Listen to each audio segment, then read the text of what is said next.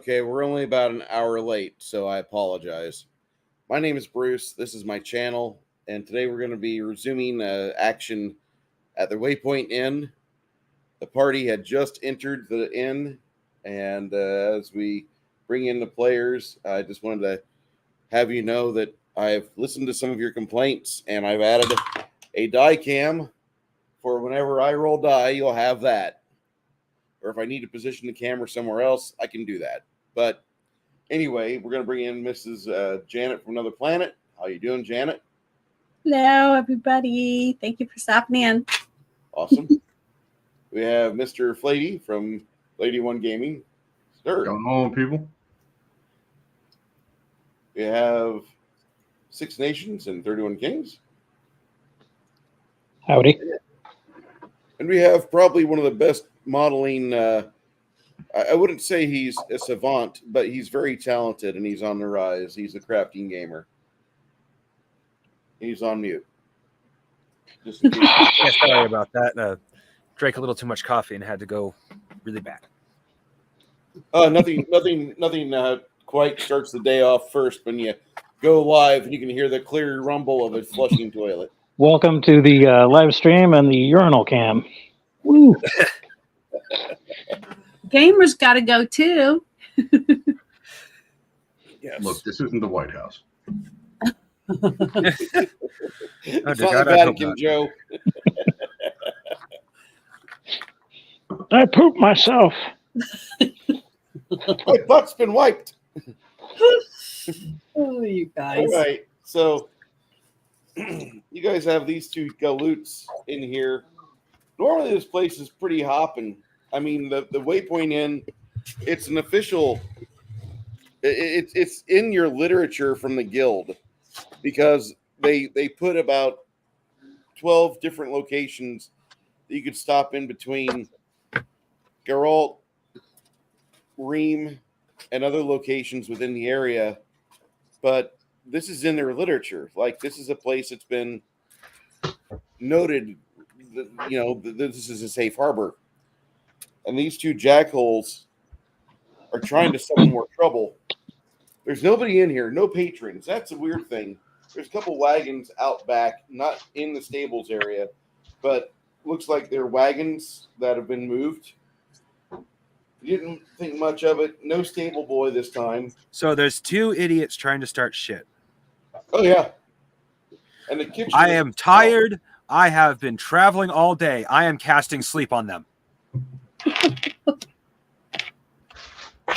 I need that spell. It's a magician spell, Janet. That's why you'll I probably. know. I'm just kidding. It's okay. a good spell. I mean, heck, you can use it on anybody. You just need to get you to an alchemist to get some chloroform.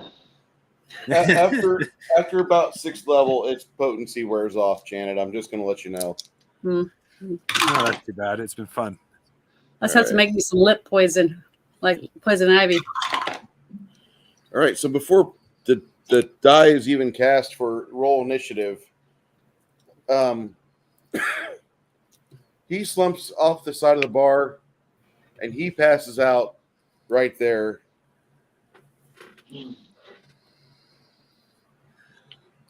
Long moments pass. What are you doing? I'm going to ask the bartender what he wants done with them. Well, the guy that was acting as bartender turned into, I'm going to be a Charlie Bronson. We're going to have a fight. And then you were like, nope, you're going to have a nap.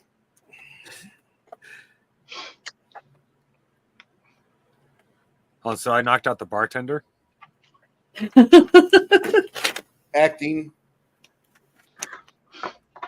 What we perceive as the bartender could be a ruse. Cormac's going north or going towards the bar. He bitches. He's like, I can't even smell the kitchen. What type of shithole is this? Well, I suggest we tie them up for now and figure out what's going on. And there was just the two, correct? That you can see, yeah. Okay, but where we gonna, once we We might have an open bar. should we tie him to a chair, a couple chairs or something, so that we can like make sure they stay in one place? Don't About roll around or on the time floor. you're starting to think that, Luna, a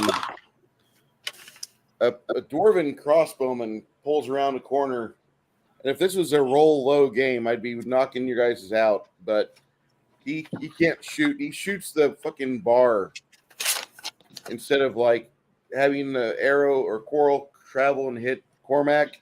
Nope, he completely misses that. I need you guys to roll your D8, except for Mwah. I thought Yeah. you said it was a percentage and the 10. you need a D8 and D6, Janet, as well. Hold on, let me dig The them out. D percentiles for resolution. Initiative is another matter. Everybody that's not a rogue rolls a D8. Okay, I got a 5. I rolled a 7. How you doing, Papa Cotton? I'm 6. I rolled a 5. Sigh. Okay.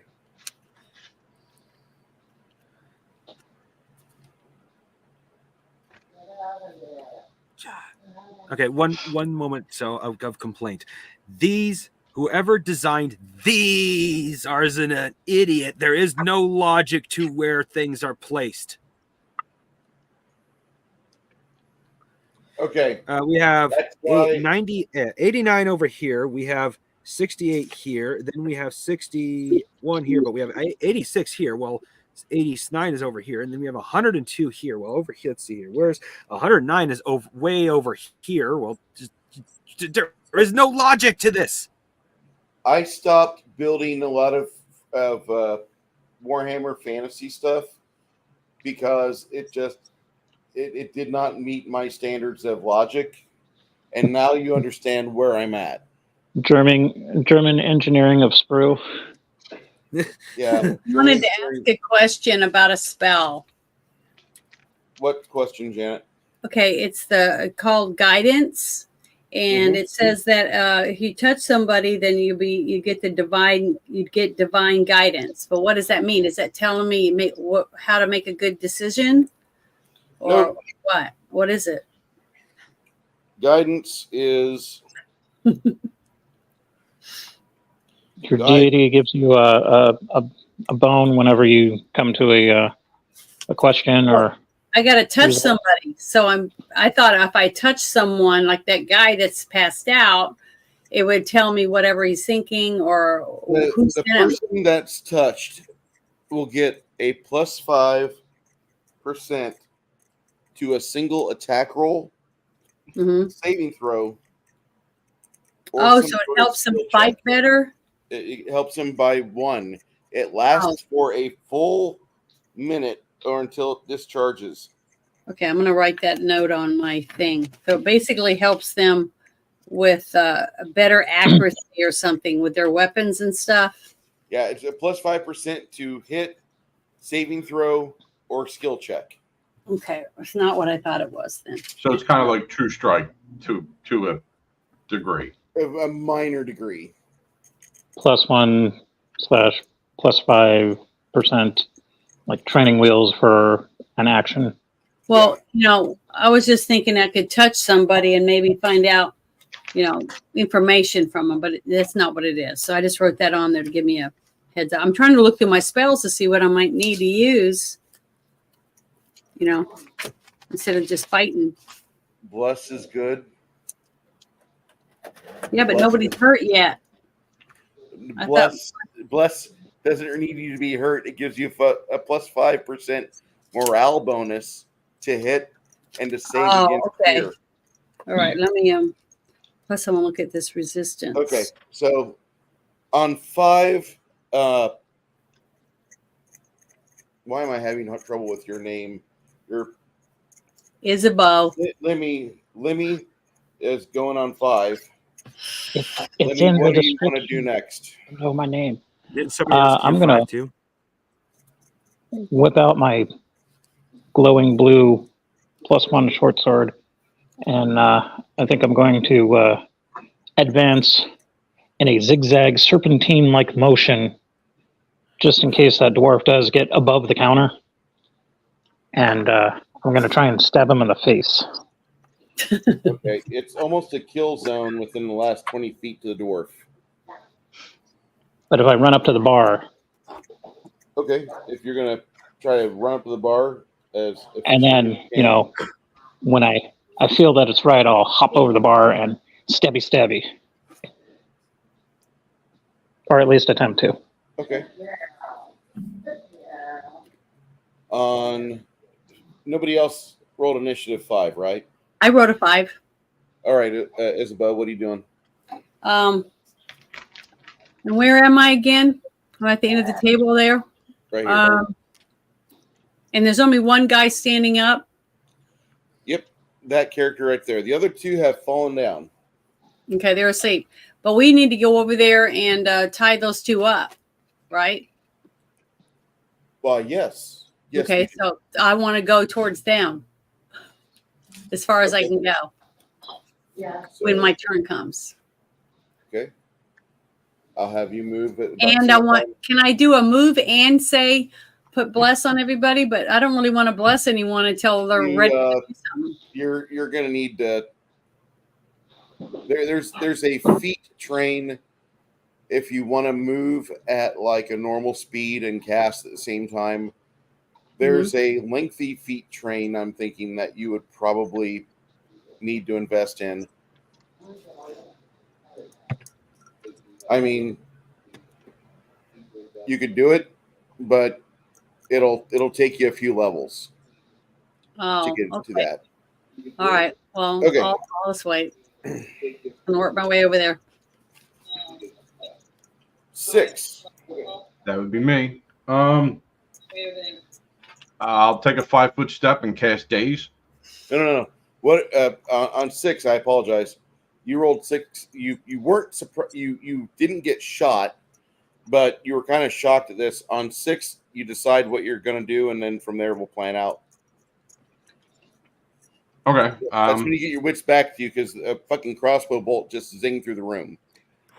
All right. I mean, yeah, I'd still try and cast Daze since I can see that Lemmy's trying to move in. Okay. Yeah, Lemmy was doing that, and then the crossbow went off. What's your casting time for Daze? I believe it's 6. Okay.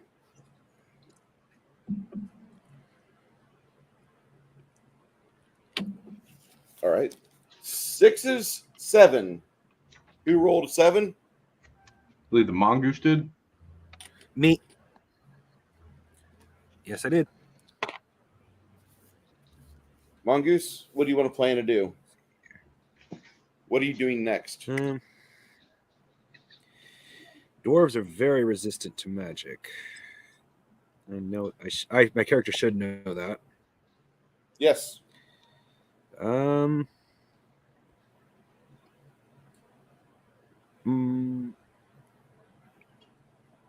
In-game knowledge request from the GM. Would my character know that fighting this dwarf would be almost pointless for him?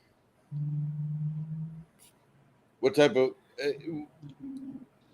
You know that the dwarf is going to have resistance. Well, my question. Yes. You recognize that when you see it's a okay. dwarf. Based on the height, based on the helmet, Okay. based on the fact Well, he's using a crossbow. Well, I'm referring to just leave this to the warriors and help Janet, or try casting sleep. You could try to cast sleep if you want to. What's your casting time for sleep?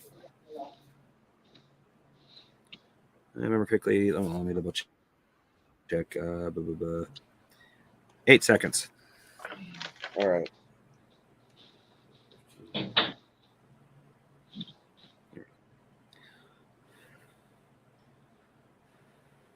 All right. That'll happen on 15.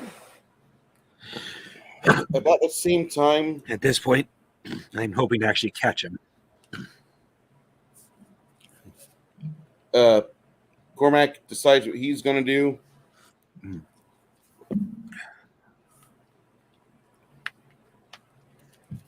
Lemmy, I'm going to have you make. You're going to do a double move. Okay.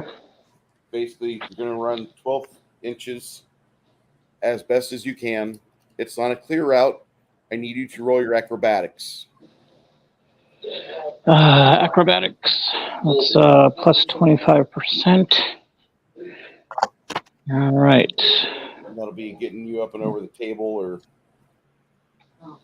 What happened to my other D10? There it is. Okay. No whammies. hey, multi-gun man, how you doing today? Doing fantastic. Hey, RPG Grandma. 65. That would be 90. Okay. You tumble up and over the table and then land, and as you are coming around, you manage to put the counter between you and the short assassin. Because of Holy crap, this might actually work. yeah, you don't exactly have your full movement because you had to do some acrobatics there. Yeah. If you had fast tumble, it'd be different, but you feel like you're at least a little safer here. I'll even throw you a plus 20% defense bonus for the moment because the table's providing a good line of sight blockage. What are you doing next? Okay, so if and when I make it up to the counter, I'm gonna duck down low, and then I'm gonna go to the closest edge to where the dwarf is, and then wait for him to fire off another volley, and then whip around the corner, and then attempt him to stab him in the face, Okay. and or other extremities.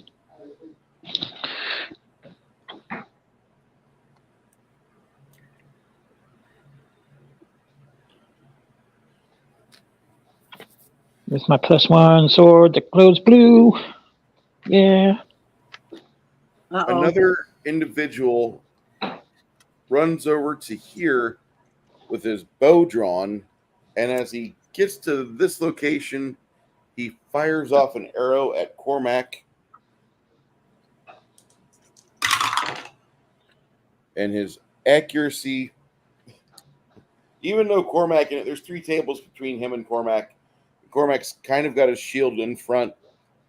You see a blood spray come off of Cormac. From where? From his shoulder, his head? It's actually more from his shoulder. You see it blasted right through his pauldron. Okay. That's no bueno. Yeah. That happens. I asked the unnamed elven archer, what are you doing next? Okay.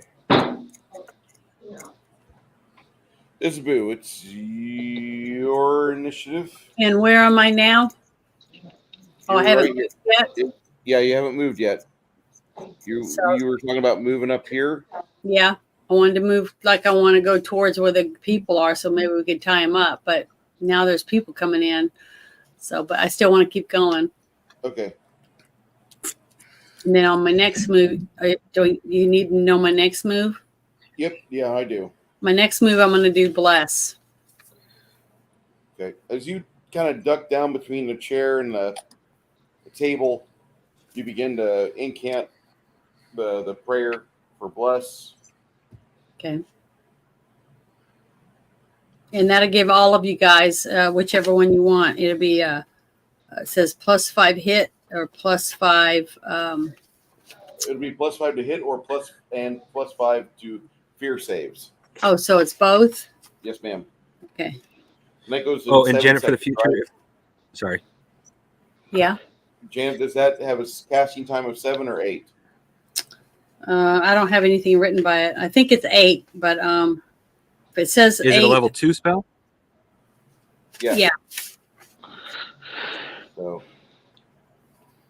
I'm going to write that down there as 8, number 8. all right. Quinn, you're casting days, right? Yes. Were you going to cast days on this short little prick over here? Or are you going to go for this guy right here?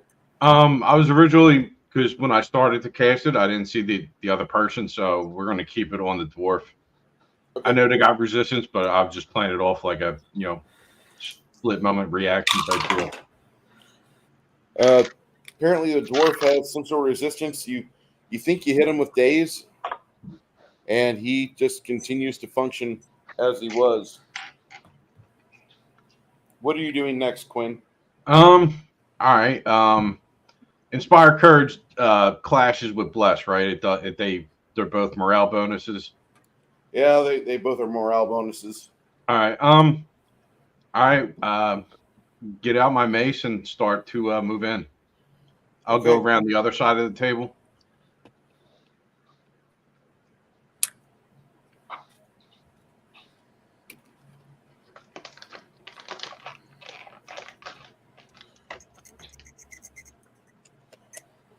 About that same time, the dwarf flips over his crossbow, and there's another loaded quarrel on that side. He's got a fancy double crossbow. He's going to take a shot at Isabella. Right. Well, he's not really that good, as you've already noticed, so you have a good chance of surviving. Ooh. Yeah, that not quite a critical, mind you, but Yeah. 79. Yeah, that's just on a die. So Isabella, you're gonna take a wee bit off this one. Okay, I'm trying to find out where I wrote my health last time. All right.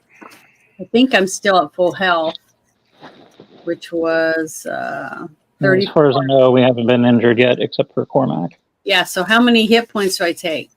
You'll take after your damage reduction kicks in for your armor. You take 3 points of damage. Okay.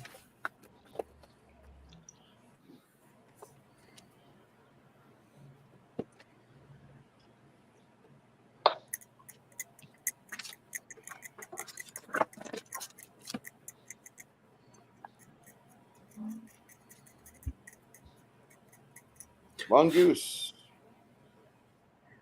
you were talking about doing a sleep spell on these two here. Yep.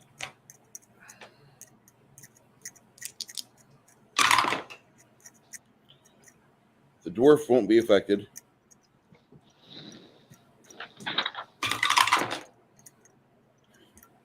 What's your intelligence? Intelligence is 14. Okay.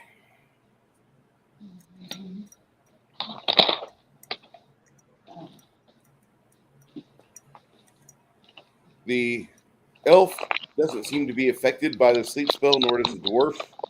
However, from what you're reading between them, it looks like both of them are getting ready to bail out. This is not a fight they want to continue to press.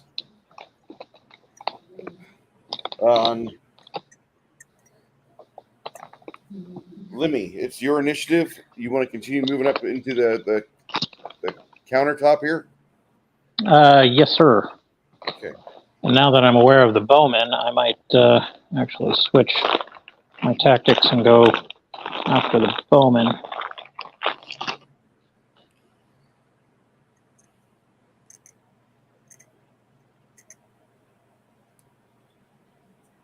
You make it to the counter, and what are you doing next? You said you're going to go attack the bowman or charge him? Doesn't look like I'll reach him in time. I'm going to duck down and head towards the edge, just out of sight of the dwarven crossbowman, and hopefully I'm at an angle where the bowman won't be able to hit me. That's what you'll do next. All right.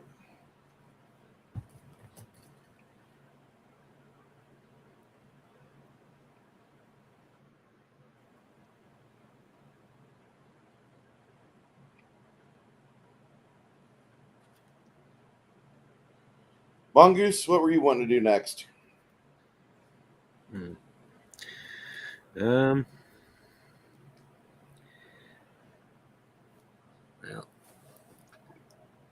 I don't have diplomacy, but I wouldn't mind trying a bluff. Oh, wait. I guess I do have diplomacy. I didn't. For some reason, I thought I didn't have it. I'm going to ignite my hands on fire like I'm getting ready to use. What's it called again? Burning hands, and say surrender or burn. Okay, for you to do that, that'll be like a casting time of 7. Okay. Like a prestidigitation spell. Makes sense. I mean, I still have to concentrate some level of magic into my hands, so. It's just 1 mana. Yeah. Oh, speaking of which, I better write down what I have used thus far. Quinn? How far did I get? You haven't moved yet. Your movement, you can go now. I was going to go around the other side of the table. All right. Split their fire. Yeah. Make an acrobatics check for me, could you? Would you kindly? Ooh, 65. You stumble up and over the benches and got a table between you and the elf accuracy, the deadly elf. So the elf looks at you.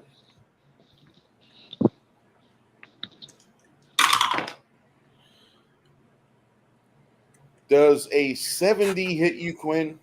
No, it does not. Good job. It's damn close, though.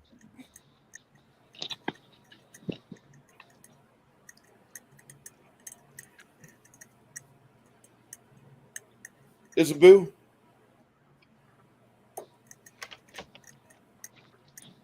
Isabu, your blessed spell goes off. Sorry, my mic was off. Janet, did you take damage while you were casting? You said you gave me 3 points damage. Yeah, did you get hurt while you were casting the spell? Okay. Yeah, I think so. If I was in the process of casting it, I got shot while I was being roll hurt. high on these. Both of them? Gotta get the second one out. Okay. Roll high. Is your ability to ignore the pain and focus on your deity's blessing to you. Got is that a 90?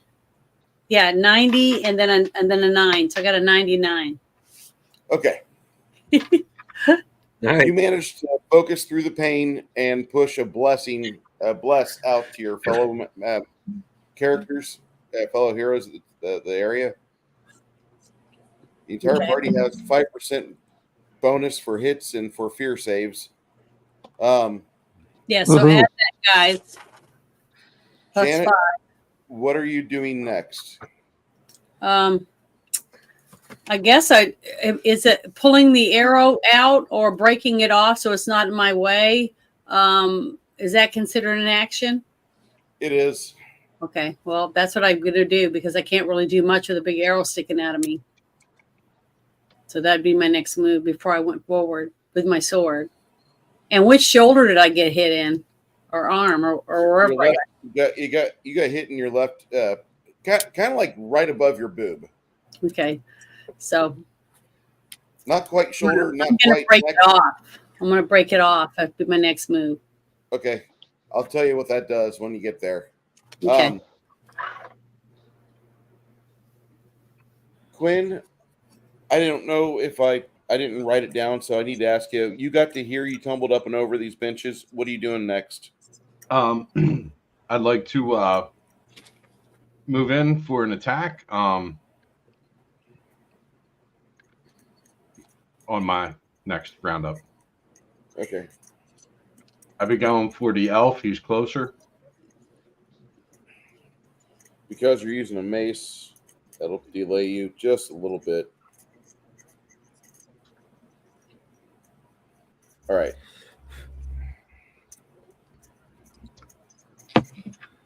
Lemmy, Yes, sir. it's now your move. You wanted to get over here and duck down, become part of the I'm just a shadow. Roll me your stealth. Alrighty. Where the hell did I put it?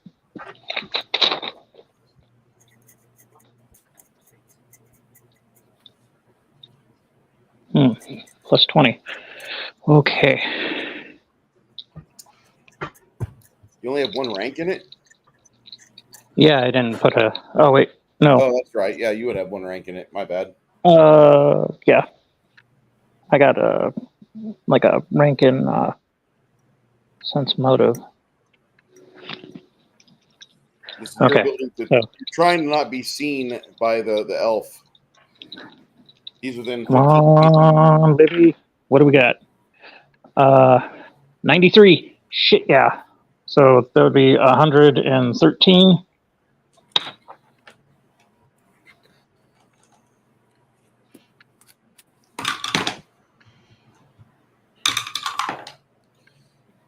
You think that you aren't seen by the elf. I hate And when you the don't, DM. you don't think the dwarf even knows you're alive. Lemmy, what are you doing next? I'm gonna whip around the corner real quick and go with the original plan of sticking the dwarf in the face with my new sword. Okay.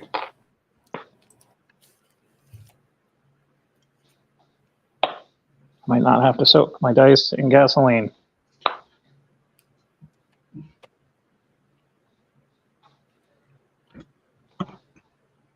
This session's batch is working out pretty well for me. See, I've actually found a different technique I really like, which is if you're playing a low game, put your dice on the lowest number. Roll high game, put your dice on the highest number when you're not using them. That seems to work for me pretty well. Hey, Jackie Blue. How you doing today? What's up, chat? I like how we're all getting super superstitious dice. You know, Janet, if your daughters, I'm pretty certain that your Arizona daughter wouldn't be into it, but if she's into the gaming, yeah, let her know. Okay, I'll tell her. I don't know about the other daughter. She's not. I never get the impression she is. She's never in our chats. She's never here with us. Yeah. Bunch of nerds. She sleeps 20 feet from you. 20 feet away, she sleeps from you. Never involved. Mm-mm. God, okay. Mom, leave me alone. Yeah, she's like, Mom, it's so loud. That's about it. That's all I hear. Oh, and she brings me food, so that's good. I mean, that looks good. Shows she's not above having your own mother. So we'll have to. If I win the lottery, I'll buy your daughter a Drendel. That way, she fits the part of serving wench for Janet. Okay, that. I showed Bruce a picture of her on Halloween. Guys, I'm just gonna say, after being acclimated with Janet's family a little bit, like those are the women that you should have taken home to your dad, and then met their dad. That's all I'm gonna say, gentlemen. Wow. Yeah. I don't have a beer with me, but here's Janet's dad. Not to make it weird, but I'm related to most of those women where I live. Yeah, could be. Like, I said, everyone's like, dude, that's your family. How could you possibly notice that? It's like, look, I never said I was interested, but I'm also not blind. Thank you very much. Yeah, the sad thing is that when you have hot cousins, like you realize, like, this sucks. Because when I go to a party, the hottest women there are ones I'm blood related to. I feel like if I'm going on after, hitting on something else, like, it better be worth it, or she at least better have like a reputation for strange. I don't know. What about being a good cook? You don't worry about that when you're 17 or 18. You eat at McDonald's and call it fine dining. The first role-playing group that I had were high school buddies, and they got to see a picture of my cousin Marion, who's 4 years older than me, back when she was, let's see, she was just turning 19, I think it was, and it was a picture of her in Hawaii, so she had the bikini, tropical paradise, and they're like, holy shit, who's this? I'm like, that's my cousin, shut up. And then my other cousin is a blonde, so like, you know, you got the brunette, you got the blonde, you got your horny friends, and you're like, dude, please, just don't talk about it while we're within earshot. Now, with my cousins, if they had met them in person, they would probably get the shit kicked out of them. Because all the women in my mom's side of the family are pretty hardcore.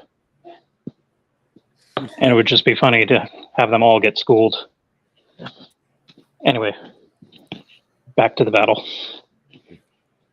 Cormac grabs a chair along with his shield. He stumbles up to be right next to Lemmy, although he's not really worried about Lemmy. He's got his chair in front of him, grabbing it with his left hand, and his plans are on his next ability to move and do this. He's going to slam the guy with the chair and then try to get his weapon around, and that'll be it. About this time, the dwarf discards his crossbow and he attacks Cormac. Mm-hmm.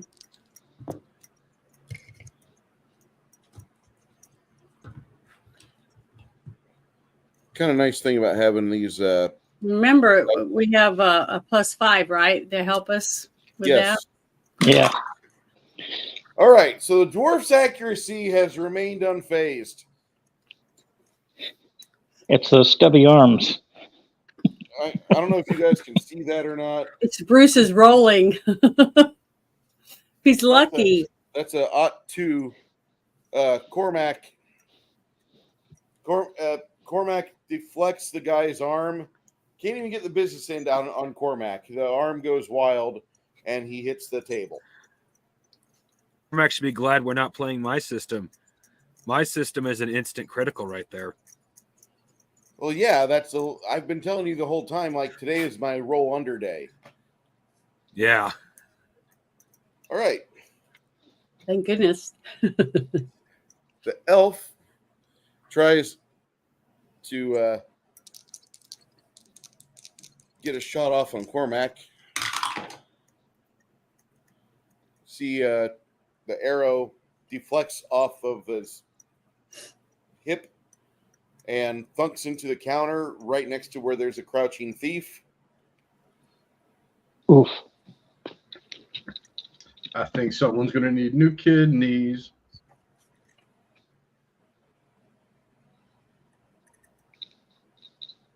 So, Mongoose, Yes. what were you wanting? You were wanting to move, it looks like? I was wanting to attempt to intimidate them to That's right. surrender or burn. Spell. Retreat. Go ahead and do your acting. I put both my hands together like this and start putting flame in between my hands, and I slouch out, "Surrender, or I'll burn the both of you to a crisp." Roll me your intimidate check. Get a +5% bonus. Actually, give you a +10. For added effect, it should be green flame. That'd be cool. All right. Oh, man. 36. If it worked for Egg Shannon, it'll work for the mongoose. The dwarf is is definitely in a fearful mode. The elf looks like he's going to keep his wits about him. Mongoose, what are you going to do next? Well, that admittedly was a bluff. I have absolutely no interest in setting this bar on fire. But if the dwarf's intimidated, I'm going to hit the elf with magic missile. So I'm not at least completely bluffing. Okay.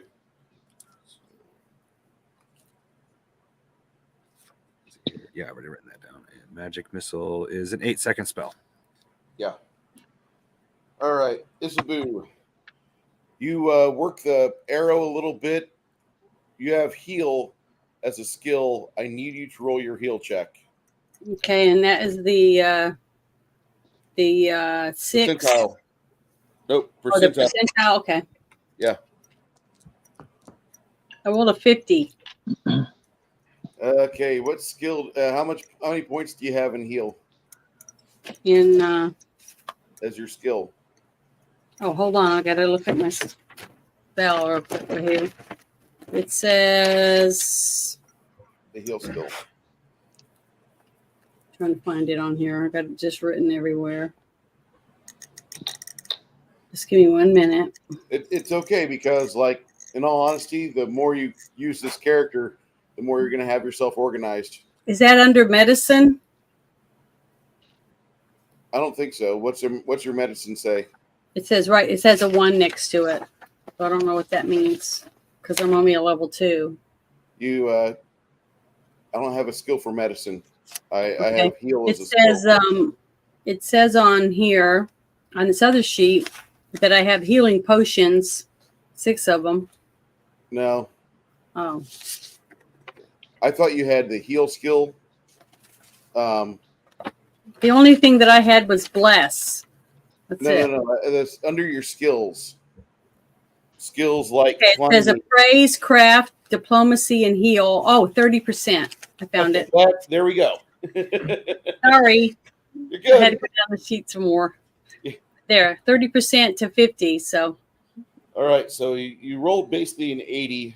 You're going to take a point of damage okay. in the another process, point. but you do break the arrow at the correct angle, and then now you are ready to move around without having the arrow shaft protrude from your chest. Okay, so where am I now on the picture again? Okay. Oh, my bad. And I have my dice blown up. My bad. I'm sorry, guys. all right. I want to keep going forward toward the other guy, I guess, with the green platform underneath him, the arrow guy. Yeah, because that's me right in front of him, right in front of the table. Yeah, so I'll just keep going towards him. Okay. Man, that knife here is going to get it. Have my sword out, I guess. Pull my sword and go towards that person. So he knows I'm coming for him, even though I got shot with an arrow. All right. So, because I already did bless, so I got to wait, 4 more rolls to do that again? Something. No, you've already got bless. I thought you were going to move up here and attack this guy. Yeah, that's what I'm saying. So it'll be a few more rolls before I can do that again. You could cast another spell if you wish, but not required. No, I mean bless again. How long does bless last? About a full. It'll last a full minute. Okay. All right. Well, I'm gonna go towards that guy with my sword out Okay. on my next thing, which is when. It'll be right now. You're moving on. Or you just did that on 25. You'll get up to him on 35. Okay. Okay, that's it for me. Okay. Quinn makes his way up to this jackhole with a mace. Go ahead. Get your swing in. That's going to be a negative, Ghost Rider. Okay. I rolled a 20 natural, so no matter amount of plus is going to fix that. All right. You want to attack him next? You want to try to stay close and follow him, or? Yeah. If I can actually just kind of rotate like a 5-foot step, but keep him engaged. Okay. And maybe box in the dwarf a little. You'll be able No, to do that. Urist is going to go down. As you do that, that'll shift over like so. Quinn, you definitely kind of help hedge in the dwarf a little bit. Lemmy, what do you want to do? It's your you've got the dwarf right in front of you. I'm going to stick the dwarf Okay. with extreme prejudice.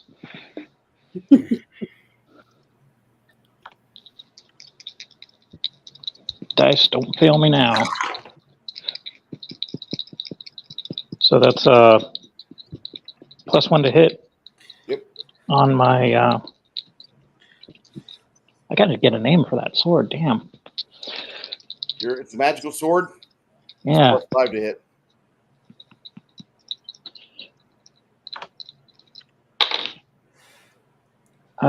Double O. Holy crap.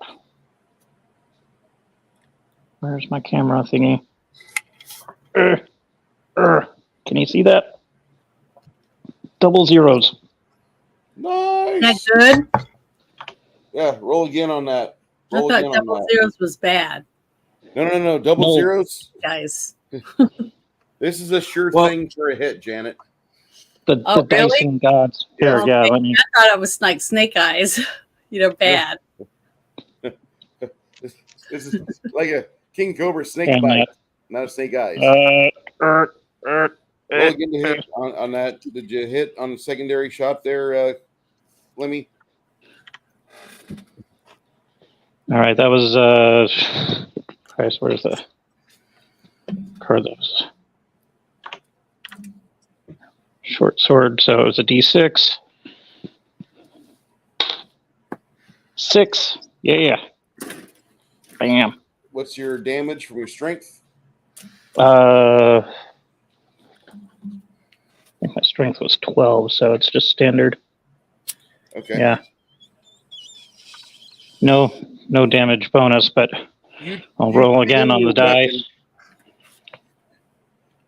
You jam your weapon into this guy's face, and you don't feel any armor in your way, but you sink it in, and then you withdraw it.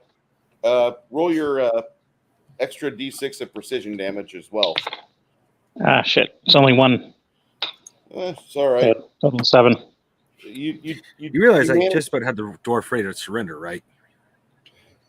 You get this guy jammed up with like 16 points of damage, like good critical hit, and like his ability, his ability to want to fight back is now he's panicking.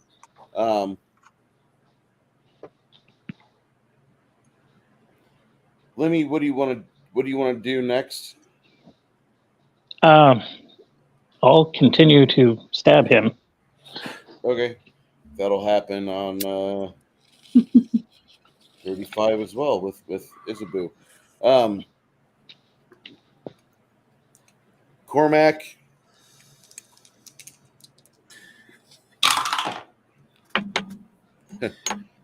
Cormac almost shoves him off his feet with the chair and manages to get the table knocked over and pivots to right there.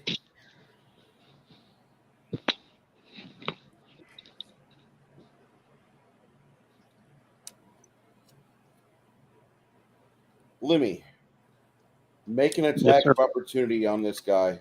Not Lemmy, Quinn. All right. Please be better than the last one. Oh, yeah, 95. Kabong. Roll me some damage.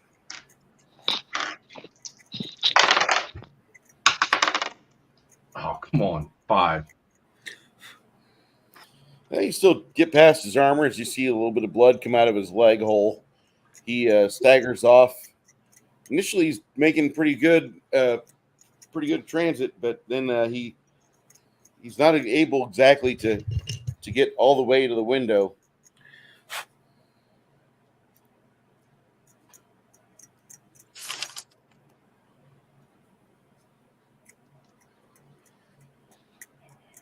Quinn, what do you want to do next?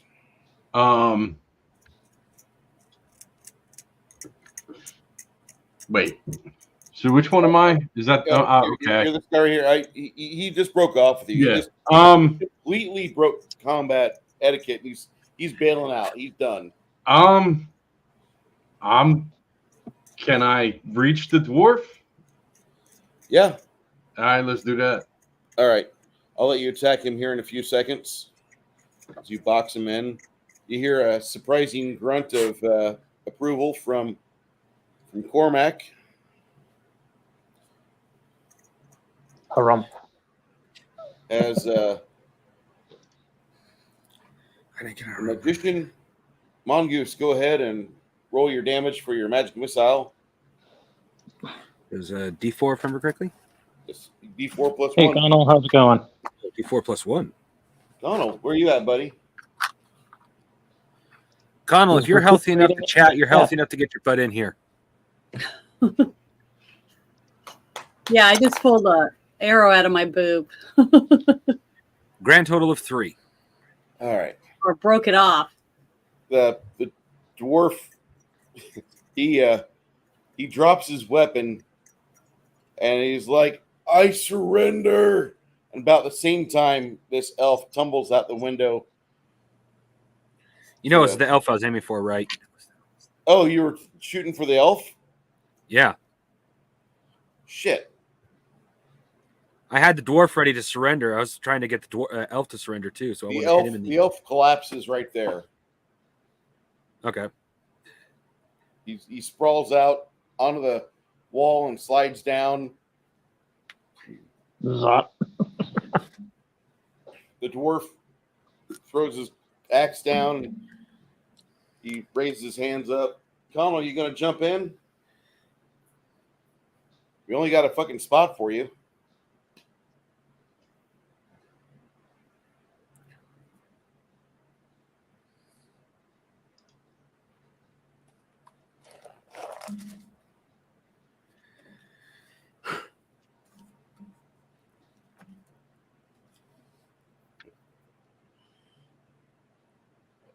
About 8 minutes later, you guys have these fellows all gagged, tied up.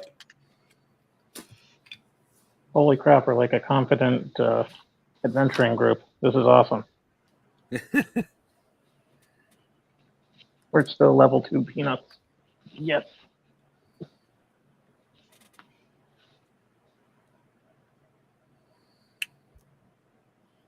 Message for you, sir. Oh, okay. Connell's on his way down to Barnes. Never mind. All right, you drive safely, Connell. We gonna make it. It's cool.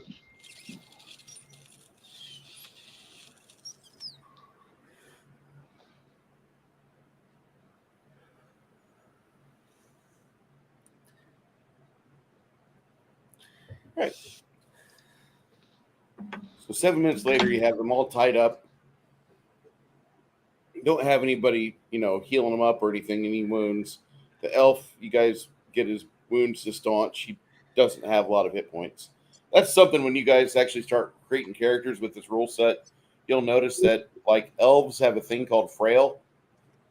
They don't start out with many hit points, and they aren't really engineered to get many hit points. I'm sure somebody will decide to download it and be like, aha, look at my 10th level elf. He has 100 hit points.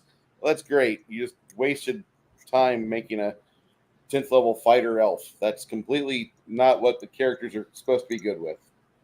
But go you. Not the face, not the face. Yeah, this guy, all of these guys look like they're fearful as shit. The dwarf is probably the one out of them that he's coherent. So the two that were asleep, where are they? Oh, they're right here on the end, and mostly really groggy. And tied up, thankfully. and bound. They're bound. Okay. So if the dwarf's coherent, what was all this? What is going on? We were going to see how long we could take advantage of this. Why? Advantage of what? Because we were not wanting to deal with last night's storm. So we came in and they were light. Managed to either drive everybody away. There's about 6 dead bodies behind the stables by the Wait. cart. So you killed everybody and took over a bar because you didn't want to get wet in the rain. Well, that's No, part they of it. found the dead bodies in the bar. Oh, my bad. Sorry, what? Behind the stables is where we dragged them. We were expecting a lot less response. Didn't think the cavalry would come that soon. But why would you want to pretend to be the bar people instead of just sitting in the bar saying you didn't know where the bar people were? Get us to let down our guard and then either rob us or kill us. We were hoping you would let your guard down. You wouldn't worry about it. Of Well, course. who sent you here? Wait, who sent us here? No, Do not you you look- and me. I'm asking who sent them here in the first place to take over the bar. Why were they traveling to this town? Are they here for a specific reason? We were destitute. We were broke. We took advantage of some things we found from the other people that were here. Stable boy wasn't really that skilled a combatant, so we took the weapons and armor off one of the wagons and went about the business. We didn't think that we'd get caught within 24 hours. Oh, so I did out of character. Did I miss here and they actually did kill the people here, or did they just find the people dead? No, they said they killed them and dragged them behind the barn, the stables. It's about the same time the pugilist wakes up and it's like, "What are you doing? Stop telling them everything." Yeah, I think we should do a round of midget saw on these guys, starting with the pugilist. A round of what? We'll hack off his legs, give Oh, him wooden stumps, to the pain. and we'll use a rusty dull. well, Out of if shape we're just gonna kill them, we just would stab them in the throat instead of. Oh no, not kill them. We're just gonna maim them until we Oh. get some answers. Okay. Well, Chop or we could off, string them up like piñatas and fill them full of go fingers. a couple of rounds. About the same time that you're drawing blood from this guy's legs, you hear something outside. Janet and Mongoose, roll a d6. 4. 6, 3. All right, Mongoose, you're gonna get to the door a little bit faster than she is, and you see one person. Looks like they're grabbing one of your horses from the donkey train. Oh, hell no. You've What got happened him to in range. He's in range on magic missile. Oh yeah. Cry havoc and let slip the magic missile of war. Go I'm ahead definitely and hitting him with magic missile. Oh yeah, roll damage though. go ahead. And I'm roll already damage. so used to sleep. He's out of range of sleep, dude. 2 grand total. It hits him. You want to rack off another shot? You think you've got about six volleys of magic missile before he is out of range. Yeah. I am aiming to capture if I can, but kill if. Crap, I'll fetch you in a minute. Okay, where's another D4? Another 2. All right. And that one's grand total of 4. Are you adding the +1 per missile? Yes. Okay. That's What about, roll 3. do we still have the 5 or not? No, you don't have the 5%. 5. Okay, I'm gonna take that that's off. for 2 hit, not for damage. Okay. That's Oh, another 3 damage. Grand total of 4. That's roll number 5. One more roll. Oh, 4. So that was a roll of 4. So I re-roll. Yeah, it explodes. And I only rolled 1 that time. It's enough. He tumbles off the horse, unable to do much. He's not a trained rider, so he doesn't know how to use the stirrups proper. But I don't even think you have stirrups on that horse. He slides off about 130 foot away. Cormac does the heavy work of going outside, grabbing the little ruffian, Literally dragging it back. dragging him back face first through the mud. It's not quite wheelbarrow, it's more like barrow, the sport before wheelbarrow. Yeah. Connell drags him in.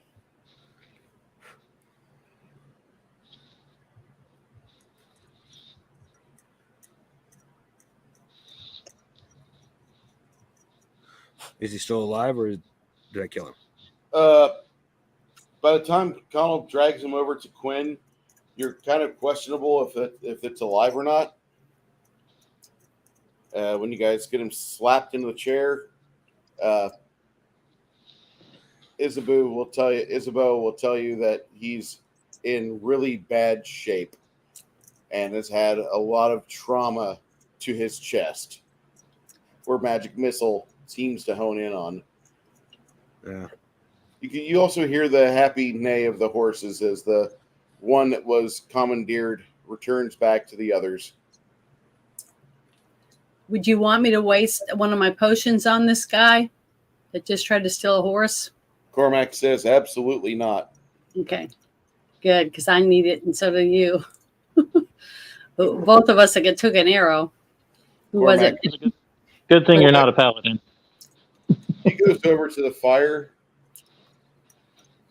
starts warming up some of the metal on his blade. Actually, he takes one of their blades and he starts doing that. Why screw up your own weapon when you can screw up their weapon? Exactly. Pretty much. So what are you guys doing? Go ahead, Well, Quinn. If we're Do we have we found anything on them of significance, even if it's just notes, letters, a weapon that looks like any kind of thing that would lead us into that this is more than just a random encounter, that we just wrong place, wrong time? From what you can tell, the items you're finding on these guys is that their clothing suggests that they may be exiles or deserters, because 2 of them have clothing which has the standard, and they've got the tabards for ream. Interesting. And another one has a tabard for let me grab that name of the little town it is. He's got a tabard for Eckland, which is pretty much in the West March up to the northwest on Western Road. if they abandon their own people, then we don't want to trust them. You know what I mean? Well, the bar and staff. I'm wondering if we can keep them tied up and keep them alive long enough to get back to Ream and maybe pick up a reward for Ream their is 2 weeks banditry back, desertion. and we're kind of on a schedule.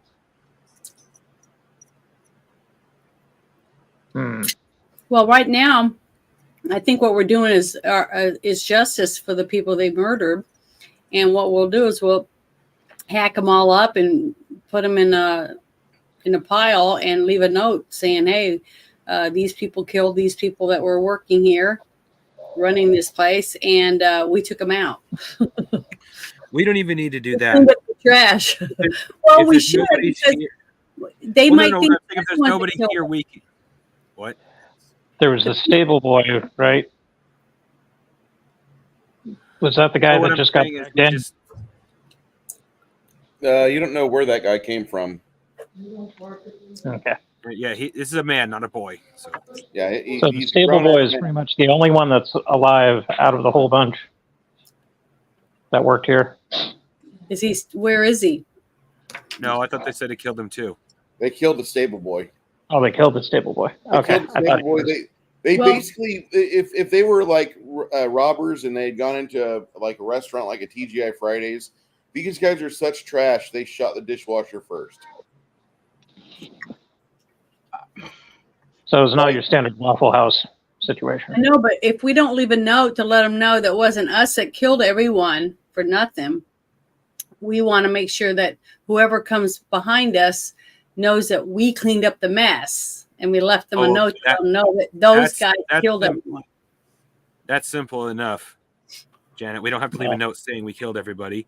We just simply kill them, hang them somewhere, say this is what happens to murderers, and we properly bury the victims.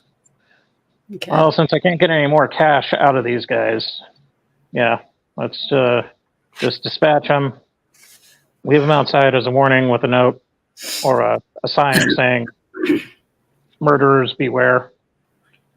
And then let's ransack the bar for a couple of brews, maybe some victuals, and then go about our business. Unfortunately, I think that's basically it. If not, we're just going to get bogged down. I mean, it's not our property. I'm not saying it's not our problem, but yeah. we can only do so I much. do want to give the people a proper burial. Not the murderers, the victims. Oh, yeah. We can't leave them in the... How many people is that? Should we bury him in out by the stable, or should we bury him? We want to bury him where we know whoever comes along can find them, because they would probably know him. We'll mark their graves in the backyard or behind the tavern. That way, if they ever do start up the business again, there's not going to be a freaking graveyard in front.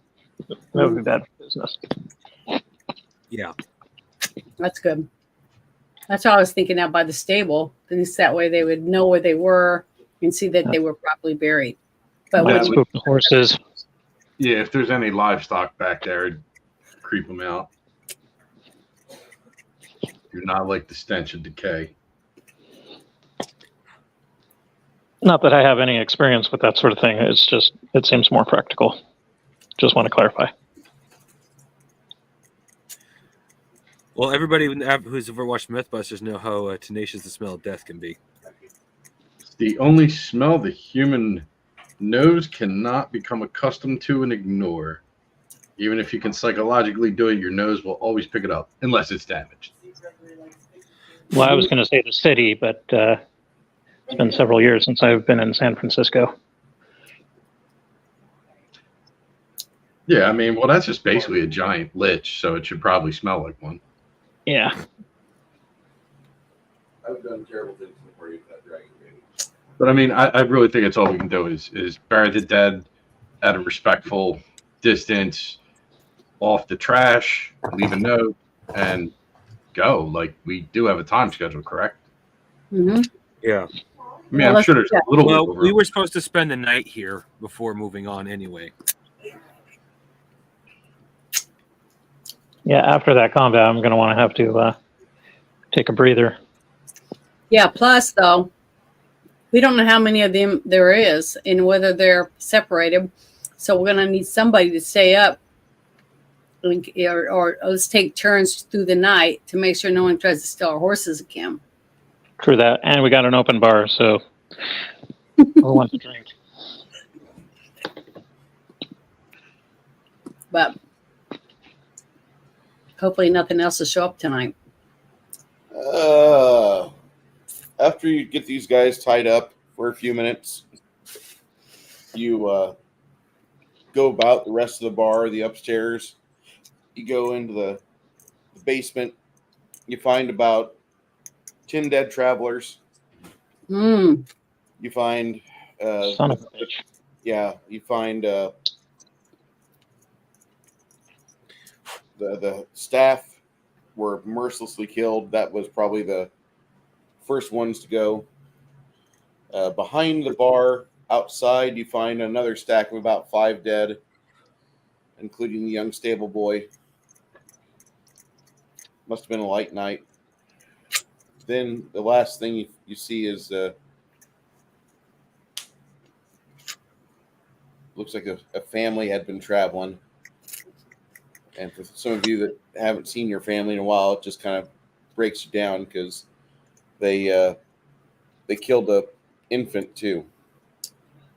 Mm. And we were awfully polite to them. Fuck. You I thought I was going to get PTSD from those goblins in the first skirmish. All right. After seeing the infant, my character is like, Cormac, let's drag them outside where a fire isn't going to matter. Carmack had given the unarmed drunken fighter a lot of little burn marks to cauterize his wounds. Can we bury him in the ground with just our head sticking out like they did in that movie we reviewed? Oh, no, Janet. We're going to burn them alive. I'd like to leave one of them alive with buried all the way up to his neck and only his head sticking out in case he could tell somebody what happened. As you guys are getting the stakes ready, Problem is, if he does that, he's going to peg. If we do that, he'll peg us as monsters. So he'll say he was the owner of the bar. We came by and killed all of these people. We cannot leave a single one of them alive.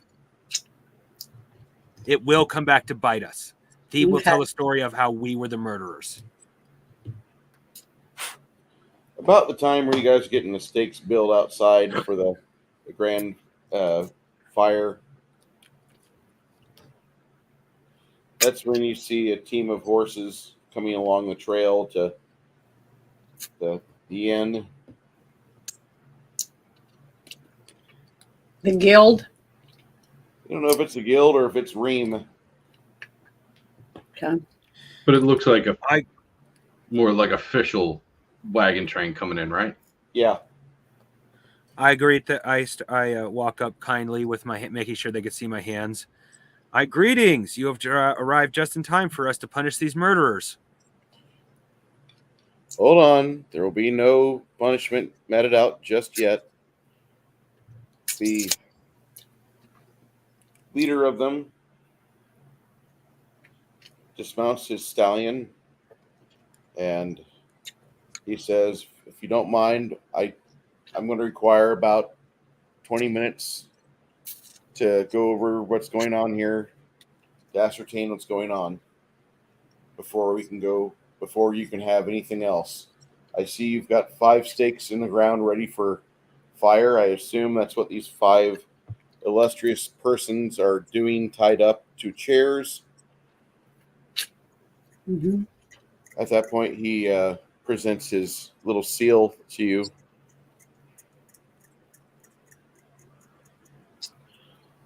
I'm Archmage Donovan. I'm traveling with a company from the city of Ream. Just doing a standard patrol. This looks like a situation. If you'll do me a favor and just cooperate with us, we won't detain you for very long. But this is an interesting situation. A lot of the girls come back. You notice they're not only warriors for the city of Ream or guardsmen, they're also many of them wearing the vestments of Fear, brother of Fear, as far as the Holy Trinity is concerned. They let everybody know what you guys found, as if it wasn't already discussed. About that same time, these five ruffians put their heads down. We're going to die for sure now. We were going to get a quick death with them, with you. They're going to draw it out and have bureaucracy behind it, so it'll take us longer to die. Thanks. Sounds good to me. About 20 minutes goes by. The Archmage comes back. He says, I've done some divination. I've watched what happened before you arrived and after. I must say that your actions here within the grand room actually, it's appreciative. If you want us to take care of this, we will. We'll continue the work you've done. And they lead the five outside, tie them to the stakes. The Archmage commands a couple of the trees to uproot themselves, the dead trees, not live ones.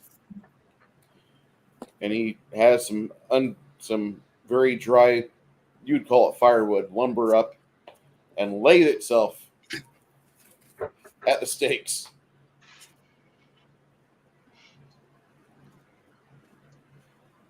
He says, Some sort of demented sorcerer's apprentice stuff. I just don't like to work.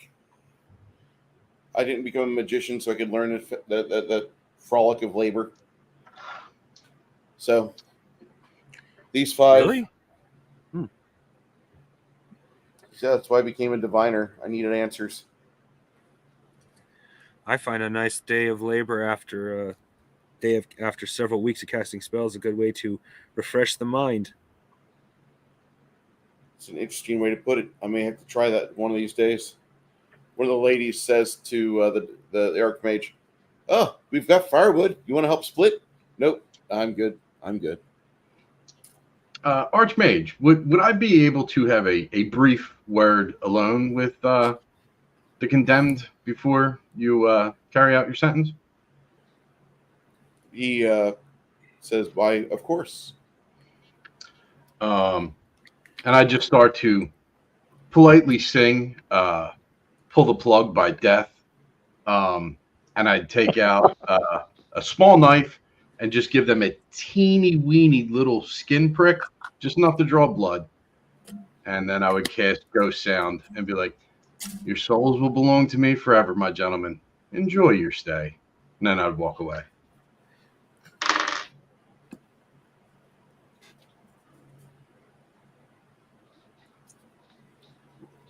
The five of them look at you wide-eyed. The dwarf, I don't believe you. My blood will protect me. It doesn't matter. I'm going to see my beloved anyway. Bruce, can I roll an intimidate check to kind of seal the deal for him? Yeah, go ahead. Is a 105 going to get me a success? Absolutely. The five of them, Bon appetit, gentlemen. As they have trickles of blood coming off their neck or shoulders, you see the Archmage. He asks, "Can we proceed?" Absolutely. I apologize. No apology necessary. That's entertainment. He watches you intently because initially he thinks you're a necromancer. But then he realized I'm basically just not even Smendrick the magician. Yeah. Like this guy's a busker. Do you understand that? Like, amid the five men crying out for mercy as the flames lick at their thighs and consume their bodies, they all eventually stop screaming in pain as they are cremated like an English barbecue. An English barbecue is where you take a hamburger and you cremate it. Texas barbecue is where you discover what food's supposed to taste like.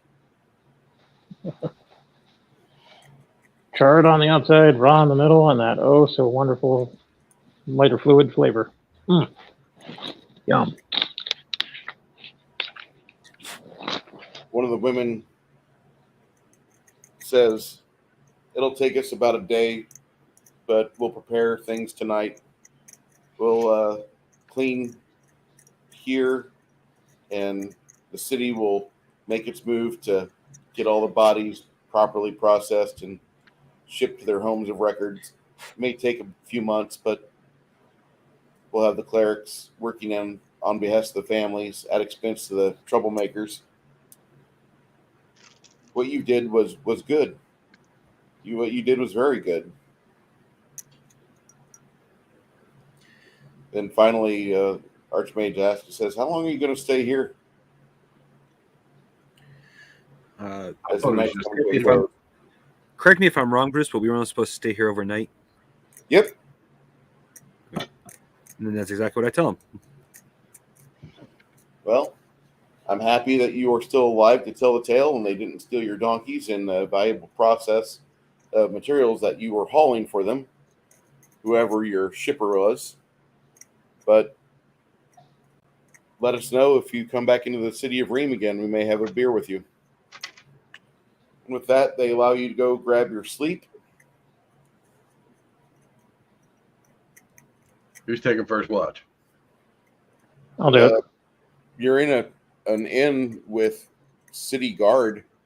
If you need watch, I don't know where else you could be that could be safer. Well, I guess there's the element of surprise, but yes. I'm going to go and grab me a very tall pitcher of ale. Does anybody besides me have some potions? Because I got injured. I need to drink my potion. Yeah, you actually, some of the girls see that and they recognize you as a sister of Mir, and they ask you if you're from Gilboath, which you affirm. You affirm. They take good care of you, Janet. They get you cured back up.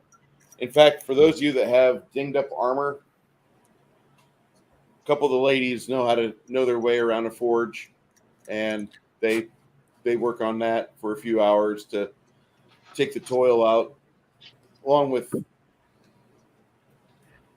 therapy from the horrible sound of the cries of the damned of their own device. They caused their own deaths. Mm-hmm. Nobody else did. Hey, Lemmy, when you were rooting through the bar, did you find any marshmallows or sausages? Unfortunately, no. Ham. But there's plenty of ale. There's Any ham, hard spirits? And there's Like- ham. ham, whiskey, couple bits of goat. I'm assuming whiskey's like the high stuff. I'm looking more for like antiseptic purposes. You got some low grade grog you could use. I mean, I'm not hurt, but just in case, to have a bottle in case someone gets something nasty. We have this McCormick whiskey if you want to use that. Nobody drinks it. We use it for like cleaning our tools. If no one else minds. You have a bottle of McCormick whiskey, which is the worst whiskey on the market today. No, wait. Excuse me. That's Aristocrat. My bad. Is it okay if I step away for a minute? No, Janet, you must remain chained to the table so we must stream with you all day. I need to Go put my ahead. noodles in my soup. I'll be right back. That's cool. That's cool. Thanks. This session will require you to have all your food and drink at the table and a healthy supply of Depends. Do you have a piss jug? No, I Actually, usually- can I call an intermission? I haven't had a chance to get anything to eat yet.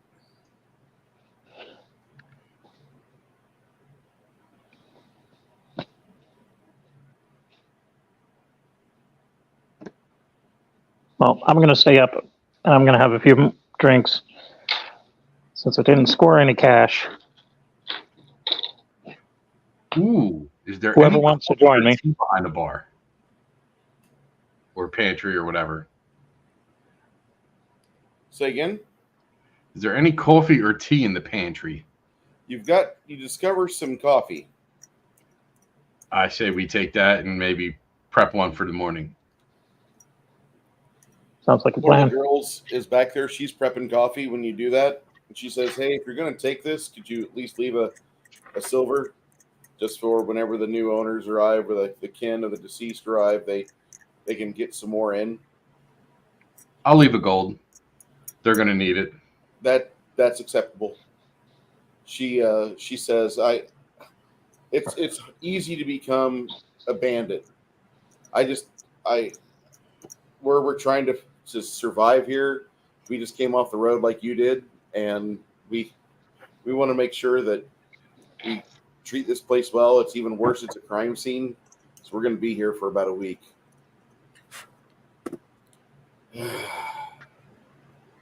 This sucks.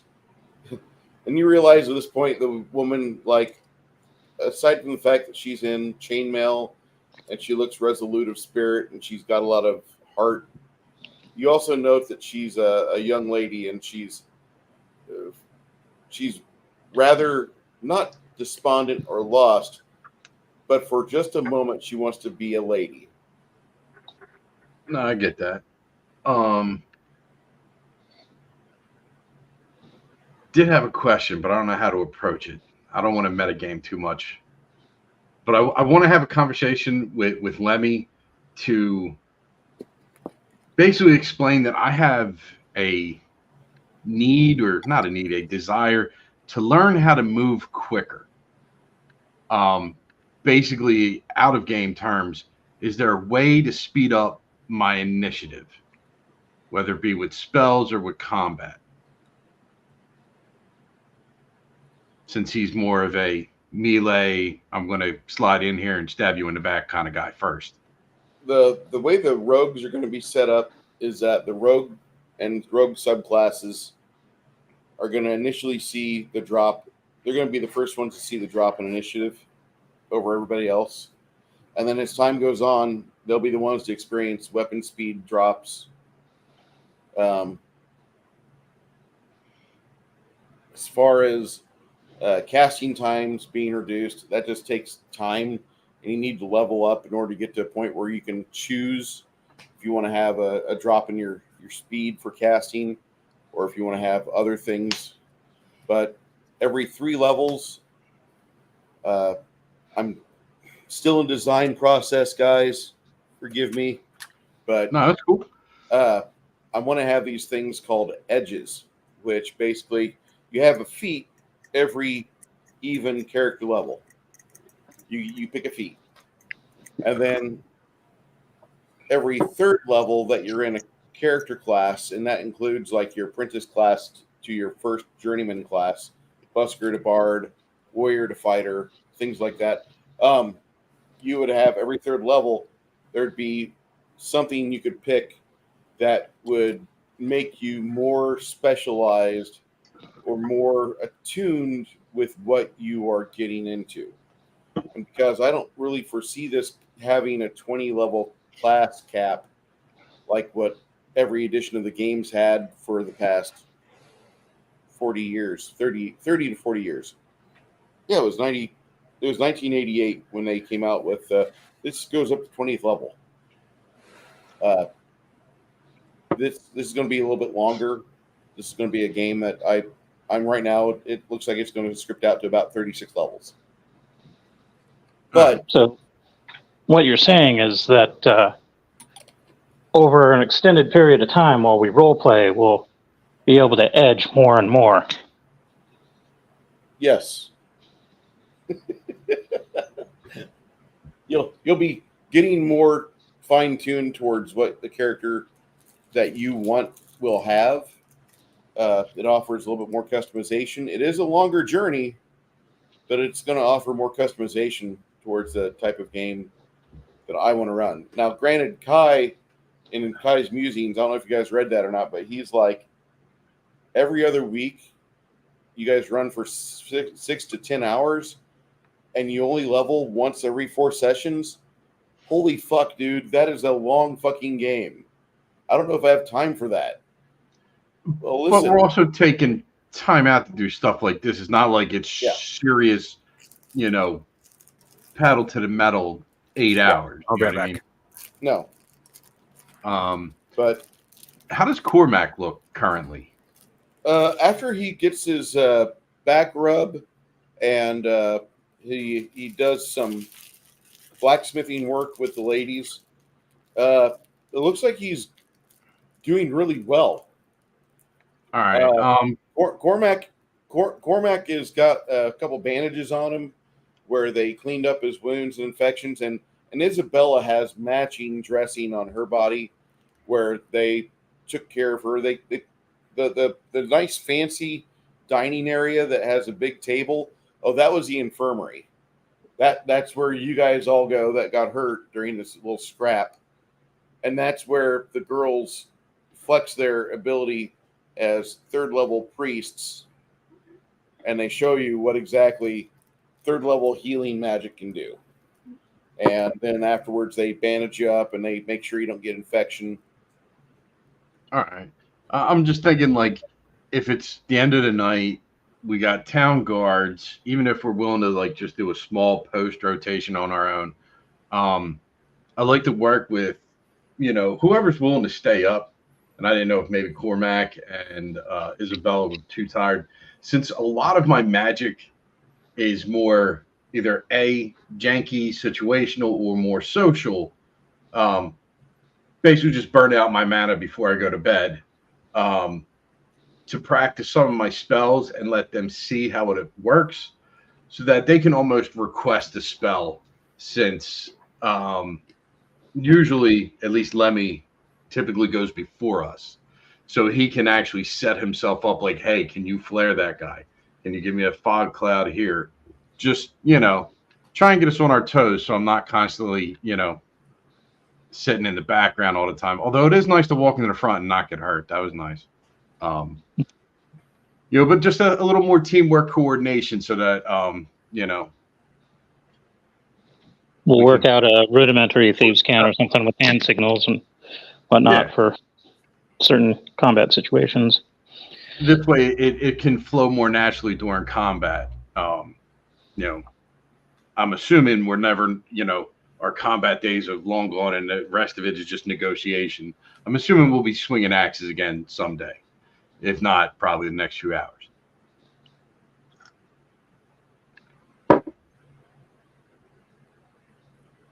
Janet? But once that was done, I would go to bed. Okay. You can.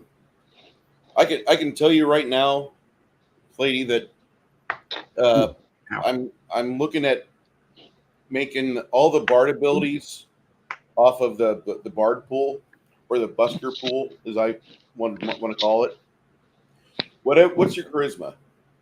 Hold on. I just switched pages. 15. Okay. So you have 30 in your busker pool.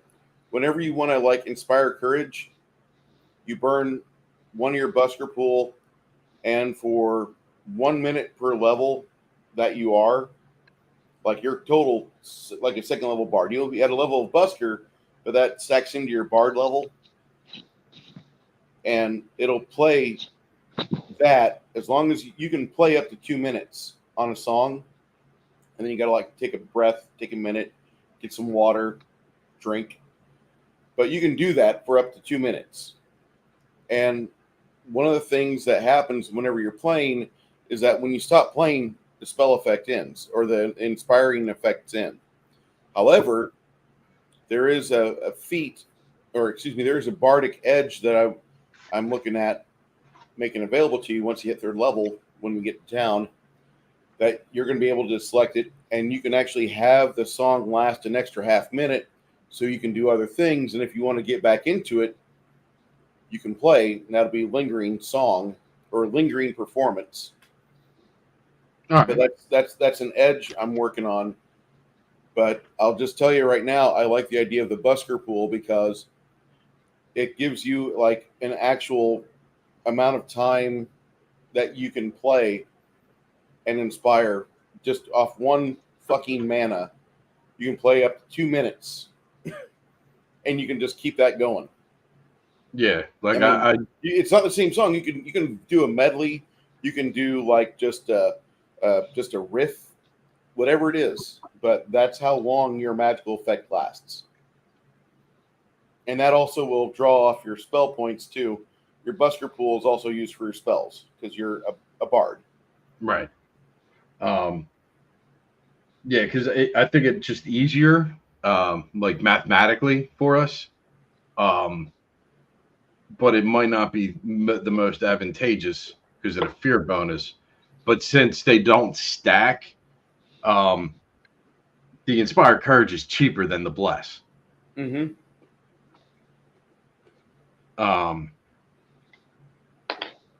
But I don't want to be a one-trick pony either. But now I can still, when I do that, I can do my 5-foot steps and prepare weapons and stuff. As long as I'm not using a mandolin or something. I think every 5th level, I'm going to have, like in the 3rd edition, they had feat trains where like you had to get combat expertise, then you had to get dodge, then you had to get. I remember those. Then you had to get shot on the run or move on the run or cast on the run or whatever the fuck it is. But you could finally do a move action along with your thing, and you wouldn't interrupt yourself or whatever. That's too much. I don't like that. I mean, I get why they did it, and I'm not knocking it, but it does get a little tedious. It's clunky. Some of them, you know what I mean? Instead of busting out 2 breaks or Robin, you got to do the whole series. Yeah. To get to where your character's doing the thing.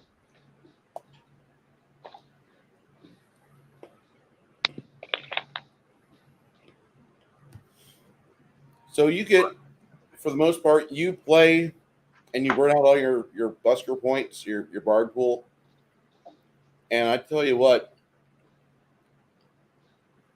the girls start throwing coins at you. And just over the course of 50 minutes,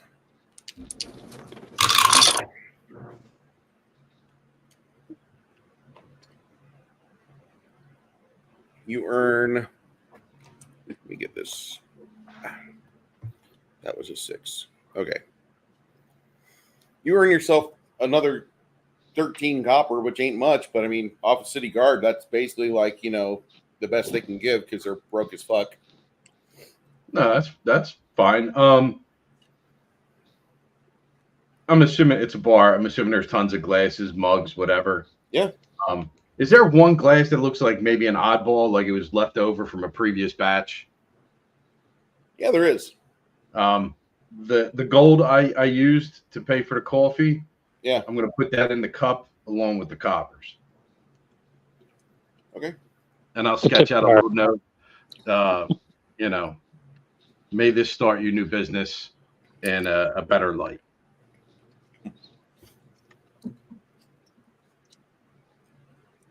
Did you guys go upstairs to the suites to they haven't moved from the downstairs area. These girls are still here eating, trying to relax, kind of saddened about the fact that it's a crime scene, but they're doing everything they can to preserve it. They've asked a lot of questions. Before we leave, I suggest, sorry. The Archmage says, I want you guys, you earned it. You earned the comfort of the suite. Go ahead and go up there, and that'll be where you can rest for the night. Tomorrow, when we are doing our things here, we're going to start cleaning up tomorrow, and we'll hopefully get everything taken care of. We're going to commit the ashes of the deceased to Fear and let him put them in jail for all eternity. And then if there's anything else we need to do, we'll do it. But I'm going to require some time to hear back from Bard's Gate or from Ream and see exactly where we're going to go. If they want us to come back with the bodies of the dead, or if they want us to commit the bodies here. and it's all depending. But go ahead and have that last suite. That's yours. We'll take the in rooms. So when you guys get upstairs, you open the door to the suite, and that's when you find people that are alive. 3 women are chained to the bed, completely naked, and they're bound and gagged. So the noise making ability is quite not able to happen. All right. I literally go, all right, men, we're out of here. And I go down to the guard and say, all right, we need a bunch of women to go up to the suite. There's rape victims.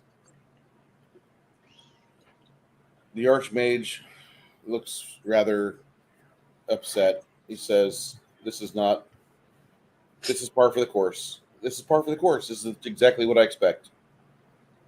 So the ladies go upstairs in trauma recovery mode, and they spend about 2 hours up there in the suite. If you want to go rest, the maid says, go ahead and grab one of the rooms, not in the suite area. And you can have that if you want to sleep. Or if you want to wait, we'll get those women removed and get them down to the infirmary and take care of them there. Yeah, I'd rather not sleep in that room until after it's been washed thoroughly. Noted. I'm appreciative of that, by the way. Yeah, it never gets easy, does it? I didn't mean to step on somebody. What'd you say? I was going to say, I think I'm just going to sleep in the bar now. And I said, it never gets easy, does it? The Magister looks at you. He says, I'm at a loss for words. This place, for as inept as they were, you would have thought they were a criminal syndicate with actual plans. They didn't have those. Appreciate you being so honest.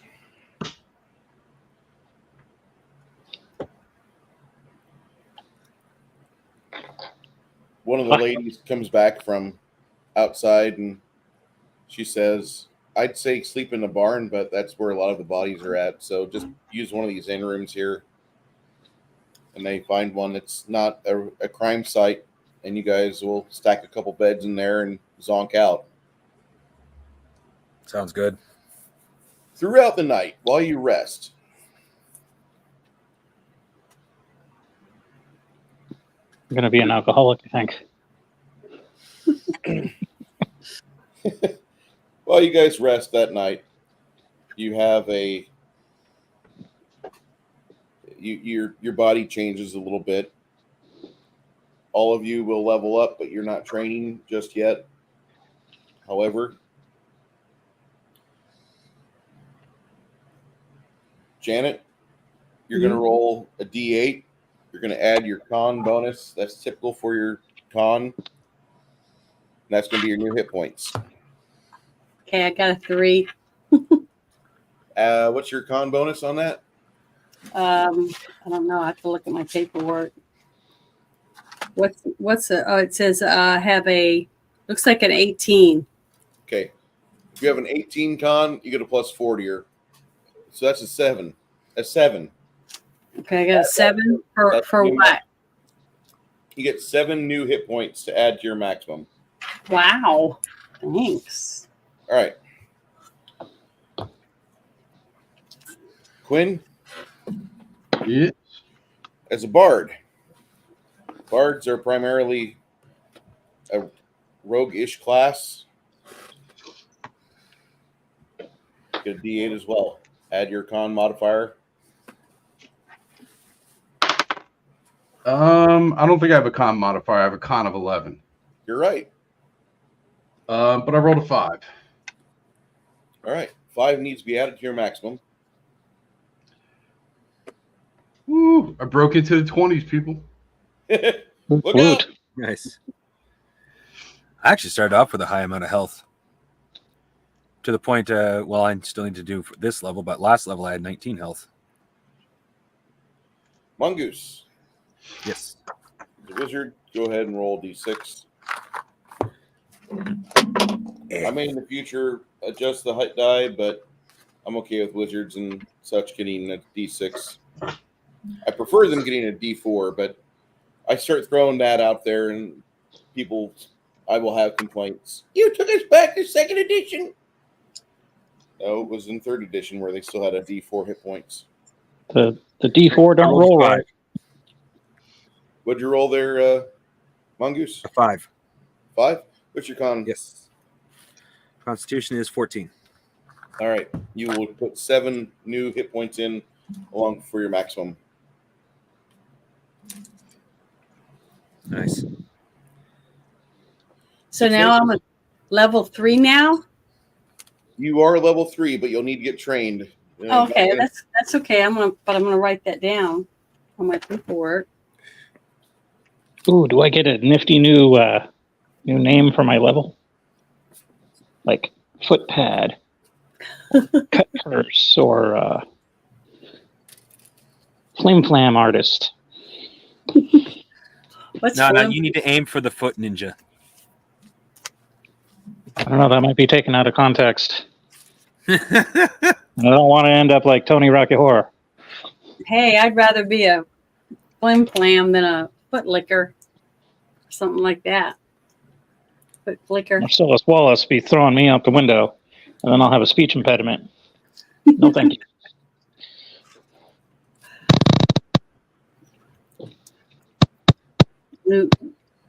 Newtown, all Eric, Toad you Tech want- days.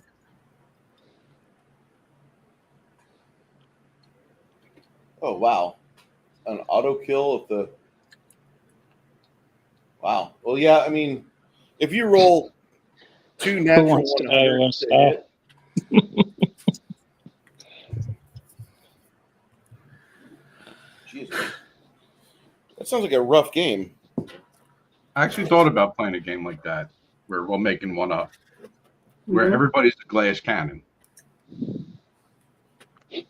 Yeah. Old school gaming where they didn't give a fuck if you lived or died. Roll the damn dice. Get a new sheet of paper, write your name, now your character's created. That's it. Back then, what did you do when you got down to only one player left? They were the winner? There is no winner, no matter what. If you got down, if you had only one player left alive, or one hero, one character left alive, then You loot the bodies. yeah, your friend's bodies and go away and become a shopkeeper somewhere until you find another group. Until the mafia comes back to either try to bump you off or you use your skills to protect your family. And Or to go out and get a new family? what the hell was that Viggo Mortensen movie where he was like a professional hitman? Oh, Can't remember it. Damn it. yeah, It had Maria Bello in it. yeah, I know who you're talking about. I know which movie you're talking about. That whole diner scene just popping in my head. Anyhow.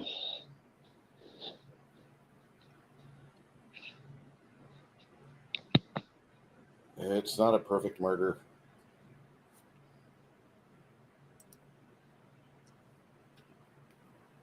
Oh, his first movie was Witness, wasn't it? Yeah, I think it was. Oh, yeah. Hey, Bruce, I'm going to take a minute real quick. Go ahead, sir. He was also in Carlito's Way, which I always find that to be great. Yeah, that was a good movie. A History of Violence. That's what it was. I don't think Janet's seen that one yet. Nope. It's good. Maria Bello, Viggo Mortensen, and Ed Harris, along with William Hurt.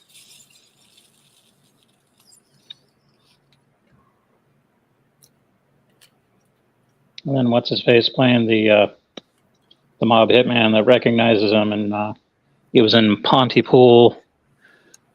And what was the other movie? Ed Harris? No, not Ed Harris. The older guy He with the says mustache. says he was born in New York City. in October 20th, 1958. Viggo Mortensen? Yeah. Yeah, I didn't know he was American. He's old enough to be my poppy. Yeah, it says that he was from, it says United States and Denmark. Amazing. Yeah.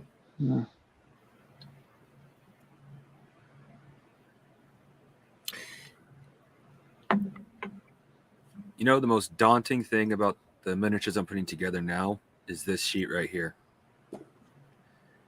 This is all the Sisters of Battle customized details for the tank. I don't know if I can. Yeah, okay, yeah, you can see it. Look at all those tiny details. That is so cool. Except for the, needing a microscope to put all that stuff together.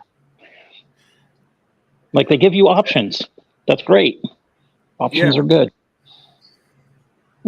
Stephen McCaddy. That was the guy's name. He played that Leland Jones guy. Some of this isn't even an option. Like, I got to put on X amount of it. Otherwise, it doesn't look like a Sister of Battle tank. It'll just be a regular old tank.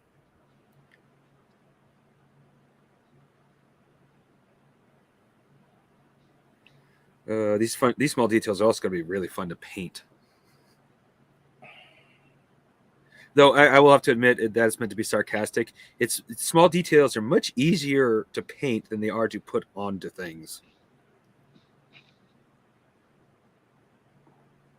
Yeah, gluing is one thing. Getting the right shade and wash going on a figurine or a structure or what have you, that can kind of make or break it.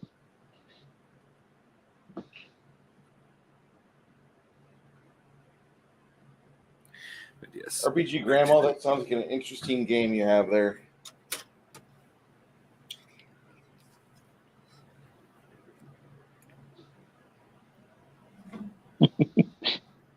The type of game that gives you a trigger warning. Yes. By inflicting trauma.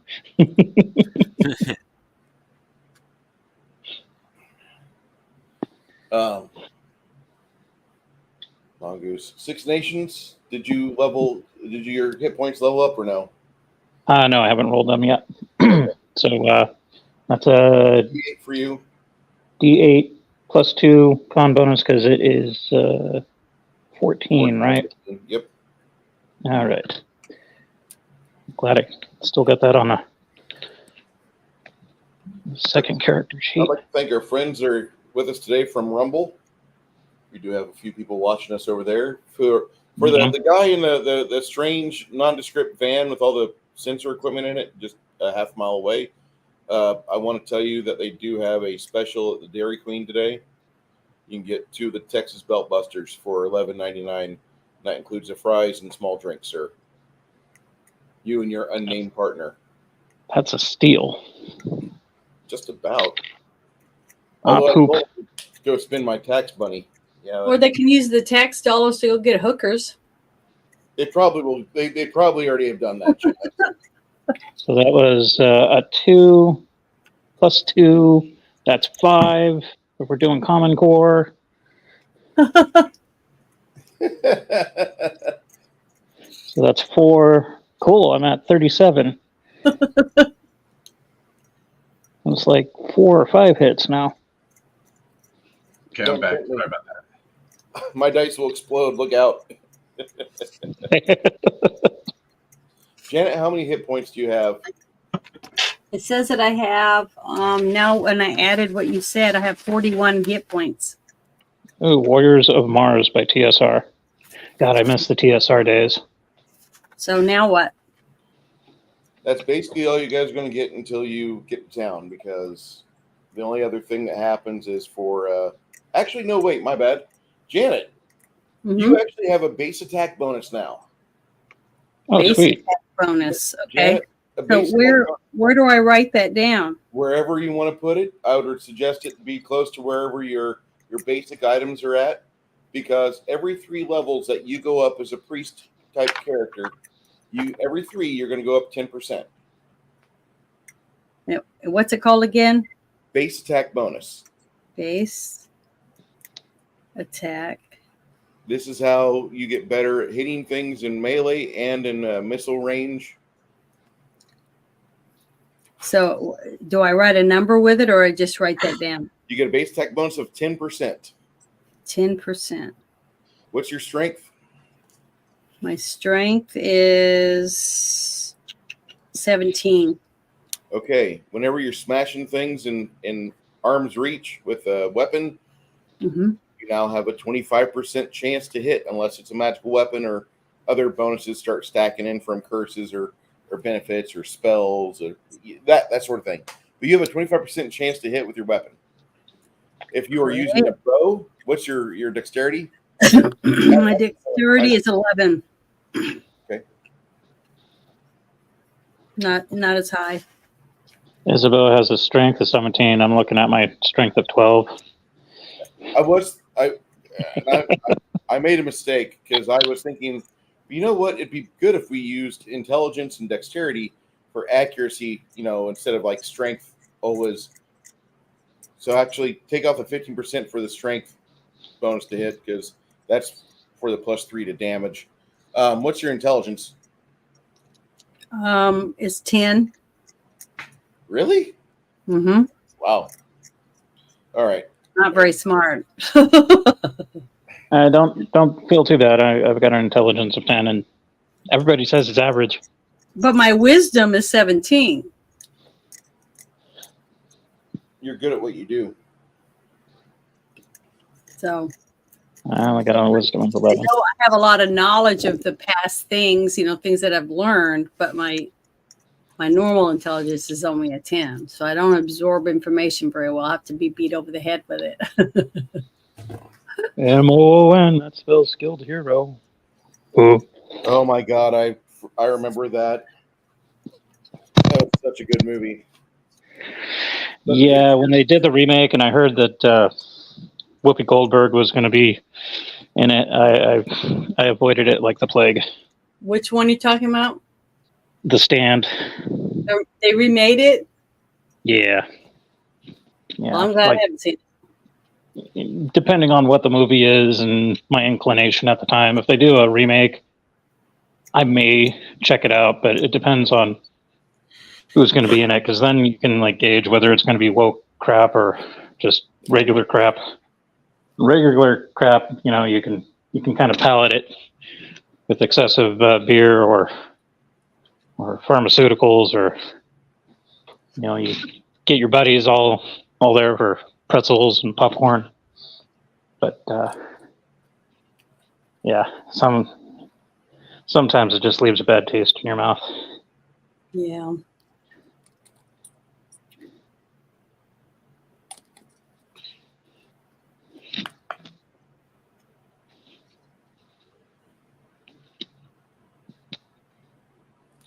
Well, So Janet, Janet, you got a sack of dum-dums? You mean suckers? Uh-huh. Like these? Yeah. Yeah. I always have them by my desk. In case I Yeah, need 'cause, some. But they're not dum-dums. I don't like the little. I like the ones with the caramel in the middle. Tootsie Pops. Yeah. They're not blow pops, but they're the other ones. Yeah, I like the cream soda dum-dums. They were my favorite. My very favorite are those big giant ones. They're real fancy. They're like $1.50 a piece. Oh, yeah, Now the different good flavors. Oh my God, those are good. they're Those are the gourmet style. gourmet ones. But I can't afford that all the time. I get that for myself once in a while. Makes me think of Marini's. Janet, your wisdom goes up to an 18. My wisdom. Okay. Yep. So I get 1 point for that. Thank you. So now your will save goes up by 5 as well. I gotta find out where that is so I can write on it. Your healing skill that we talked about earlier, that goes up by 5 as well. Okay. So if for some horrible reason you guys end up in California, in the Santa Cruz area, and you happen to go to the boardwalk, go through the casino fun area where all the arcade stuff is, skee ball and all that, walk out towards the amusement rides. On your immediate left-hand side, there will be a confection shop with tons of saltwater taffy, gummy candies, all good stuff. I recommend hitting that place up. Because my will save, I found it was 10 plus 10. Now it's plus 15. Yes, ma'am. Okay. Thank you.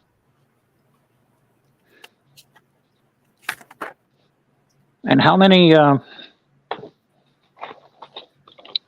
whatchamacallits, the thingy, I can't think of the adjective. How many ranks do we get per level What's that mean? Skills. for our skills, going up in skills?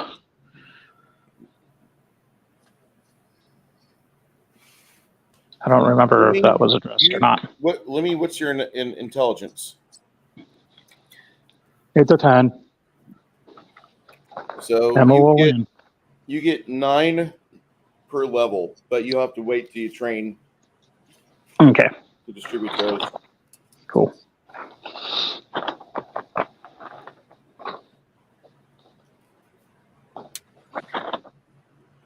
That'll be fun.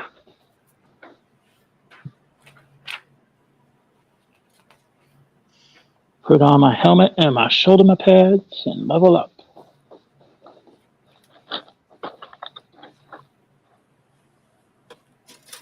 Nine ranks.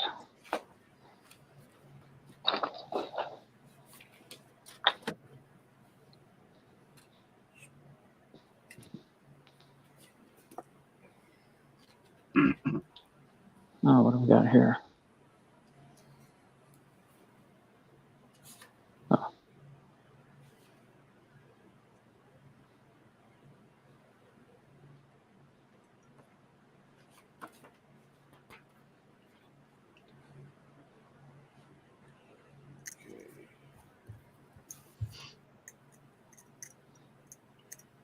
Eight, 10.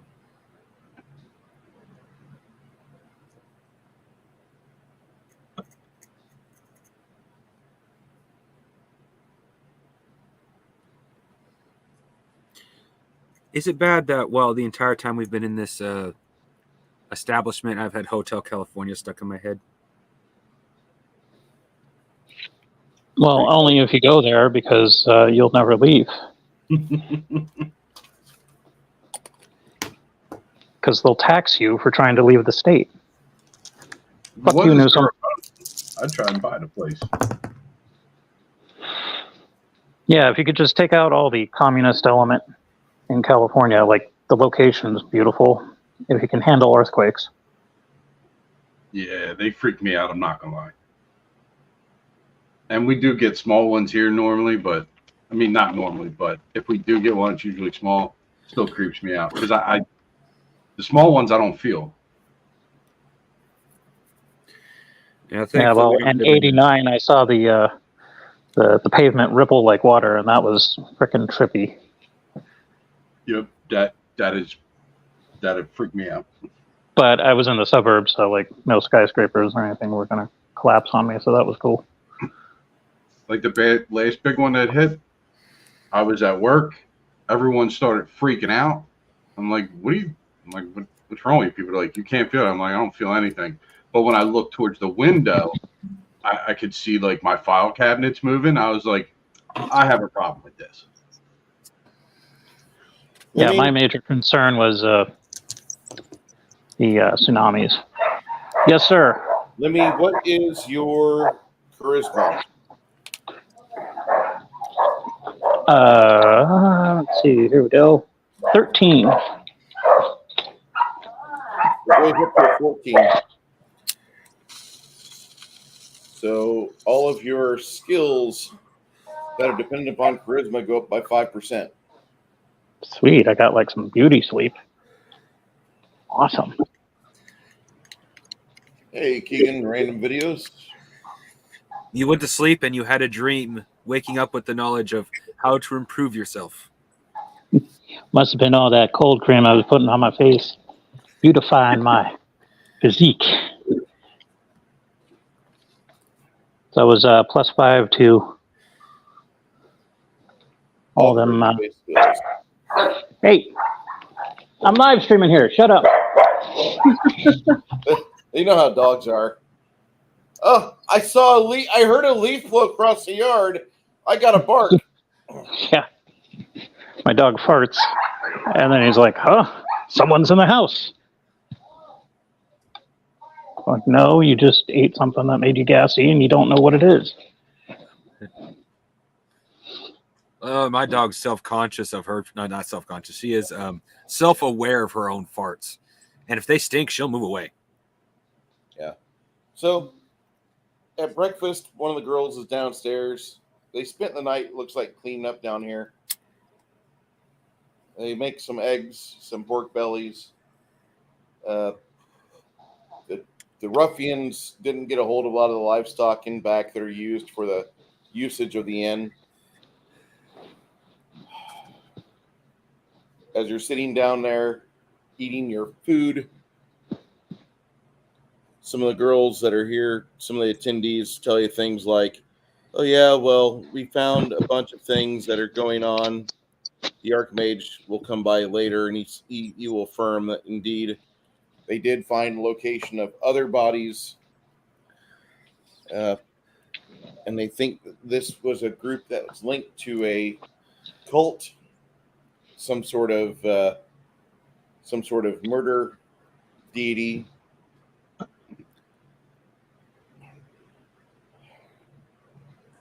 And then later on, as you guys are getting all of your wagons ready and your horses and donkeys are getting ready to be let out, you can tell something's going on. About 5 minutes before you leave, the Magister will inform you kindly. He says, when you return back here, hopefully the brother to the proprietor comes in and brings his family, because we're going to need someone to take care of this. Oh, speaking of which, I was going to suggest everybody leave a gold coin in the cup that Six Nations set up. Actually, that's fine. If we most of my peoples don't transact in gold. So no, I meant the party, not the. I meant the party, not the. Our group. Okay. Yeah.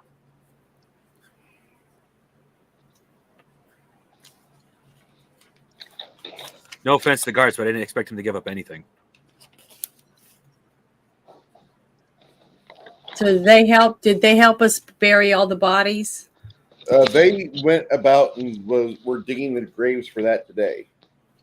While you guys were sleeping and getting yourselves ready for your road trip, they were getting their next day set by taxing their bodies to the point where, like, good God, this sucks. And we don't want to be haunted by the spirits of the dead. And so they were digging graves for the 32 bodies. Sans the 5 that were being in trouble, there were 32 bodies of people that were found here. Sounds like they were here for more than just 24 hours. Oh, there were more of them. Yeah. They probably have more, and they left. That we're probably going to meet them again. The rest of them somewhere else. Think about it.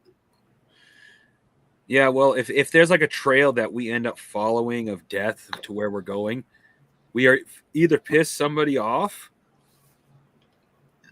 Excuse me. Or they're on their way there to find us, thinking, not realizing they're ahead of us. See what I mean?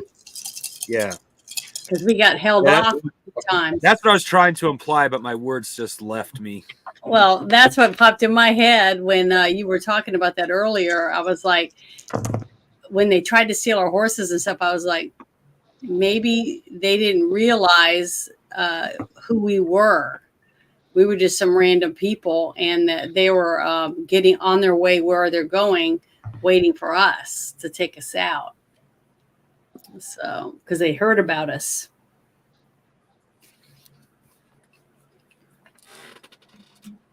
Because wasn't there somebody that we had a fight with, and a couple of them got away?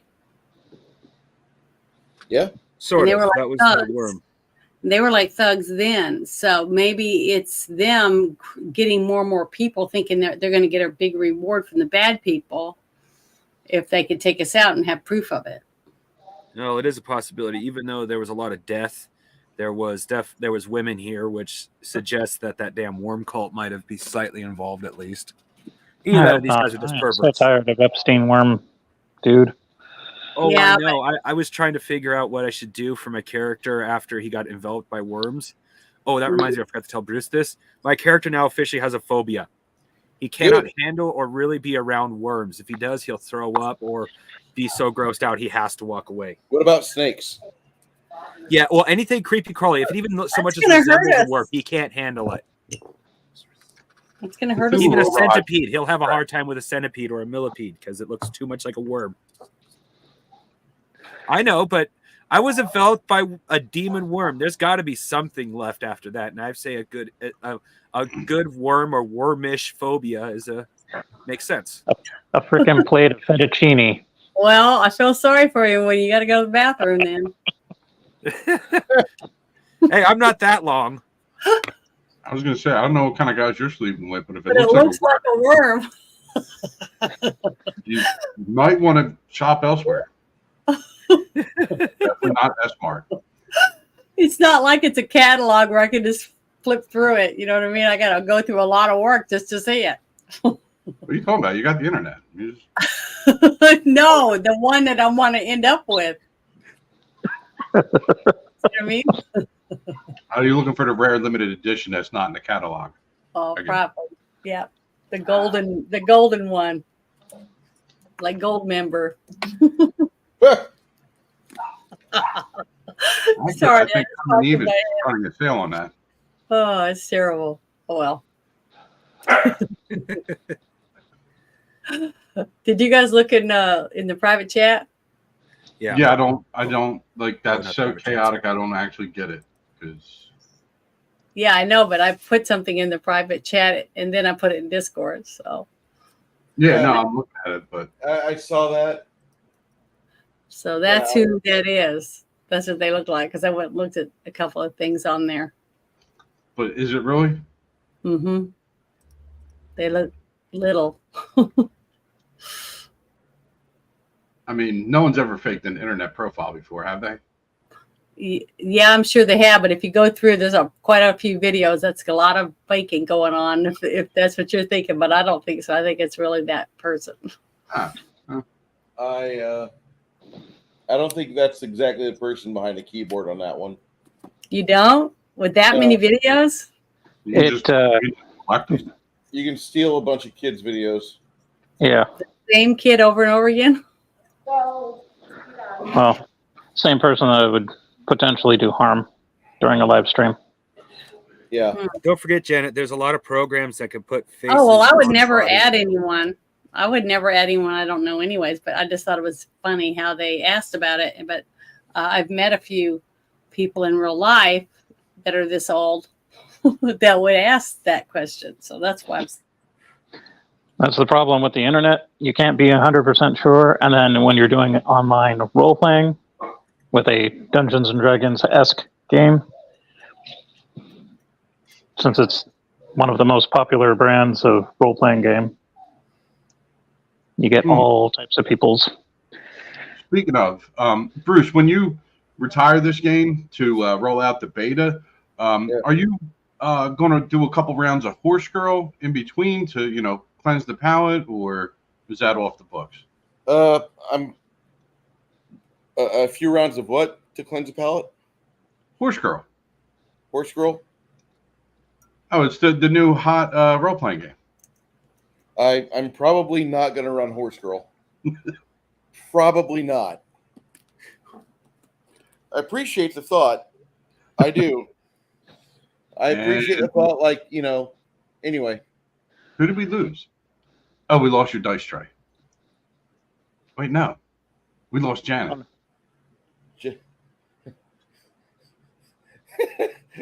Please, Janet. Janet. I was kidding about the horse girl. You can come back. It was a joke. She's loading her shotgun. Quinn, your wisdom went up by 1, buddy. Ooh. What's your wisdom at now?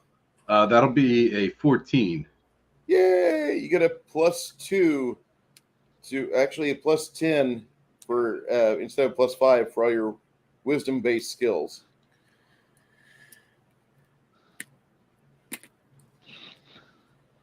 Oh, where's the remote? I want to test something out since we're like in between stuff.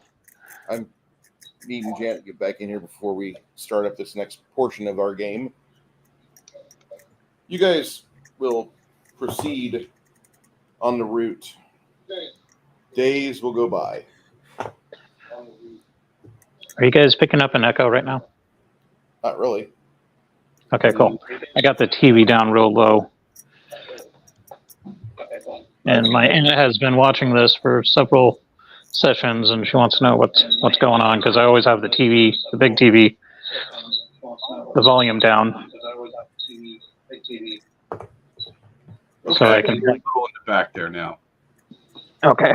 You hear a little bit in the back, not much. Let me adjust that. That should be gooder. So the big TV, I can see the map better. I'm talking through the tablet here, and there shouldn't be any echo. No, it sounds good now. Okay, cool. Yeah, if you've got like earbuds in, that's best. And that way, Yeah. if you're watching on the TV, that shouldn't really interfere too much because the earbuds are connected through StreamYard directly to you, whereas the noise canceling software should be canceling out the feedback from the TV. It should. The volume on the TV is exceptionally loud. I understand that as a man who sat on a fucking fantail of a ship that launched 500 rounds once into the Gulf of Mexico. I get it. What was that you say? What was that? Okay. Yeah, I was disappointed last time we did that. I was cranking. So while my whole department was out there shooting the M60, I was bringing them trash bags for targets. Oh, that sucks. Does Janet know that she's not on camera? I really hope it was just a disconnect and the conversation didn't chase her out. I feel horrible. Yeah. I was just being a goof. I don't see anything in Discord. Who do I? Let me. There she is.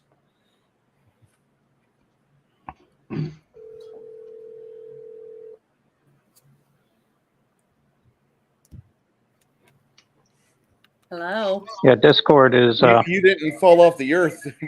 We started getting worried after the first minute. Yeah, I'm here now. Okay, yeah, I see it logged in. Okay, bye. I had the ring of death. It was just spinning. Everybody's was spinning. And then next thing I know, it just said, oops, something went wrong.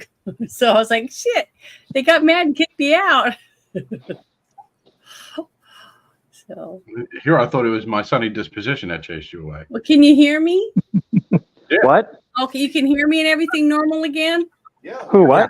Do you think I got hacked by that kid? Or not. No, by the kid. I don't think a kid hacked you. I mean, may Or have. whoever that is, the dangler or whatever you want to call it. It's probably one of our agents. I don't know. It just Yeah, looked, nice try, Clancy. Clancy, come on. It's Janet. She means no harm. who's Clancy? He's the guy in the van. Yeah, that's why I named my FBI agent. Besides, The guy in the white van who never has any President's so candy to bad, sell.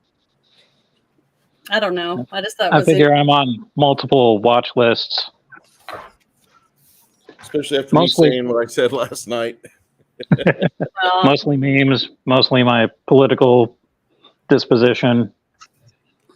The fact that my airsoft team had militia in the title of it automatically pinged me to the ATF or something. Well, I already have 2 strikes against my YouTube channel, so. Yeah, Janet wouldn't let me say the fun words last night. There was I was like, please, I have to make it to April 7th before I get one taken down. And all I did was post some videos about ping pong. You're cyberbullying. I know. Leave Hillary Clinton alone. And I'm just a teeny channel. I'm not even a speck or a blip on the radar yet. That's well, you need to be kept that way. I am going to be kept that way from the way things are going.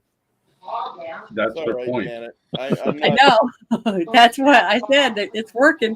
YouTube has done such a good job of making sure I'm not seen. We did a table breaker stream on Thursday night. I had 0 viewers, except for like 3 or 4 people at most throughout the entire night. Now I'm up to 45 views, which I'm very thankful. But man, like I know there's a lot of guys that we hang out with or talk to in other streams that they also do Thursday nights because I like table breakers, but it's a very weak It's a very weak 2 hours because we have good guys on there, but like you don't like we don't do really big topics like why is Ginny D a fucking Satanist, or why is Wizards of the Coast completely sucking Chinese cock right now. We don't do the things that would cause hate clicks, To give the Satanists credit, right.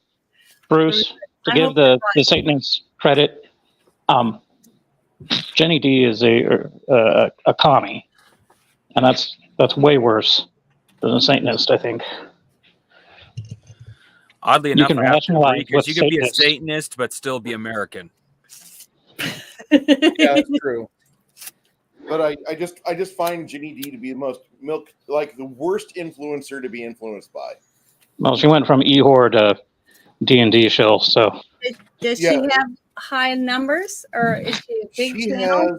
She has betrothed herself to so many different companies for endorsement. She's basically a commercial. And in between ad breaks and ad reads, she slams Christian men and white guys and basically the normal target group for demographics for D&D as it began in the last 30 years. Yeah. Only now do you really see quote-unquote minorities jumping in game, although we always told minorities, get in here. I don't give a fuck if you're black, Jew, if you're gay, if you're transvestite, if you were born with 6 legs. I don't give a shit. Can you roll dice and kill goblins in your head? That's what we fucking need at the table. Yeah, apparently that's what we did. Apparently that hurt us because the weird ones are the ones calling the shots now on on Tumblr and Watsy Art Fag channel. I don't give a shit. Well, Kai just posted in the chat. Hey, Kai. You need to share it so everybody can read it. There we go. Yeah, and this is primarily why I consider, while I like table breakers, I consider us to be we're a weak draw for Thursdays. We're very authentic on our opinions and our stances, but we don't. A hate click show is not what we want to be. We just want to be real and honest. And that's what you are, so you should be proud of that. And I'm actually really proud of that, but it kind of shocked me for the first time Thursday night. Like, usually we have like 3 viewers, 3 to 5 viewers. We had 0 through a whole night, and I think YouTube figured out how to direct their clicks elsewhere. Do you think that the Friday night shit show's all hate clicks? I bet it is. I think we got quite a few haters. I really do. But I don't care. I like talking about some of the shit that we talk about. I think it's important. Well, there's a difference between. Well, there is also a difference between looking for the hate clicks and, in your case, speaking your mind. Yeah. I even argue with my friends, so I can't help it. I'm very opinionated. I've never held back any of my opinions with my friends or people that have been invited. If we're having a discussion, let's just be honest about it. Mm-hmm. I think so. You don't have to be hateful and spiteful. You can disagree. You can agree to disagree, but Yeah, if you're just there to start shit, But see, that's what was so Doesn't funny help about out. having Ted come on. I wasn't expecting the other people that joined, because that was a very eye opening experience for someone who's never ever done anything, and they're always on their phone. So it's like, but he's very insightful when it comes to politics and stuff. And I just thought it was kind of funny that that's what he had to, it could have been worse, I guess, because I have seen it worse. It's refreshing when you get people like that. Yeah, he's a nice guy. Otherwise, admittedly, it turns into CNN and Fox. I was like, Yeah, we don't need that. Yeah, admittedly, when it comes to politics, I'm basically a caveman. Yeah. You man vote, man, woman vote. Thing happen. Yay. So I don't plan on Maybe if we got back Thursdays. to that, it would be better. I'm going to keep Thursdays the way it is because, in all honesty, I just kind of like it better like that. If I need hate clicks, I go to TinCar or I go to Diversity and Dragons. They seem to do better with hate clicks. And, we already Yeah, I don't know how they do that with being able to turn it into an entertaining thing. I never heard of that before, so I thought that was interesting. Hate click. That's been around since. That's all that Nerdrotic is. Another slam at Disney. Gina Carano's going to sue Disney with Elon Musk's help. It's been around since bulletin board systems. I'm sure the very first emails were like, oh, that dude in the other lab smells like clammy onions. So basically, that's true cyberbullying. It's as old as the internet. Me posting a video, I wasn't even live, talking about stuff that happened years ago, but it was like a. And hell, if we want to get into shit posting, the Romans were doing it on their own walls way back in the day. Yep. Yeah, just go to a gay station bathroom. Like, I forgot exactly what the quote was, but there was actually on Roman walls calling Archimedes basically a piece of shit. Yeah. I agree, Kai. Yeah. There needs to be more fun.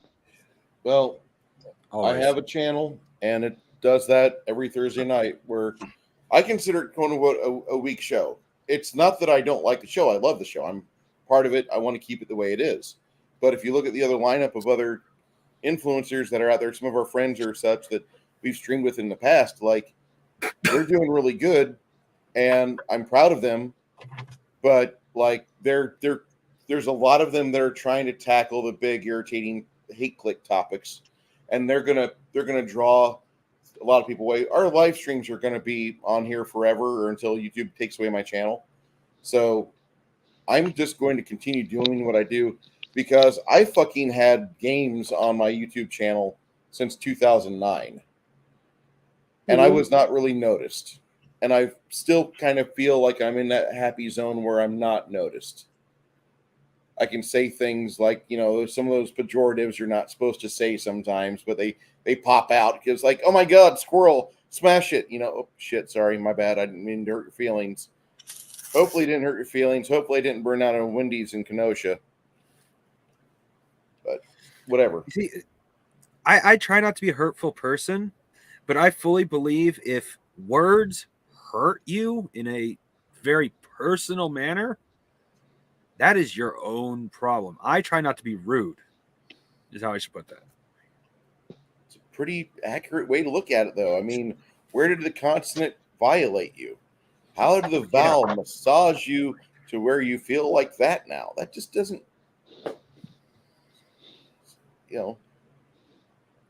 Yeah, I just remember when I got invited to be on the United Resistance, how excited I was because I love talking about those issues, those type of things, things that affect kids at school, and all those things. And new stuff, that's different. And then that went away.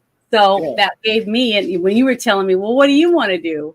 And I was like, oh, so I went, and then I did that first show with my sister, and we just talked about dumb shit because we were both depressed. And I thought, hey, this is great. We're going to call it the shit show. We're just going to talk about bullshit. And it's It not was just organic. politics, though. You know, we talk about other things. It just has been politics because that's where most of the shit's coming from right now. But if it was something else, like something gay that happened with a comic book or something that I didn't like, or any other, products or whatever, I would talk about that too. Kai has someone pretty interesting who's like, they're out to ruin your thing, and you should be very angry at them. It's easy to be very angry at things, and people just want to be angry, react how we influencers tell you how to react, and they get views for the algorithm. Well, the thing is that when you realize that you don't have a vested interest in Star Wars, after like the Yuzon Vong irritated you and you're waiting for the books to get focusing on a bad guy that actually makes sense, and this sounds just like some shitty way to kill off the series, and then Disney buys it. They're like, well, okay, maybe this won't suck so bad, and in a year's time Disney has proven to you that you can abandon the entire thing and be like, it's over, fuck it, I'm done. Yeah. The 2013, I was ready to package up my Star Wars memories and be like, I might play D6 Star Wars again, or I might just take D6 Star Wars and write my own RPG with it and just copy and paste all the things in that 144 pages and make my own book, and then to do D6 science fiction. Here we go. And not have space wizards, because I really hate space wizards. But I like the idea of having that thing to where, like, you can ruin it as much as you want. I'm going to take the idea that we had, put my name on it, and it'll be my thing, and you can do whatever the fuck you want with your shitty product, and you can take it into the side of a mountain. But I'm going to preserve what I liked out of this when I was a child, and I want to run with it. And I think that's where most people are with. That's why we have 10,000 OSR RPGs, because everybody's got their own view of how the magenta box is. And, well, you know what they haven't done yet? OSR 3rd edition, I'm doing that. Battle Beyond the Stars, the RPG. Love that movie. I know it's terrible, but I love it. James Horner appreciates your patronage. I'm sorry, I on know. the stars now too, but that movie was fun. George Papard is a space cowboy. Battle Beyond the Stars and Space Raiders are two very good movies. Just don't see them back to back, because then you realize how much of a hack the director was, and he used same shots, same music. He would recycle shit for movies all the time. Well, to give them some credit, that was back during the time where like every laser blast was like $1,000 to produce. Yes. So copy paste. That's one of the things I love about some of these movies that are made independently, is getting to watch them and see how hard they worked to save money and still make it fun to watch and very entertaining. Like that Gamers Darkness Rising with the Purple Ninjas outfit, stuff like that. I agree, RPG Grandma, 100%. That's great stuff. It's ingenuitive. I like Take the red pill, eject yourself from the Matrix, and then use the Matrix against itself. Mm-hmm.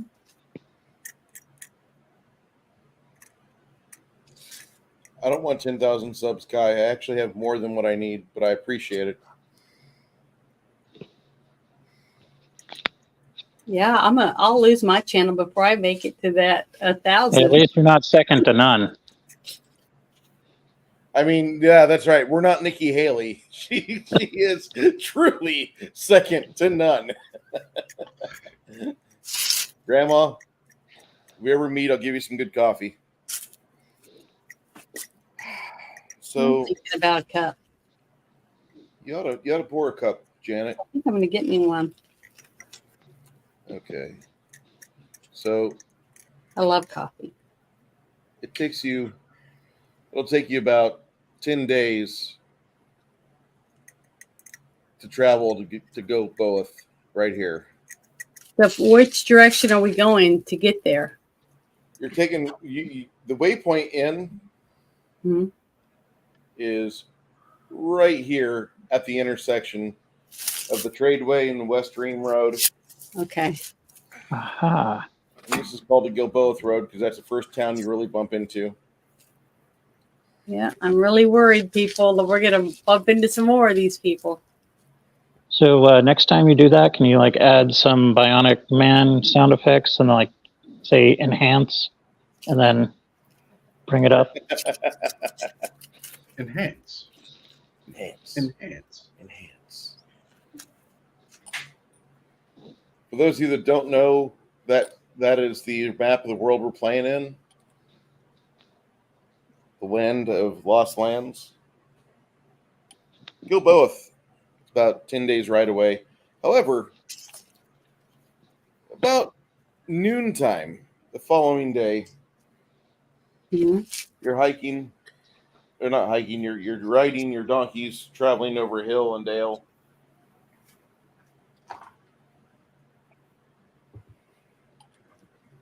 And that's when the miniatures start getting on the table.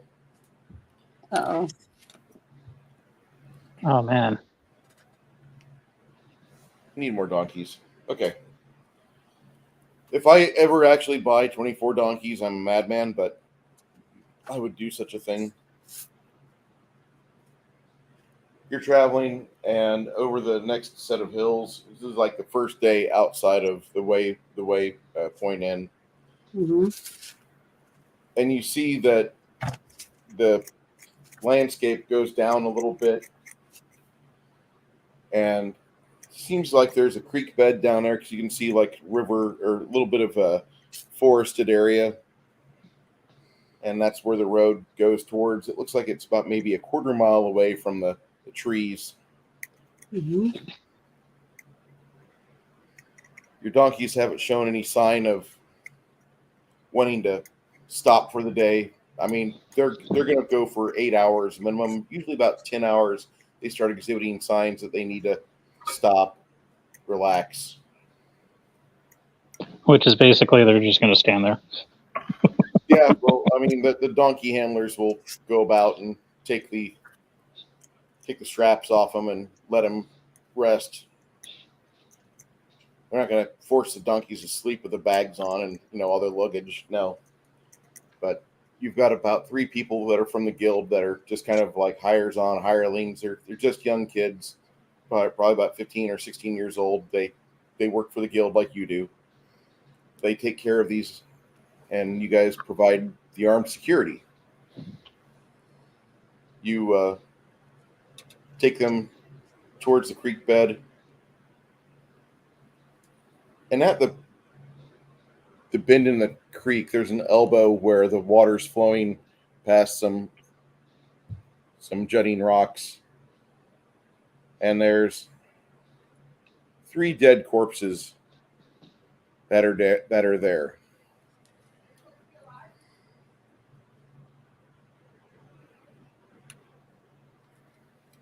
Have You they guys found find the corpses of 3 dead humans. Well, can we tell how they died, or are they recent deaths, or? Oh yeah, they're within the past few hours. You think?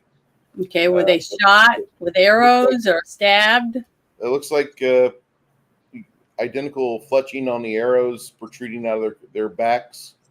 Make you think that this is some sort of hostage situation, or ambush. Either that or ambush. Mm-hmm. Can we tell by the fletchings if it would be humanoid, as in humans, or goblinoid? They're not elven. They're not orc. The fletchings on the arrow look like they're of a human craftsmanship. What's typically goes for elven craftsmanship, if somebody sells you elven fletching, elven arrows, they're going to jack the price up a bit. These look like your standard quality, like what you make at camp. You make 3 or 4 arrows at night before you go to bed. These are that quality. Okay. They've got the fletching, the feathers on these look like they're blue jay feathers. Now, if I roll my perception, can I possibly discern A little more detail. Yeah. Looks like the person that shot them was standing about 10 feet away behind them. Okay. The placement of the arrow on the one to the left looks like it's center mass. And not only did it enter and cause great trauma, but it also severed the spine. So he would have been a paraplegic afterwards. The other two, it looks like the arrows are going in on the sides. So whoever was doing this, it looks like Got a couple unaware, and someone may have twisted in mid-strike or what have you. Started to turn around, and that's when he managed to pierce him. Now, they're not in a line. Two of the bodies are dragged to this location. Okay.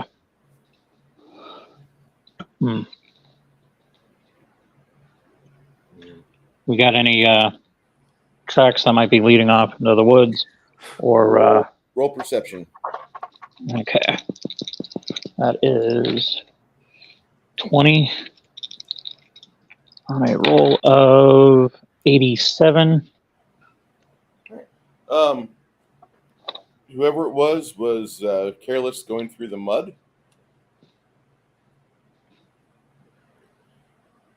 But past the mud, where the rocks become the primary firmament, that seems to be where you lose the trail. But the person that you're hunting for, you're estimating them between 5'10" and 6 foot tall.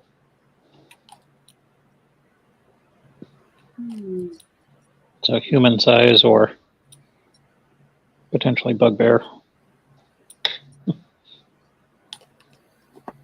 Damn these fantasy worlds.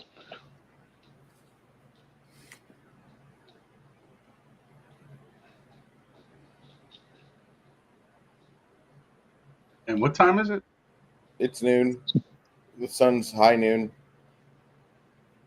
Everybody roll a perception check. I need to know how you guys are seeing and such. Which one is that? The 90s? The one with the zeros? Yeah. Like that, Janet. The 2 D10s.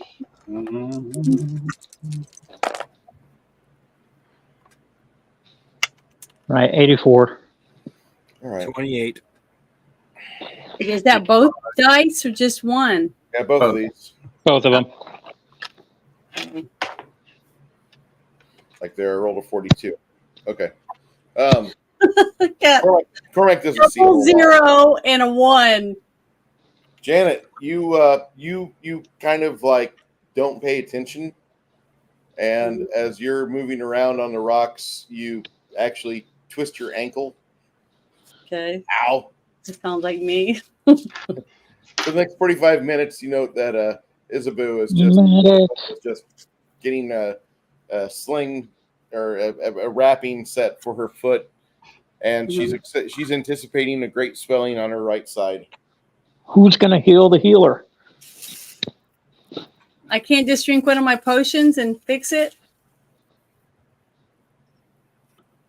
It's something that you could if you want to. I mean, might be a waste right now, Janet. I'm not going to die from it, but it's going to hinder me if we get attacked or something and I can't defend myself. That's very true. So I'll just drink a potion. So I got 6 of them. Remember about a bunch of them. I think I got 2. Let me mark that off that I'm drinking one of them.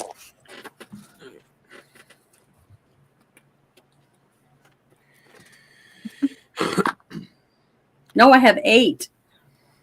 I have 8 potions. Now I only have 7 because I got 6 holy waters to pour on anyone that has worms. Ew. I know, but I was like, we're going to run into that guy again. We need some ivermectin stat. Just drink some bleach or a Tide Pod. Those Tide Pods never worked for me. I kept getting sick. All those damn teenage wizards with their telecommunication spells in their Tide Pod challenge. Yep.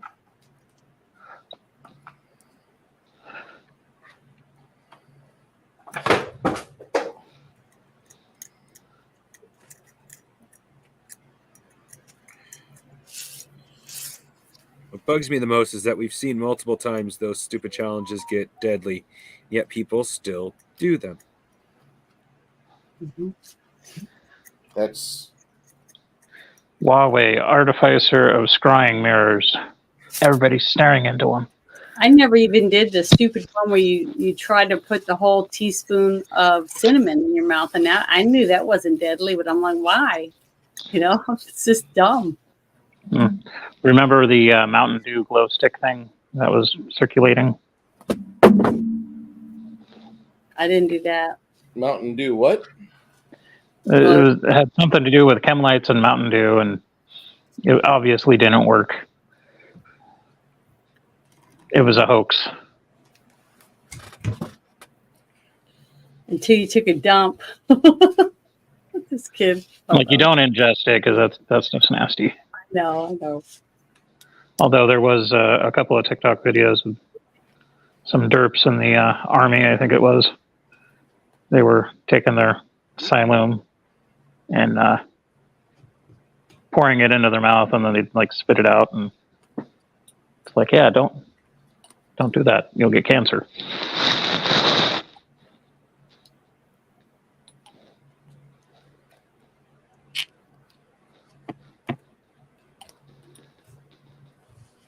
Yeah, don't need to add to anything.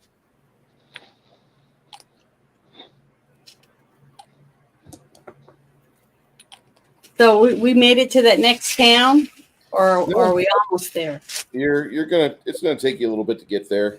Energy yogurt. This direction, it like over here, you guys have a way to refill your flasks, your jugs. Fresh water. Yep. Okay, good. No, I suggest we, for our next week or two, we sleep with double the nightly patrols. Yeah, I think so too. At least two of us awake. Because I think they're out to get us. Yeah.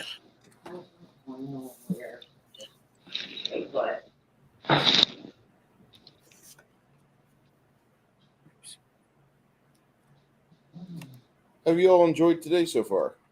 I think it's good. So I like it when we have a lot of story and mystery going on. That's what I enjoy the most of. Putting the role play in role play. Yeah, I just like that. You know, it's fun to fight and things like that too, but I like the, like I said, my favorite game I ever played when I was young was that Zork game that you read. You didn't even have pictures. It was all in your mind. You just read and you went in different directions and told you what was there. I thought that was pretty fun. Kind of like the choose your own adventure and fighting fantasy. Mm-hmm. I like that kind of stuff. For those of you that don't remember what Zork was, I'm not going to go back through it with you, but that was a very, very fun game. Mm-hmm. Not to be confused with Dork, because that's a whale's penis. Oh, I've never seen that. Wasn't it also the name of the coin op fortune teller in Big? Maybe. And plus, isn't there a game called Zork? There is a game called Zork. 3 of them. What was that called? Zoltar. That's what it was. I knew Zoltar, that is it. I knew it had a Z. That would be a cool game to have in your basement game room. They had the fortune teller. Oh man, if they remade that, I want to be big, and then.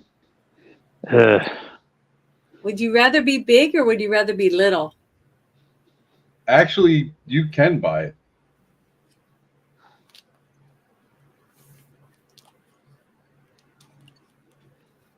I don't know. You can buy Like when I was a kid, or full size for 10G. I'd rather be Spider-Man or Kwai Chang Kane or Punch from Chips. Dude, Which Punch was the later When I man. was a kid, I became wanted to be God. Sorry. Walker, Texas Ranger, minus the spider powers. Mm. When I was a kid, I wanted to be Godzilla. I did like Godzilla as a kid. I used to have Godzilla was cool. I'm trying to think of which one was my very favorite. Jet Jaguar. Yeah, Zoltar's its own company, and yeah, they sell multiple versions of the prop from the movie. Zoltar, Zoltan. Zoltar speaks. Janet, you'll love this.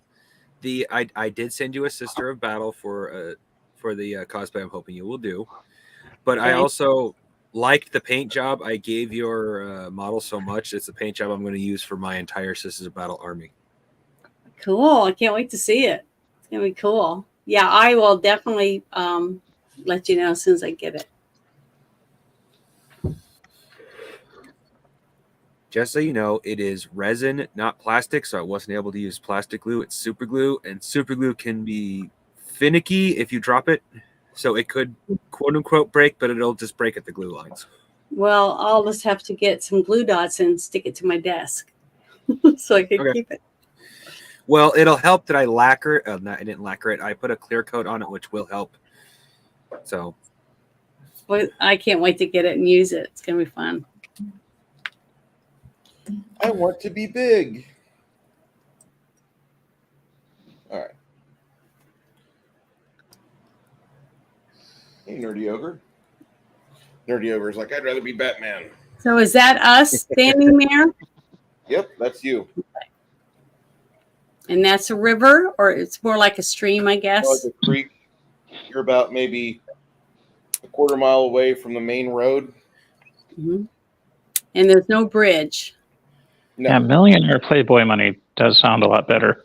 And then you got the utility belt and the Batmobile and all that cool stuff.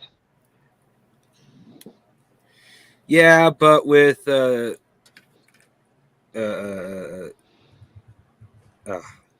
Godzilla, you didn't really have a care in the world. I mean, you're going to heal whatever Japan hits you with anyway, so.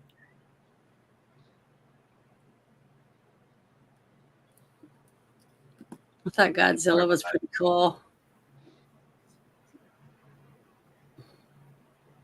Godzilla.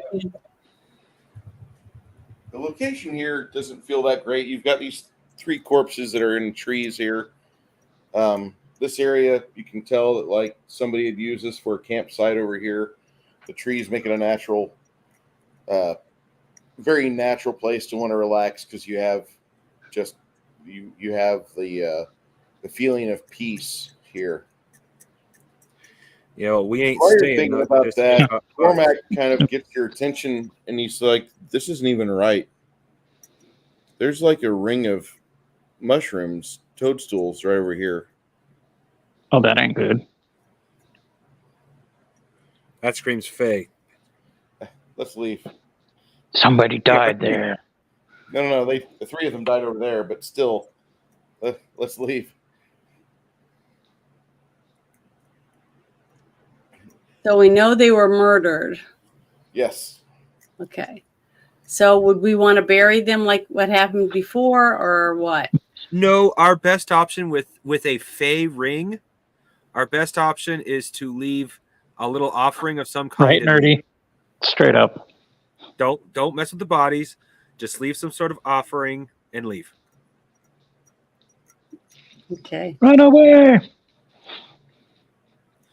I personally am going to leave behind a gold coin because I don't know of anything better, and most shit Faye like shiny, so I'm going to leave it in the ring, and then I suggest we get going. Let's see what I have.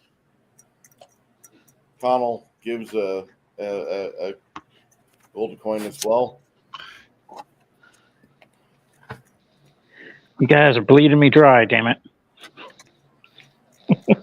Cormac, as he's getting ready to leave, he's like, I think this is kind of weird because these guys have on the city of Eklund's tabard as well. Didn't that one guy have a tabard from Eklund? Yeah, he did. So yeah. I think these are part of this the group that was supposed to be at that inn. Oh, and they were destitute too. Crap. Death by 1,000 pesos.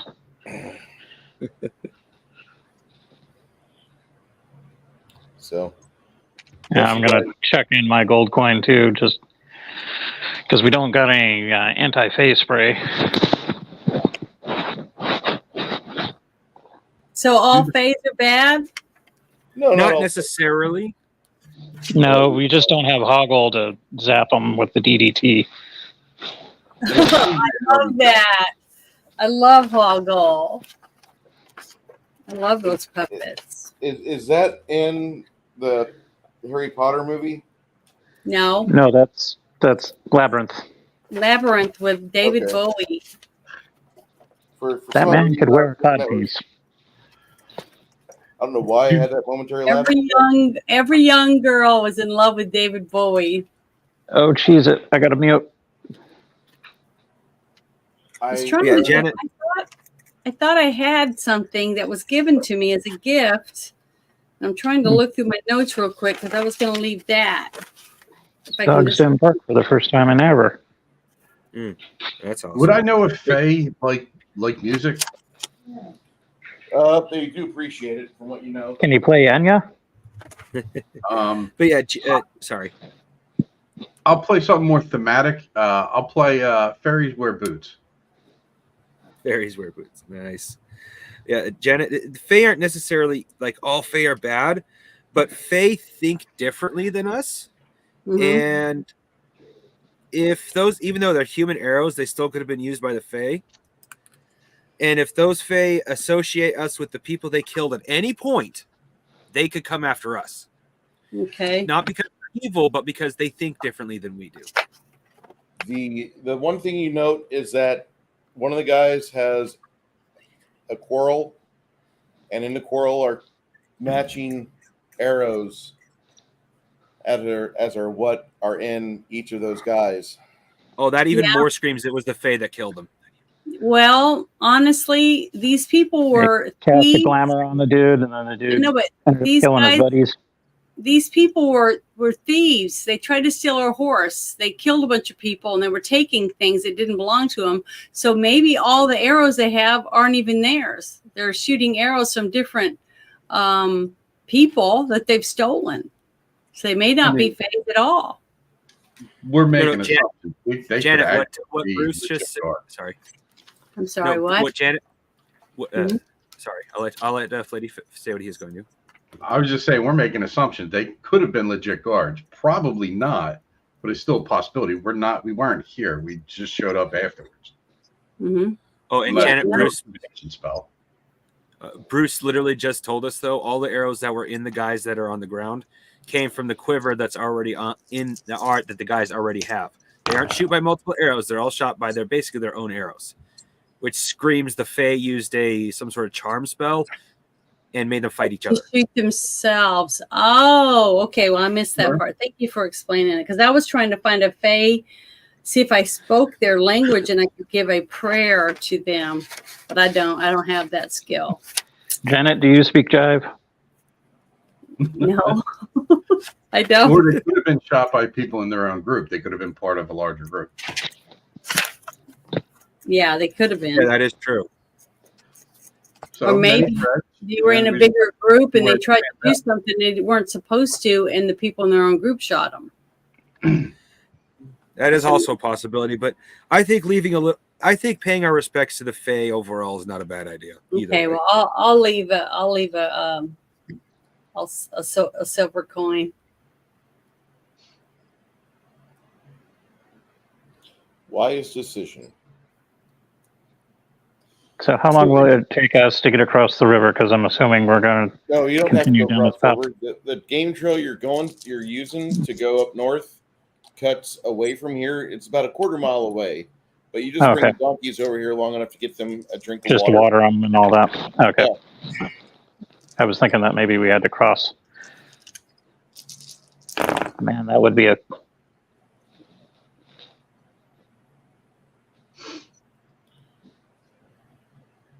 whole lot of problem. So once you get across or get about 4 days away from here, you forget entirely about this. And then Dodge the bullet. about 3 days later, you occasionally at night you can see like a soft glow from the north occasionally, and you just think it's like the fog amplifying the town lights of Gilboa. But once you are getting within that area, start bumping into settlements here and there, little like general stores that are open for like a few hours. It's attached to a farmhouse. Mm-hmm. And the people that run these areas along the road, they seem to be really nice people. They'll trade you a few, bits of grain or a few pounds of grain for other things. But once you get within about a day away from Gilboa, that's when you start seeing all the statuary and all the other items that are the markings that there's a come visit the temple to mirror within the city. And everybody and their sister, goes there. That's like the town fucking religion is mirror. So you can definitely tell, like, if you're not Isabeau, like, you can definitely tell, like, Isabeau, she's feeling her strength return to her as she gets closer and closer to home. But these people in the area, they smile and wave. Some of them even recognize you by name. Once you get there, town has not really changed much, and it's a very, I guess you would call it like a reassuring feeling. Riding in town, the guards wave high. Some of them give you, open handshakes or like, the bro hug. Dude, bro. 15 minutes into town, within the town's walls itself, you can see that there's a mass of people heading your direction as you're getting the donkeys and the donkey handlers squared away at the inn.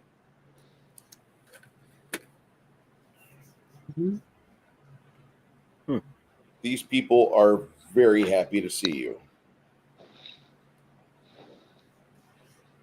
All 5 of you have your families available to you. Like, if you want to go rest in your own bed, you can. That's not a problem. And for the evening, unless you guys need to address something with your families, you have well wishes and people saying, I missed you so much, and look how big you're getting. Those of you with a 40 to 50-year-old father are going to hear him say numerous times, I'm so proud of you. And after that, yeah. Did you just retch? Okay. No. Things like that are said. The Union steward in town swings by and does a cursory check on you. And he says something to the effect, he's like, in the morning, we're going to have breakfast at the hall. Why don't you all bring your families and we'll just eat together. Oh, I forgot it. And about that time. Were they in the car this whole time? What? Oh, he's talking to his mom. You guys, you have a relaxing evening. Like any emotional trauma, anything that's caused you grief, within the span of about 6 hours of being at home and seeing your loved ones once again, you guys just feel like that all that is gone now. What matters is that, you're making your family proud. You're doing things that are good for the community. The donkey handlers tell you they've got dominion over the donkeys, and you guys have some time available to sit here and to just be with family. And for 2 days, that's exactly what you do. The next morning, you have a small get together, a moot, and the union steward tells you, he says, you've been away from home for a bit. You can have tomorrow off as well. We'll need you to come back on Thursday because we need to get some things straightened out with you guys, and that way you can continue doing what you do so well, but just a little bit better than what you were before. And so you spend some time with your families, your grandparents, your nephews, your nieces. Mm-hmm. A lot Bruce? of you are brought up to speed. Go ahead. First thing I ask my parents, has the giant that I referred to in my letter showed up yet? No. You kind of are wondering if he's ever going to show up. You kind of wonder if he just kind of forgot about that because you're not a giant like he is.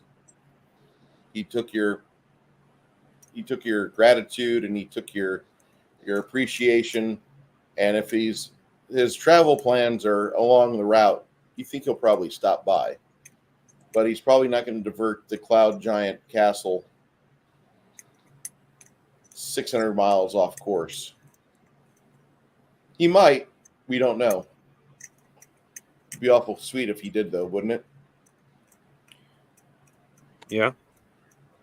It's hard to gauge the thought process of the 1%ers. Bruce, how I many wish weeks I have had you a been way to away? contact him. You guys all talked at once. I apologize. Sorry about that. One at a time? I was just asking, how many weeks have we been away? Weeks. That was supposed to be a year. You guys have... We've been gone a year and we haven't even made it to our destination yet, and we're back home. You've been gone for 3 months. Oh, Okay. Oh, I thought that was supposed to be a year-long trip. You guys are doing a year-long trip on your current endeavor, but at a certain point, you're going to be splitting from the donkeys because you have business to attend to in Stoneholm. Oh, okay. I see. We That- basically did the equivalent of boot camp for this adventure here. That's going to take a year. So I asked my dad if he's got my 12 weeks worth of allowance. Your father looks at you. He says, "Son, I do. If you need it, yeah, it's here." I Just thought you breaking were. I thought you were working for the guild, You know what? Trader and Coaster Guild. I was going to ask you for money. Oh, Dad, I'm destitute. Would you mind holding on to these silver bars for me, though? Your dad's eyes glint. He's like, "Yeah, sure, sure." I will stash a bulk of my cash here versus a bank. I will give my mother the 2 salt balls that I got from the giant adventure as trinkets, and let her know that, they are viable. We know they work. It's real legit salt, just much bigger. Okay. Hey, Mongoose, your name's Long, right? Long hung long. Long. Your constitution goes up by one hung low. Constitution point went up by 1, sir. Okay, cool. Yeah, Flady, your father's eyes glint, and he takes you into the basement or the sub basement of the house. He shows you where he's going to put your allowance until you need it again. And I was just breaking his balls. He says, I figure you were, but if you need money, we can help you. He says, Well, I don't need it. I do have big plans, but they're far, far in the future. But if I could leave this here, and if you need it, by all means. I'll make sure if I need it, it's worth the investment. Go ahead. Was my family good with the wine? Like, were they able to produce like high quality vintages, or were they just kind of like middle of the road?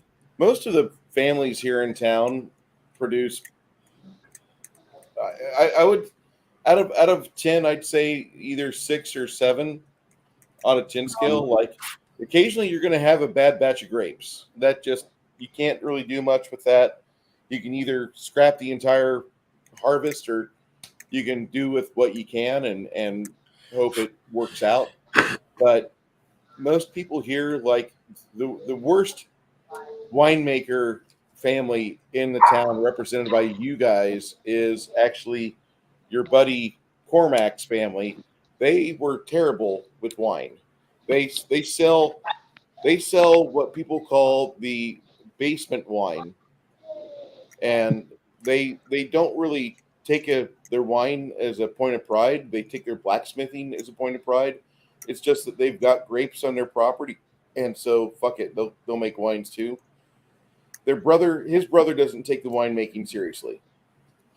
It's the $2 shack of the village. It is. It's everybody needs a Mickey's or a Beast, or what do you call the shitty wine, the really bad wine? Night Train. Night Train. Yeah. Oh, God. Mad Dog 2020. Wild Irish Rose. If it's not going to break the bank for the family, I'd like to get 2 bottles of our literal finest, and explain to them that I'll be taking these as like bargaining chips if I'm in a situation where prestige would do me better than cash, and also a bottle of like literally the worst, the ruined wine that would basically be vinegar. Sure. That handily gives you 2 of the finest vintages you've ever produced. One of them was actually during your lifetime.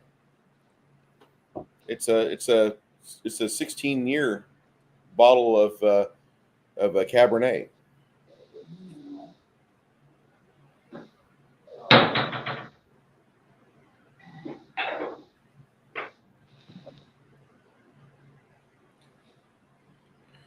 The people here, though, they love seeing you guys. And for 2 days, you're in touch with family. You're resting with them, talking with them, endeavoring on big things, getting plans set up.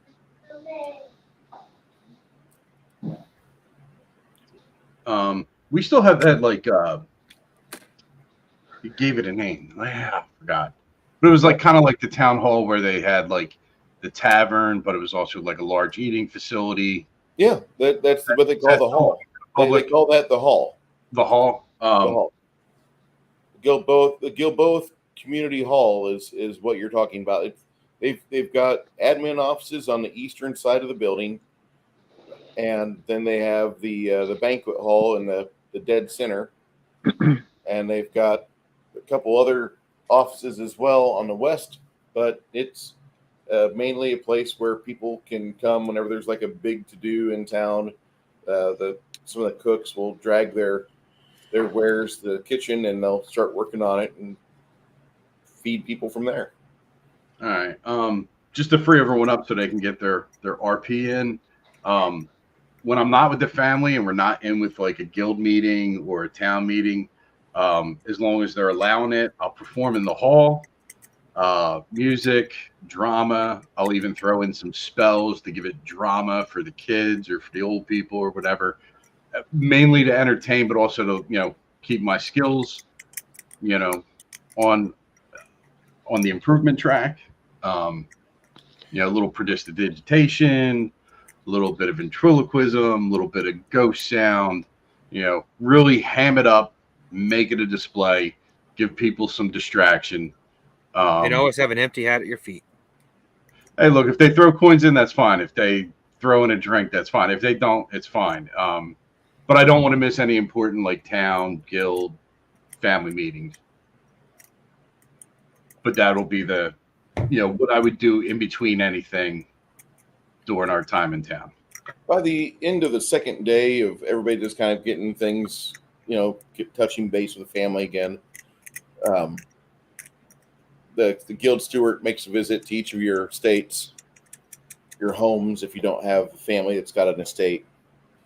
And he just knocks. He says, we'll be doing training starting with you tomorrow at breakfast at 8 a.m. So after you're done with breakfast here at your home, come on down and expect to work for the next week with me, and we'll get you to where you have some abilities you can practice with. How's that sound? Works for me. Wong, did you get that your constitution went up by a point? Thank you for reminding me. I was right in the middle of holding something down to make sure it glued into place when you said that. I'm sorry about that. What that means is that your fortitude save may go up by 1. What's your new con score? 15. No, it doesn't go up. My bad.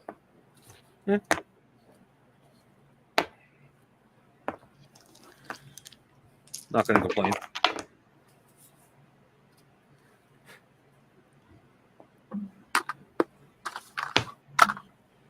One of the things that's DM facing on this game is that every level the players do attain, you basically roll some dice, and incrementally their ability scores go up a little bit. Like if for a wizard, you roll d20 every time they level, and if they roll a 20, then you roll it again and you -1. If the dice explode and you're rolling these typical dice exploding mechanics, but your character's stats improve. Maybe not go up that much over the course of the campaign, but they still typically, it reflects your character's been places, done things, experienced life.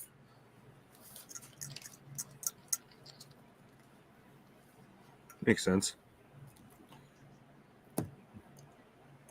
Quinn, for your bardic edge, you're gonna have a ability to possibly being that you're quote unquote second level bard, but third level character.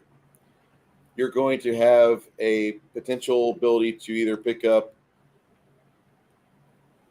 Let me grab my research material here.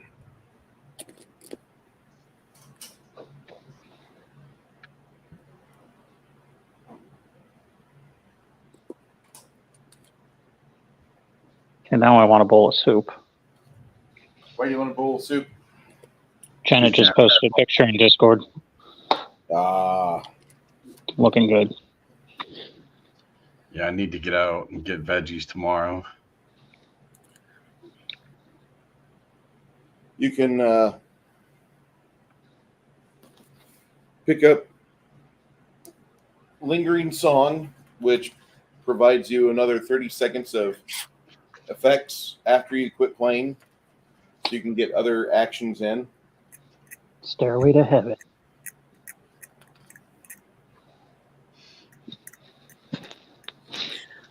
The other is a song that I'm peeling out of our friend David Giles' system called Song of Rest.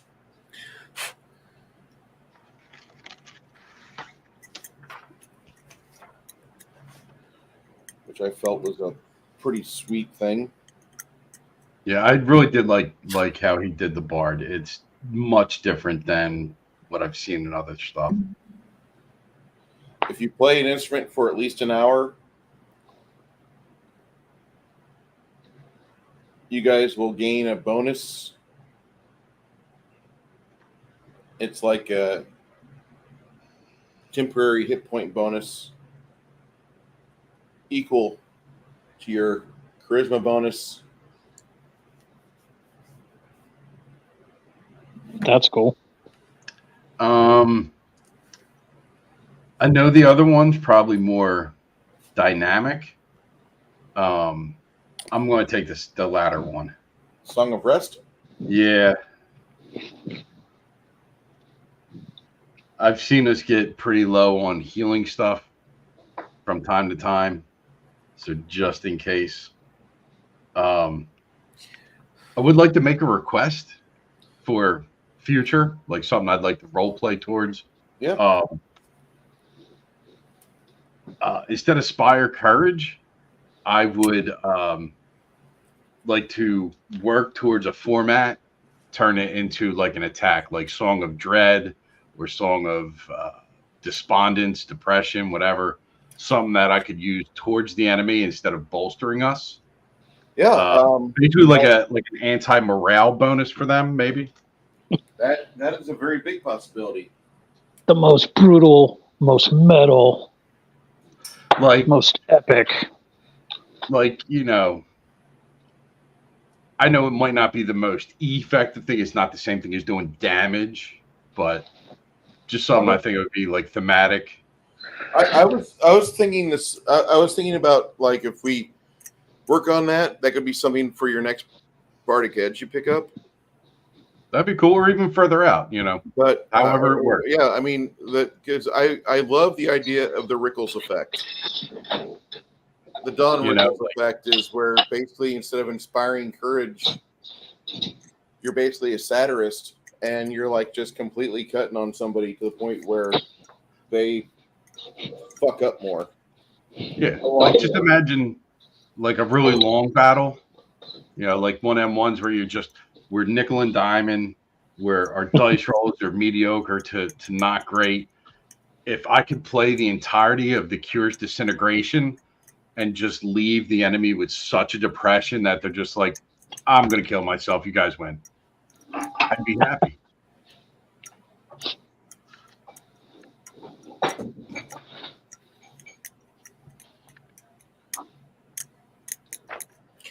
Well, I officially know some features I'm going to be adding to my Bard in my game, because right now all he basically can do is add bonuses or minuses. Can you play music that makes them cry? Brings them to tears? Not yet, but that's literally what I'm working on. Whether it be depression, or fear, or lack of confidence, you know. Well, I've heard a few songs that have brought me to tears because they were so beautiful, or it made me so sad when I heard it that I cried. So, or even make them realize the error of their ways. You know, like reflecting the sin into the soul, forcing them to see. You know, but then they'd actually have to have a conscience for that to work. But like I said, it's something I would like to role play work towards. Yeah, I think it's good. Might be more thematic than mechanic. I can make peace with that.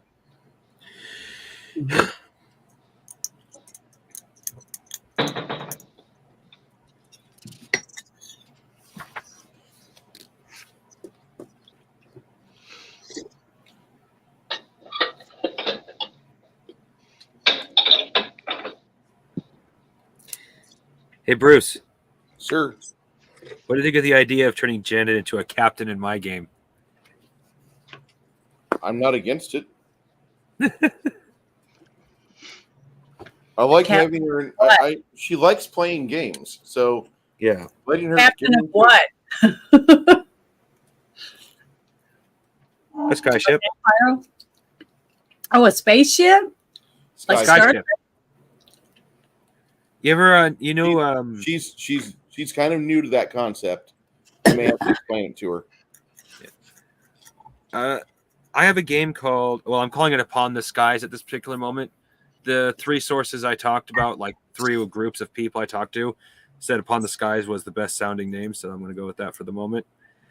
But you are on ships that do not sail on waters, you sail upon the skies. It's the term skyships. And one of the classes in the game leads to being a captain of one of those ships. Mm-hmm. I kind of would love to see what you would do in a position of power. Mind you, as a Navy captain, you have absolute power. Your men have to obey you. As a pirate captain, you have to have the love of your crew. Otherwise, you could be removed as captain. That sounds very interesting.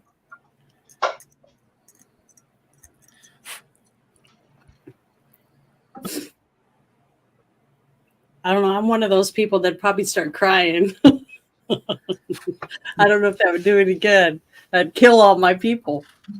Get them killed.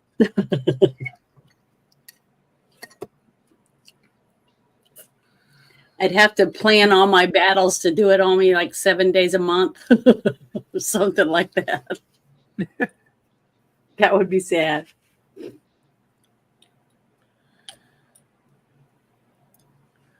Well, honestly, that came about because I was curious as what, because I know you love the healers, but I do kind of have a healer, but it's more of a optional power for the healer.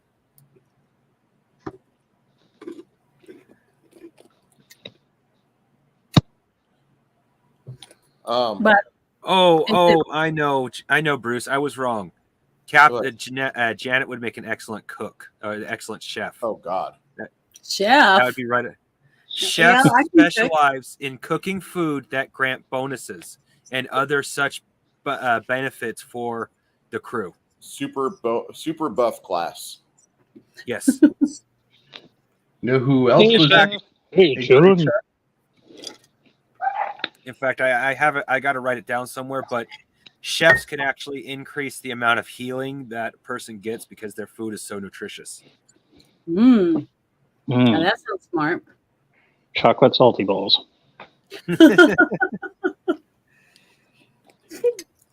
Another great chef in pop culture was Roadblock from G.I. Joe. Oh, yeah. Talking rhyme. Hell yeah. See, I love G.I. Joe. Mm-hmm. G.I. Joe to me is the 1980s cartoon. That's just like my happy spot. If I'm not in a Discord painting miniatures, I'm watching YouTube, typically like Dungeons and Dragons cartoon, G.I. Joe cartoon. All that shit's for free on YouTube, basically. That's great. But, yeah, you can go and relive your fucking single-digit years watching G.I. Joe like I do, which is fucking perfect in my opinion. Lamenting over the broken thumbs of your 3 1/4 inch figures.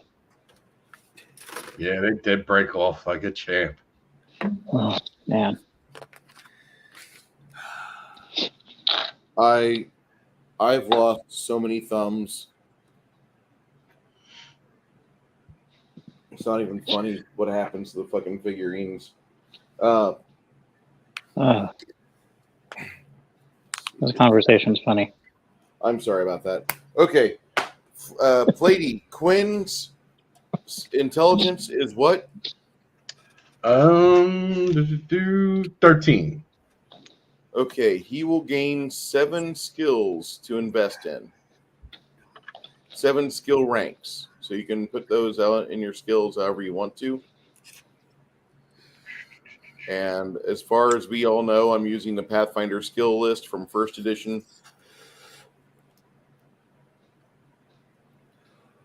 Basically, the percentile, not D20 based, but I like percentile dice. I don't think anybody hears. We're still in our town, right? Yeah, you're still in your town. You guys Before go I be in go town. Well, You guys before I gotta go, be trained. Go ahead, Janet. sorry. Before I go to training, I would like to go to my church Okay. and cleanse all the things that I've been through, with the worms and the girls and just all the other stuff, and just kind of give myself a refresh. I would have imagined that would have happened to you on day 2, actually. Yeah. So On day 2, that would have happened. I hung out with my mom a little bit and got some with my sisters. And then I just decided I would like to go to church and just get, baptized or whatever you want to call it, to rejuvenate me into my religion. The cleansing, the cleansing bathe, the cleansing ritual would be a definite thing they'd do. And Yes. while you're there, the acolyte that's in charge of the bath water, he tells you, he's like, your training will actually take place here. The guild has already allocated some funds to the church we weren't expecting, but we do appreciate it. All right. Well, 2 things, Bruce. Go ahead. During the 2 days, one, I definitely visited the church once, because from now on, I think my character is going to try to keep himself nice and clean. Sure.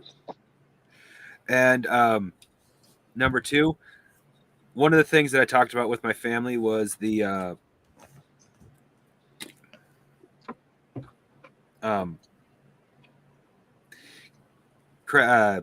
basically keg crab, since I designed it to hold alcohol and to spew alcohol for my family, and how much that would cost to make, how much we could potentially profit off of it. See, all this, when I first thought of this character, my first thought was, okay, him and his family is not going to be hyper obsessed, but we're definitely going to have a good, healthy respect for making profit. In my mind, Mongoose is that one guy that he's not like the locals in the Midwest.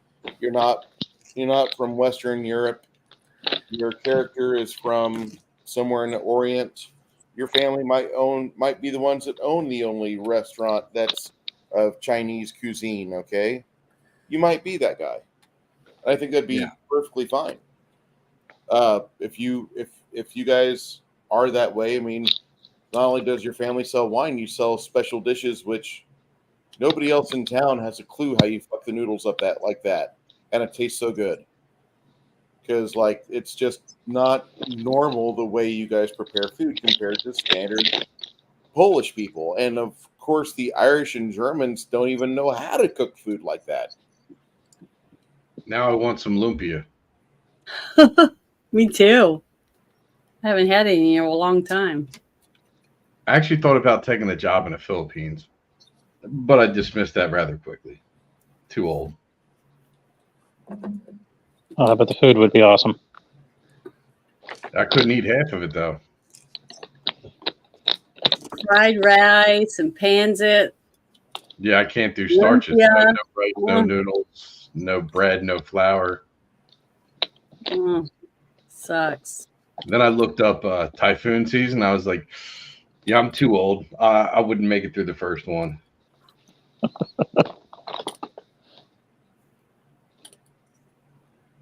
So it was a nice thought. So, Flady, you have your skill list. You know what you're doing for your skills, right? Yes, I'm taking. What did I do? I took a rank in diplomacy, knowledge local, sing, string instrument, perception, diplomacy, and sense motive. Awesome.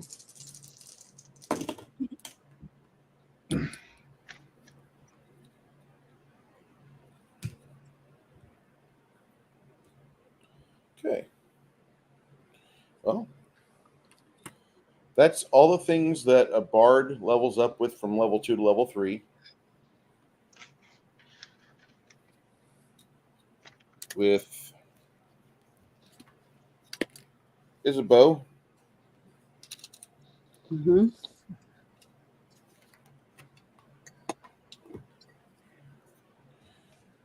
The cleric edge.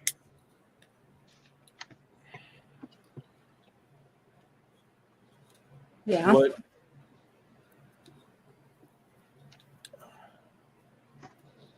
for clerics, cleric edges more or less are things that are based on your standard domains. So for you, like your fight, Mir's fight in the past was typically against the forces of Orcus. Mm-hmm. Two of the cleric edges that are available to you right now, and there you have 3 available, mainly are basically just feats, but those feats are as follows. You can take Turn Undead, which undead that fail their will saves flee from you and will do what they can to get the hell away from you. You cause undead to flee from the might of your unleashed divine energy. Mm-hmm. So if you encounter undead, not only do you damage them, but you also cause them to be somebody else's problem. They will go somewhere else. Okay. As if they're panicked. They're afraid of me. Yes. Now, this also is an this is a stackable thing. This happens when you channel positive energy. Okay. This will happen when you channel, which means that not only do you heal your compatriots, but you also cause the undead nearby to be damaged by you, and they try to get away from you. After they get more than 30 foot away, they're no longer damaged from you, or are they affected by you, but they recognize that you have the capacity to make them go away, and they're probably not going to fuck with you that much. And what's that one called? That's called Turn Undead. You don't have to take it. The other one, the number 2 of these, is called Toughness. Okay. Because of the fact you're a Cleric of Mirror, what Toughness would do is it would give you 3 extra hit points. And after 4th level, at 4th level, you'd get an additional hit point in addition to what you roll on the dice. This is enhancing your physical stamina.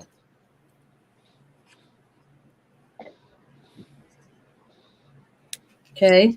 What's the next one? The third one is Heavy Armor Proficiency, which means you would be able to use up to full plate armor and still be able to move 20 feet around. Okay, so I can pick one of those 3? Yes, ma'am. I would like to take the Turn Undead. Okay. I'd rather have the spell.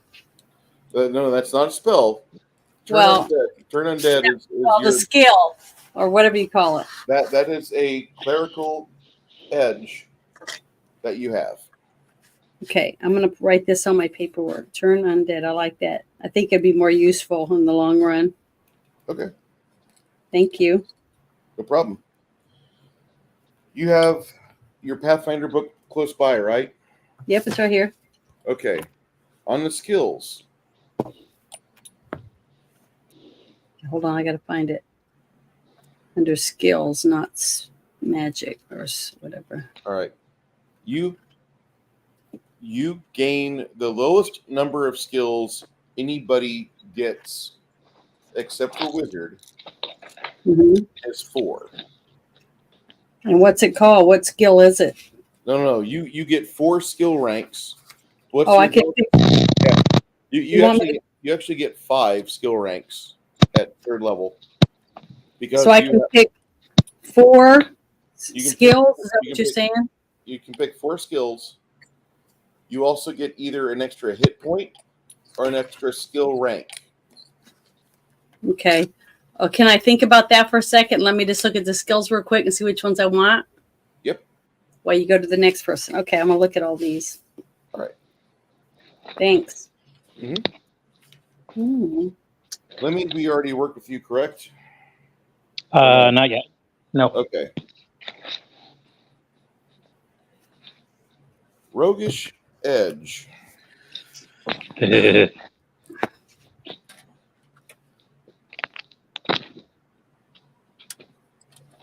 You're going along the persuasive sort of route, aren't you? Kind of, sort of. Okay. Well.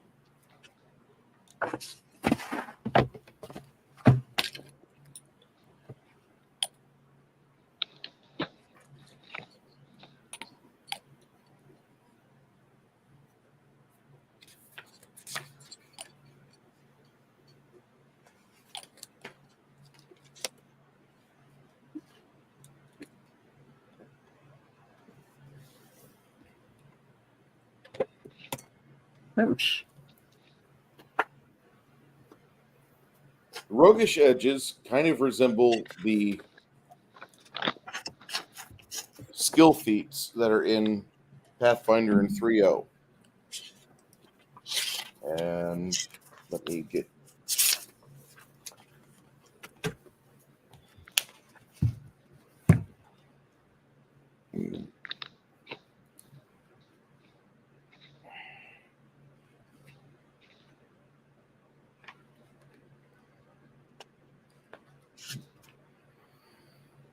So you can either take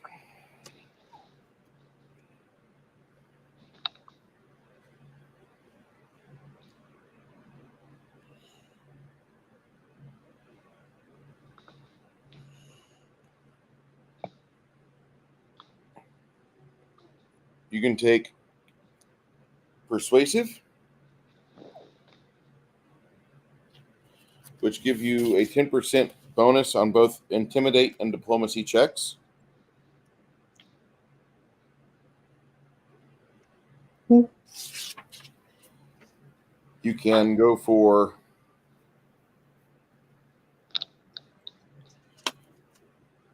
combat reflexes. Wait, you already have persuasive, don't you?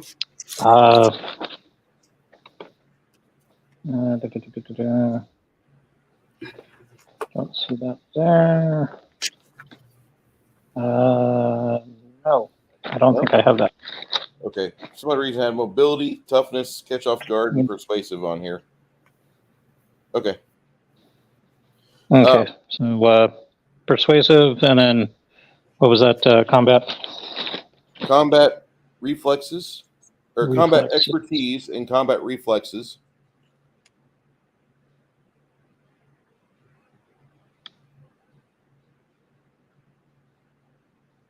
Combat expertise allows you to trade your attack bonus for an armor class bonus.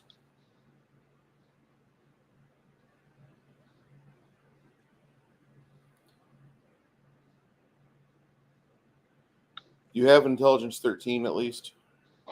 No, I have a intelligence of 10.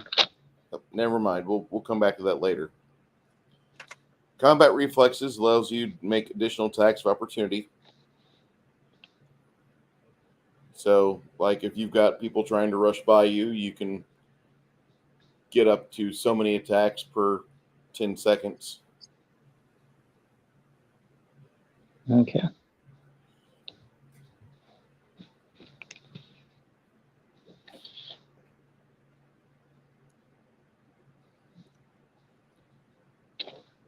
And then the other edge would be catch off guard, which for using an improvised melee weapon, you get no penalties for using it. So literally, you could use a broken bottle just as effectively as you could use a saber.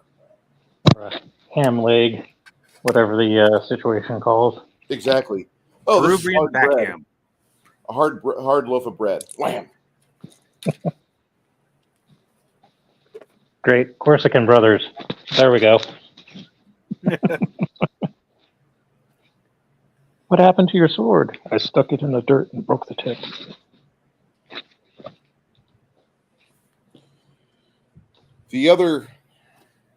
Actually, I wanted to give you a choice between three edges because of your intelligence not being as high as I thought it was. The other one would be eye for detail. Eye for detail. And so, eye for detail, what that does is that it gives you a bonus on a check that you make to find something and recall details about like a creature, an object, something that you observe for at least a minute. Also, it kind of forgives low die rolls on your perception checks.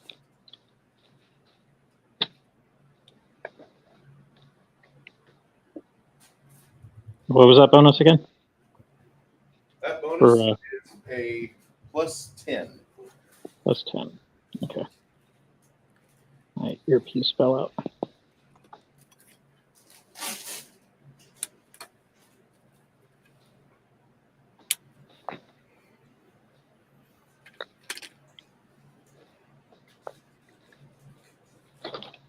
Well, damn, my character could be like super noticing jewel thief or Sam Spade, depending on how I want to play him.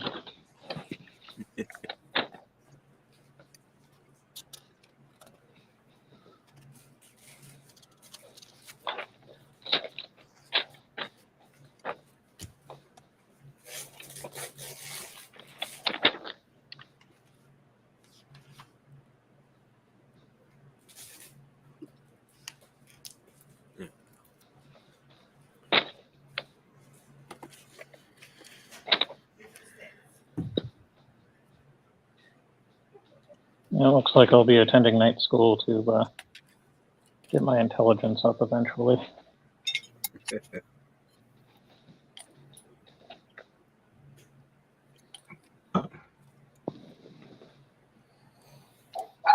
Did you ever play Path of Exile? No, I haven't. If My you brother guys did. are wanting to know my theory for game design for this, while Pathfinder and 3rd Edition and other tabletop RPGs are great, I'm eventually going to have a chart of where all these are at. And if you're wanting to know what that chart might look like, let me just pull up the skill tree.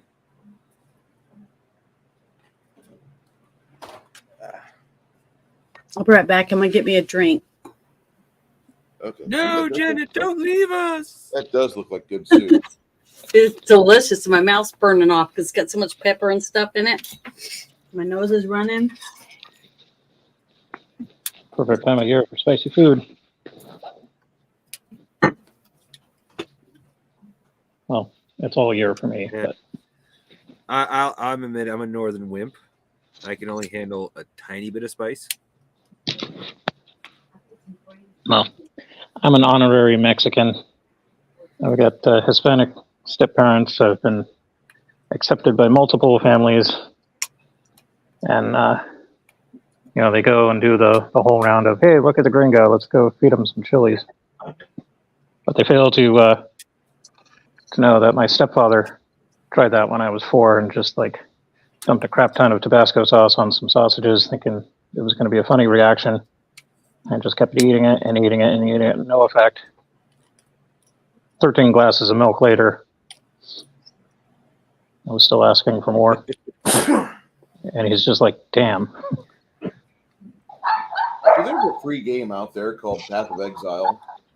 And you have this skill tree that you guys are like, what the fuck are we looking at, Bruce? Well, if you are Is that a recognizing sky this, chart or a skill tree? this is a skill tree. So you have 6 character classes to begin with.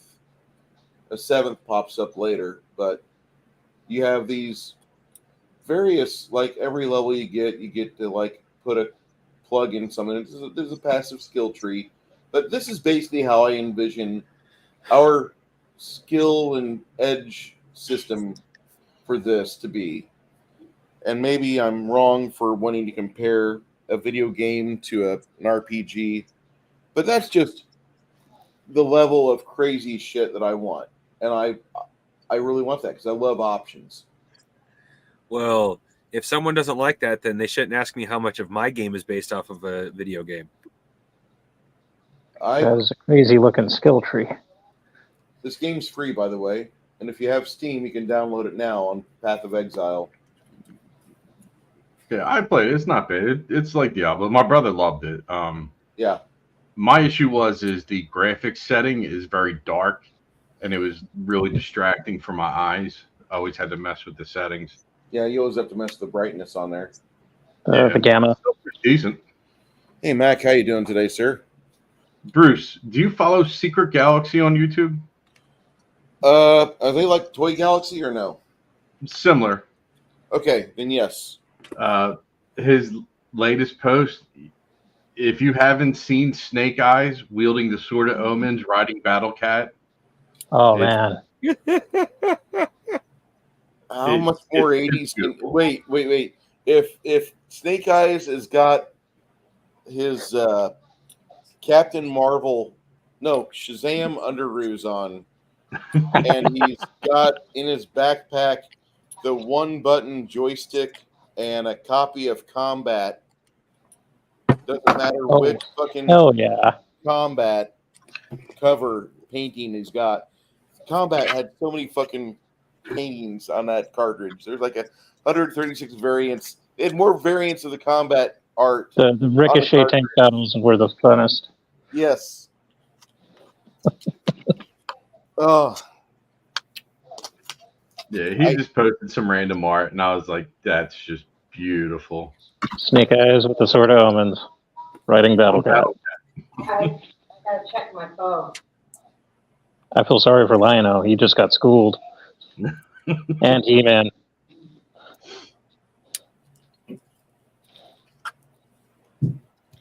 Also, Lemmy, I believe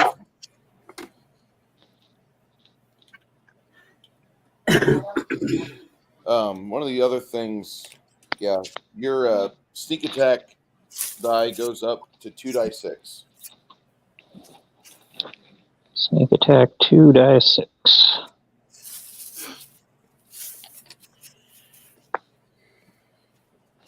You're also going to have something raise up called your trap sense. Oh, thank God. Because going to the bars and having to, look for an Adam's apple.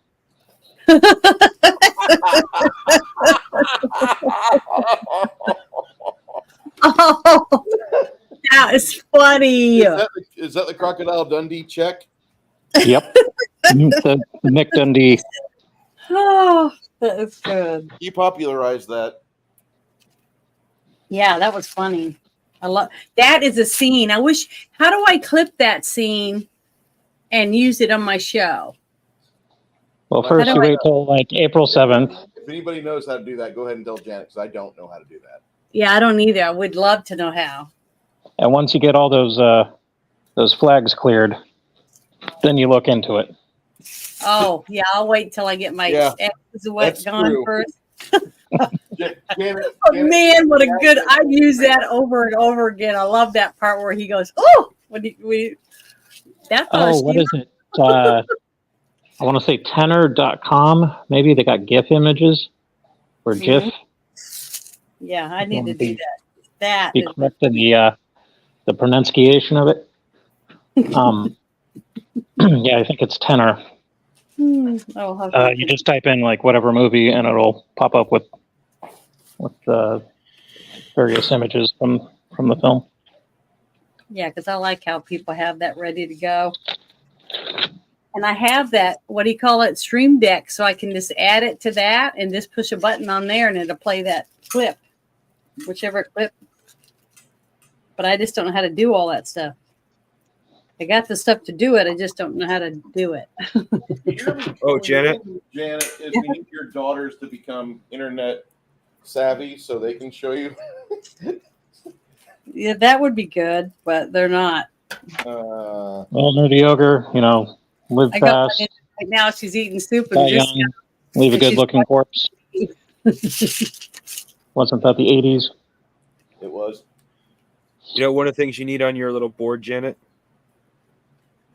Yeah, I believe there's an episode of Monty Python's Flying Circus where you can find it, where someone screams, "Witchcraft!"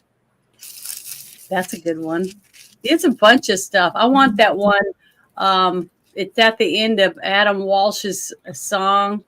And he says, "Uh-oh, here comes it's a flack of wah-wahs." I love that. I love to have that. Just stuff like that, little things like that I love, but I haven't heard it on anyone else's channel. Because I don't want something that everybody else is doing. I want something totally different. Has anyone done the Rickroll on something like that? I don't think so. Not I wouldn't that be I've heard. surprised. But I'm sure that someone has. So I'm just saying nobody. It's only a matter of time with this Neuralink that somebody's going to be hacking your brain. And then you got Rickroll going 24/7. Well, you got to remember, we're nothing basically but electrical impulses, anyways. Our bodies. I have a soul. Thank you very much. No, I have a soul too, but I mean, for someone to be able to walk by you and cater to my baser instincts and make you quiver or something like that. You know what I mean? From an impulse, electrical impulse. Scary. Okay, so you were saying about the trap sense. Mm-hmm. Yeah, trap sense. It's a way that you can find a woman that needs to go to Australia. That's exactly what he said. From Australia? I belong there. Yeah. What trap sense does is it gives you an intuitive sense that alerts you to danger from traps, giving you a +5% on your reflex made to avoid traps. +5. +5 dodge bonus against trap attacks made by the traps. And these bonuses go to a +2 at 6th and every 3rd level, up to infinity and beyond. But trap sense goes up every 3 levels by +5. Okay. Yeah, I got this one.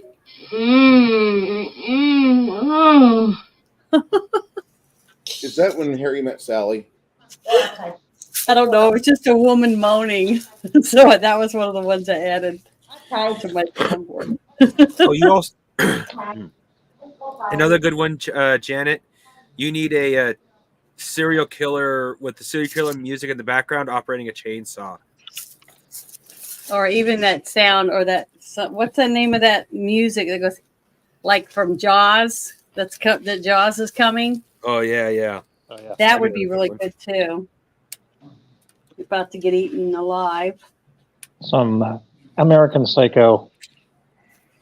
Yeah, that too. I mean, there's just so many cool sounds out there. And videos, a video too. It's funny. I like the one that Comics uses where he has him, Harrison Ford, pick the guy up and throw him out the window, and he said didn't have a ticket, whatever. No ticket. Yeah, so just stuff. I gotta have to look around and find some stuff. But yeah, you're right. I should wait till I am not on the verge of just being kicked off. Oh, it really sucks. Yes, YouTube really sucks. Wong. Yes. All right. I'm going to ask you for some information. You're 3rd level now. Janet's not the only one to get a base attack bonus. Every 3rd level you progress on your current path, you get a 5% base attack bonus. Okay, where am I going to write that? Base attack bonus. Well, over here.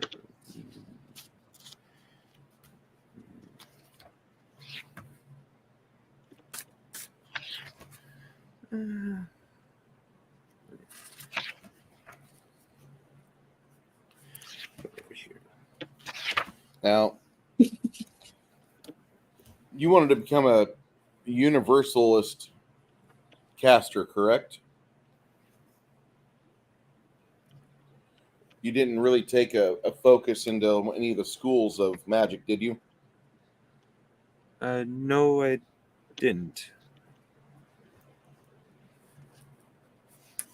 I hadn't really thought about what I wanted to be. I mean, Oh. thinking about it now, while you were talking to everyone else, it was like, possibility of being expecting into artificer, but would I do that long term? I don't know. For right now,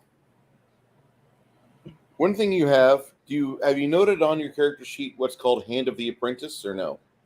And the apprentice. I don't think so. No, I haven't. All right. They teach you this handy dandy new thing called Hand of the Apprentice. Your melee weapon flies from your grasp and strikes a foe before flying back towards you and getting in your hand. So this was going to cost the same amount of time as a regular attack would. You can make a single attack using the melee weapon at a range of 30 feet or less. It's treated like a range attack with a thrown weapon, but you add your intelligence modifier, so you got like a 14 or 15 intelligence. You're gonna add a plus 10. You're gonna add a modifier based on your intelligence. Plus, your brand new 5% attack bonus. Okay. Well, I need to get like an enchanted knife or something then. And you can do this attack at this point in time 5 times a day. Okay. Just to be sure I got it right. What was it again? It's called Hand of the Apprentice. Okay, thank you.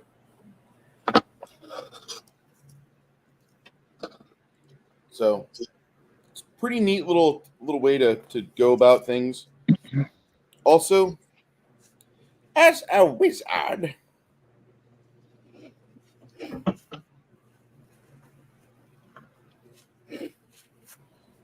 you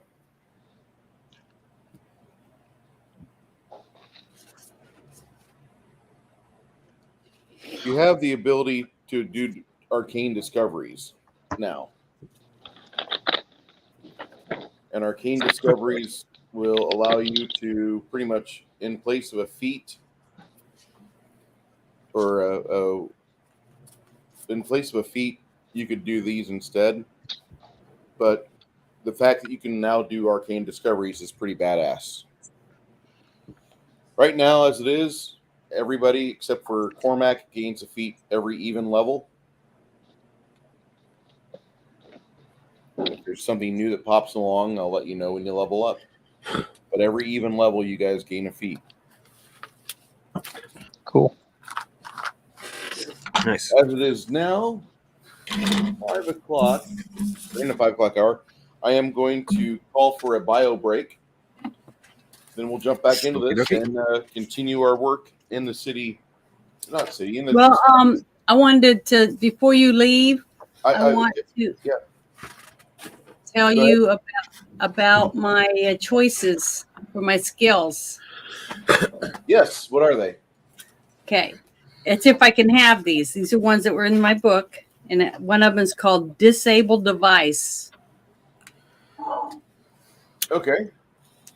And the next one, because I marked them in my book with paper. The second one was Fly. Okay. And then the next one was Heal. All right. And then the next one was Spellcraft. All right.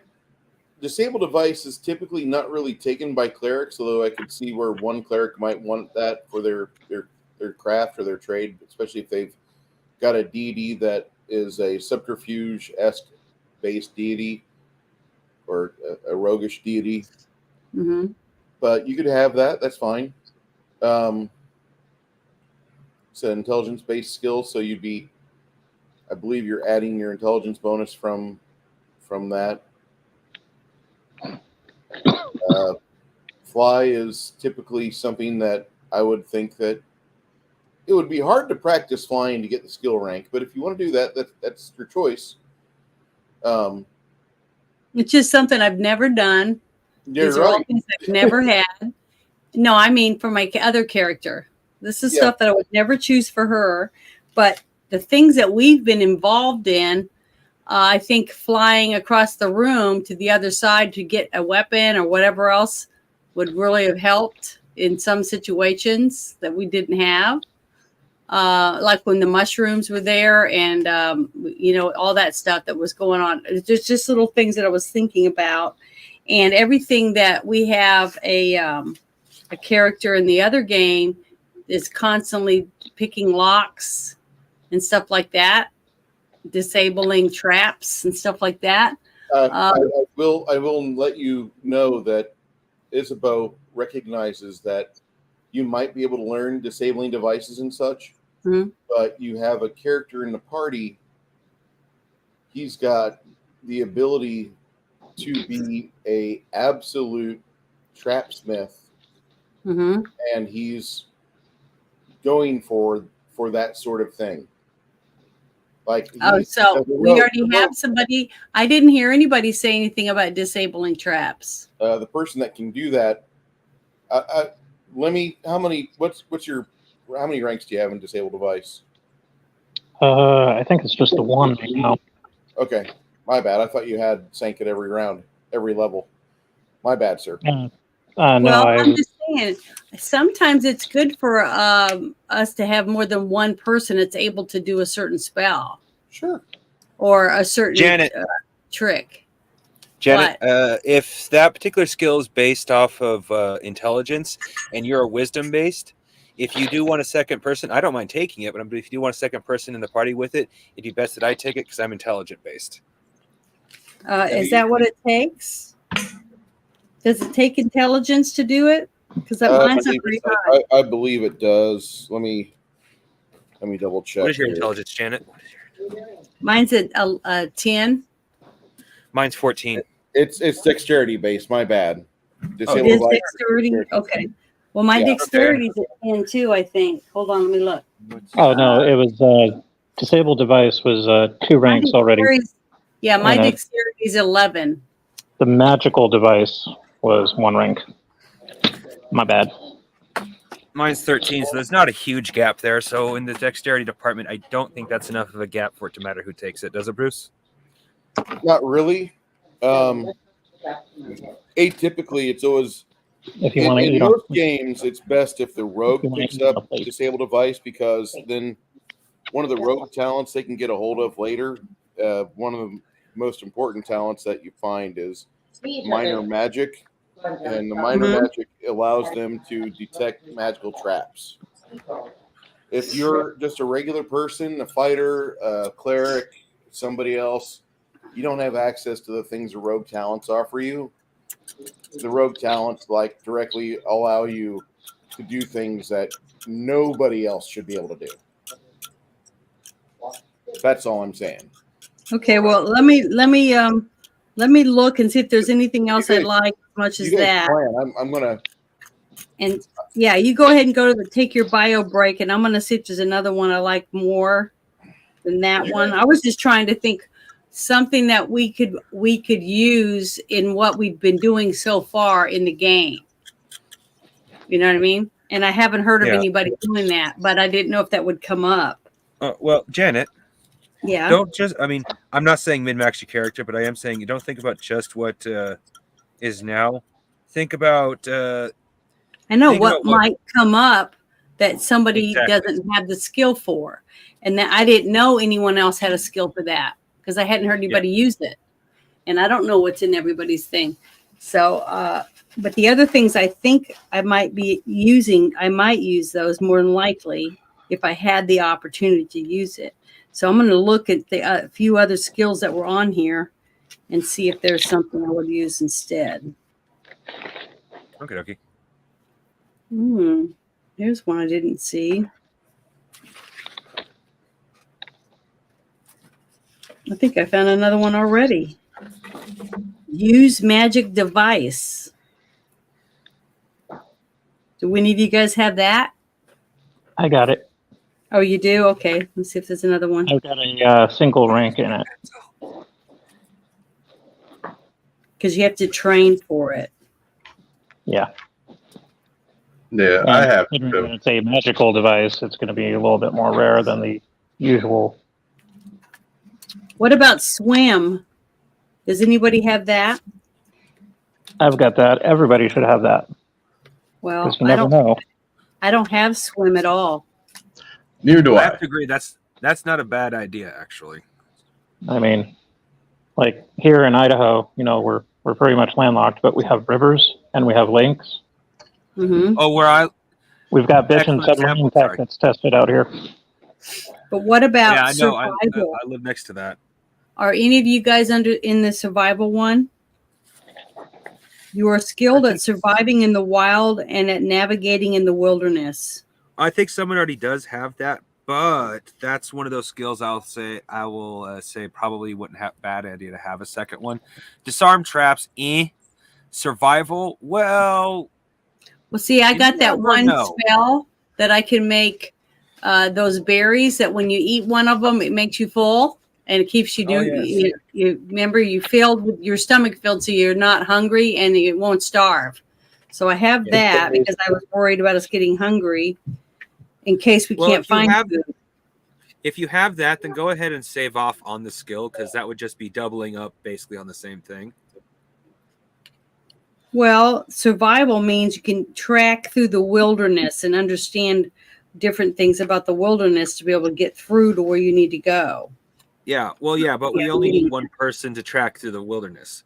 When it comes to gathering already have food in that? the wilderness, does somebody already have that? I'm pretty sure we do. I don't think I have it. If anyone has it, it'd be Cormac. And we don't have Bruce to answer that question. Well, when he comes back, I'll ask him because Yeah. it talks about what, survival on hard ground, firm ground, soft ground, all those different things. You know what I mean? Following tracks in the woods. It just looks like interesting things that we might need. And that's what I always look at. I always try to think of what can I do that's going to help the rest of us, all of us, not just myself. Now, does anybody have diplomacy? Yep. Yes. Yeah. Okay, I don't have that, so I don't really care if I have to make deals with anyone. It's kind of required in my profession. Yeah, my character's more social than anything. What about climbing? Do you guys have climbing on yours? Yep. Yeah. I don't. What about? I just don't see myself bluffing people like what you did earlier with the fiery hands. Well, that was Yeah, a you can do that diplomacy. That without was a me skill. trying diplomacy without the. Yeah, I but didn't realize it was a bluffing skill. isn't that what bluffing means? You do Well, I didn't something realize it was. to pull a bluff Well, yeah. on someone.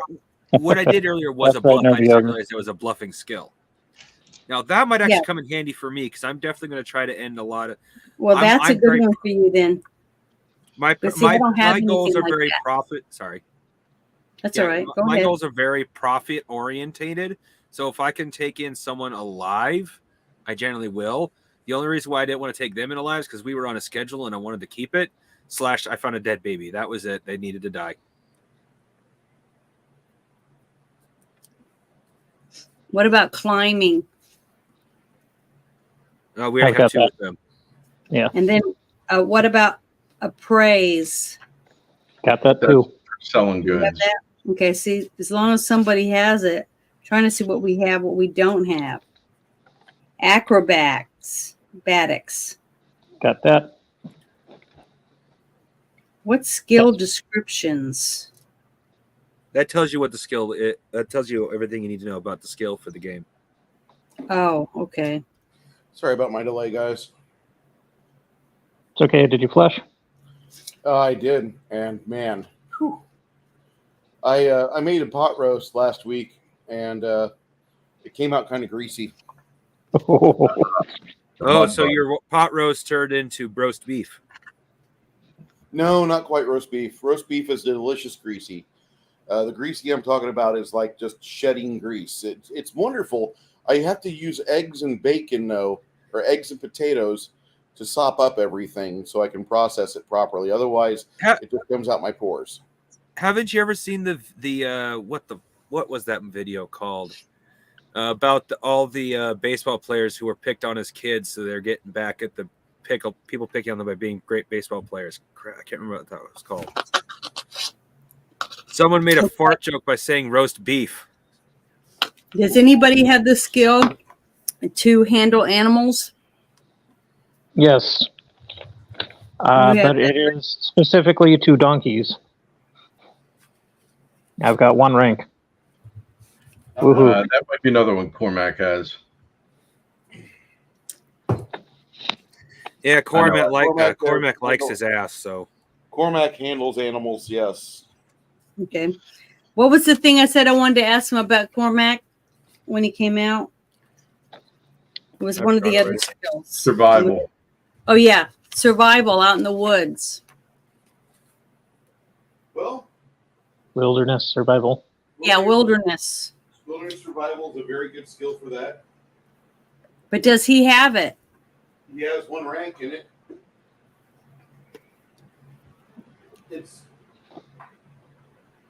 It's a rank that's really good to have. I'll say that much. But he hasn't invested much else into it yet. Okay, well, I think I'll swap my device one for survival because I think that fits my character, things that I think are important. You know what I mean? Sure. as good as what I was thinking I was going to get with that one. So I'm going to erase that off of here and put that on instead. But I want you to Jen, have it's it going to be written down. less Stroud. Do what? You're going to be less Stroud. Survivor woman. Well, I know a little bit about it naturally already, just because that's who I am. That's what I do. But I'm going to put that on my list. And then you said I add 1 point to something. Either you add an additional skill rank to your roster, or you get an additional hit point. Well, This is I your think favorite I'll add it to class. my roster. I'm keeping your favorite class bonus like what Pathfinder does, where you pick either a skill point or hit point after you level up. I think I will take my intelligence up from 10 to 11. No. You a skill point or hit point. Your What's it? intelligence. What's a skill point? What is that on? Skill rank. Rank of skills, like what you were talking about with the survival or disable device or fly. So I can pick one more of those if I don't want a hit point? Yes. Okay, well, I'm going to look in the book and take one more thing then. Because I'd rather have another skill like that. I think it'd be you can more only useful. have 3 ranks in any given skill. You're only 3rd level. Okay, that's fine. But let's see. Let's pick one more. I'll let you know what it is. There was another one I was looking at a while ago. Somebody already had it, but I think I'll use it anyways. Swim. That was what it was. Well, that's not an individually useful. That isn't. I should say that is not a group useful skill. That is an individually useful skill. So it's not a bad one to have. Skill that will possibly keep you alive. Yeah, that's what I mean. That's why I think I want that one.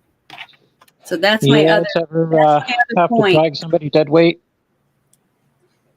Well, I Also- might need to swim out and get something for the rest of us. You know what I mean? Or I think what I'll aim for to at some point escape from myself. getting captured, I can swim away. See what I mean? I have that option. I think I like No that one's one. saying that's a bad idea, Janet. You don't have to try to convince us. Oh, I know. I just want you to know why I'm picking it.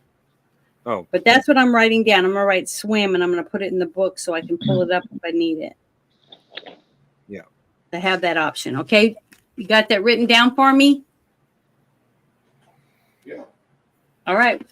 I'm done then. I'm finished. I got all my stuff taken care of. You can finish the rest of it.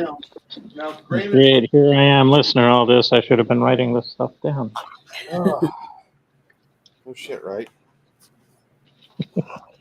That's what I've been trying to do, but it's just a mess. But at least I have it written down somewhere. You'll figure it out, okay? I know that sounds like a Todd Howardism. You'll figure it out. It just works. So eye for detail. Bonus on check. That's the that was the skill feat, right? I got a good Gotcha. advertisement for crab keg that I want to see about having my family sell. Not meant to replace the bar wench or the bodyguard or the bouncer, I should say. Meant to aid both. Because the crab can do both.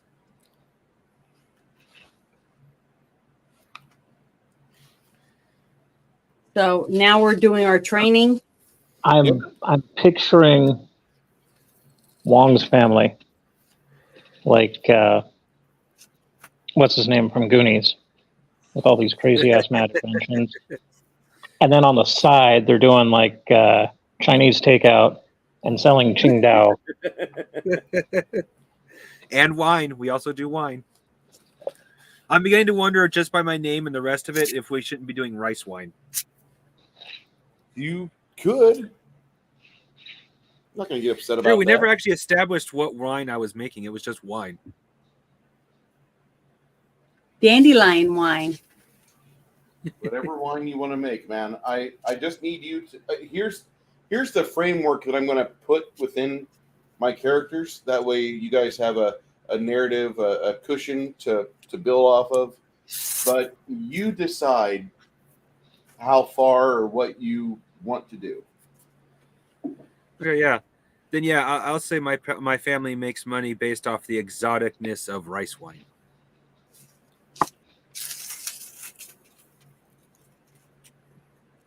Now we're at home, right? We're still at home. We're currently training, so yes.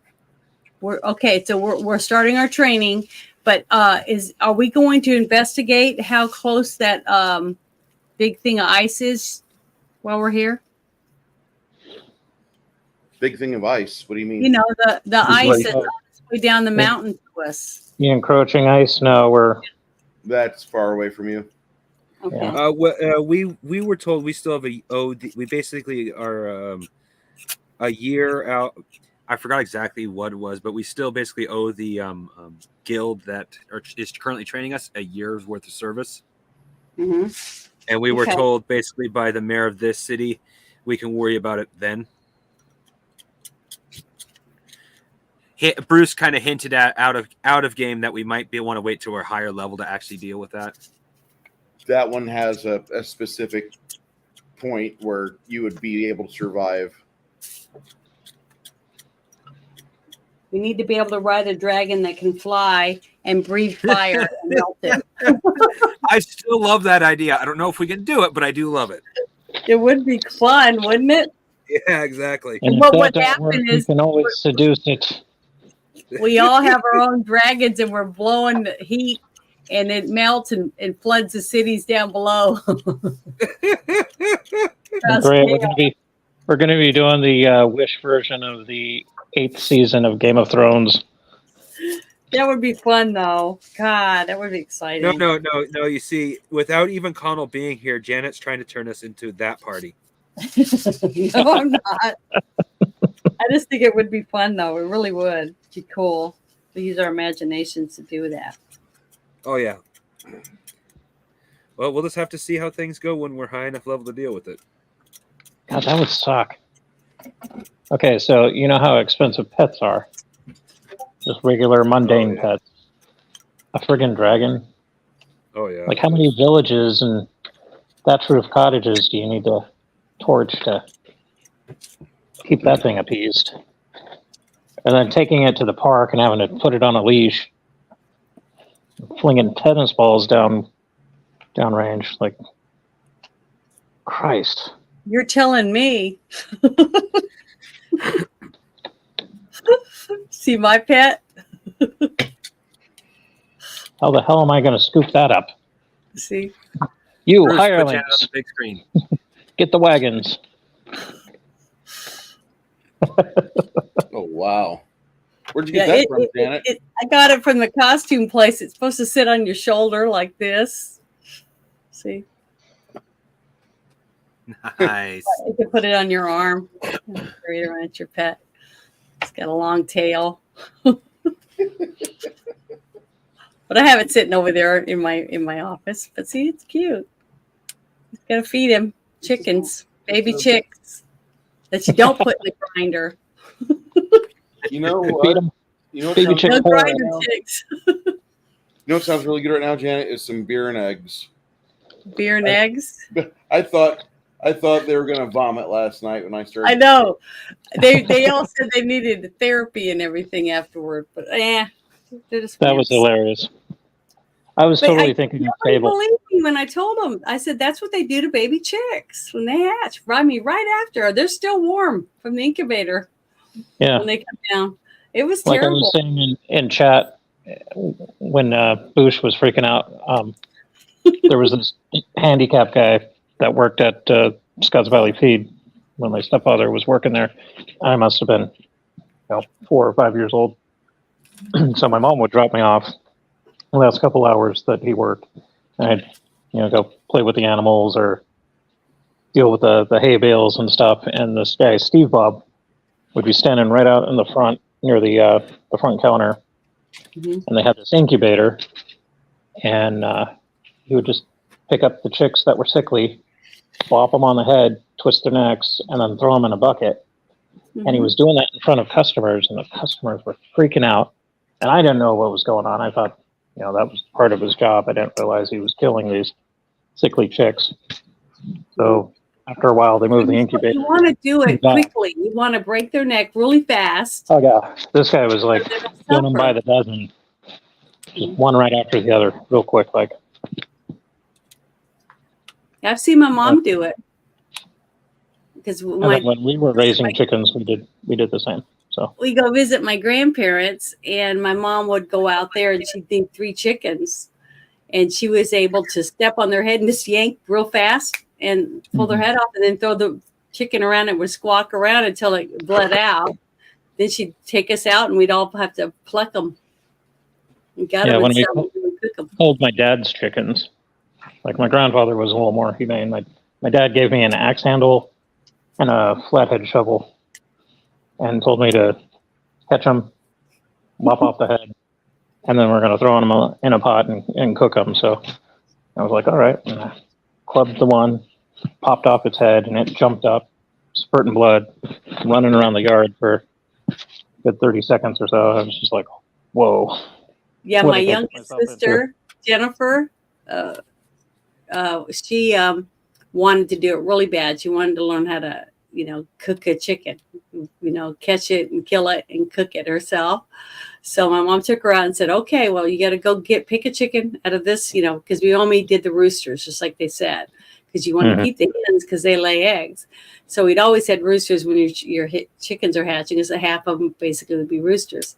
So she went and picked one out. She got it, and she said like this, and she's standing on it, and she pulls, but she just pulls the beak off of it because she's wearing flip-flops. Oh no. So it's just running around squawking. It's bleeding and stuff, but it has no beak. So we're all having to chase this chicken. And finally, Grandma comes out with a big blanket and throws it and lands on top of it, and we're able to catch it. So she was smart. I guess she dealt with that before, but Jennifer cried. She had nightmares after it and stuff because she tortured that chicken. But we all have to learn, if you're going to eat and you have to take care of yourself. Back in the, when our grandparents were little kids, that's what they had to do. They had to know how to do it. Just like a deer or a squirrel or a fish, you got to catch it and clean it. If you catch it and kill it, you got to clean it up and eat it, because that's a waste. I was taught a really good trick for cleaning a fish. You cut all the way into the guts along the belly, right here at the base. Well, actually, just slightly under the chin, so you got all the way there. Then you go just behind the gills, or is it just before the gills? Either just behind the gills, because the gills are usually on the head. Cut about half to 3/4 of the way through. Well, I think actually 3/4 of the way through. Then you take the head and just rip what's left off, and it'll take the guts out. Yeah, most of the time that'll work. But it depends on what kind of fish, because the catfish, you have to take the skin completely off or scrape it and get the poison out of its skin. I did not know catfish were poisonous. Casters, those of you that are casters, and I'm going to include Quinn in this, but Isabeau and Mongoose, you guys don't forget to raise your mana pool, your arcane pool, whatever you call it. Right. Yes, thank you. What's the mana go up to? Well, yours goes up 3 times your wisdom. 3 times my wisdom. Okay. Yes. And mine goes up. Well, not by that amount. It goes up to 3 times your wisdom. Excuse me. According to Bruce, your base level, your base amount is 3 times, in your case, your wisdom, my intelligence. Not 3 times. It's your times your level, and now we're level 3. Sorry. I'm trying to remember the system. Okay.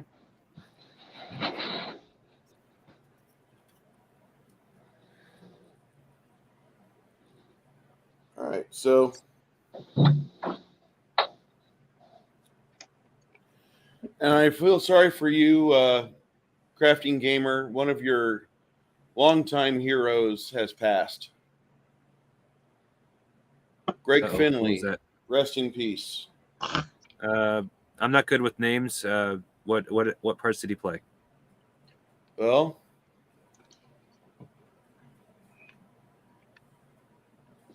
he was close friends with Magic Johnson. Nope. Who passed away? Different guy. Fellow Who died? Greg Finley. And Greg Finley was the voice of Captain Henry J. Gloval on the Robotech series. Ah, okay. And I know you've seen that a fuck ton of times.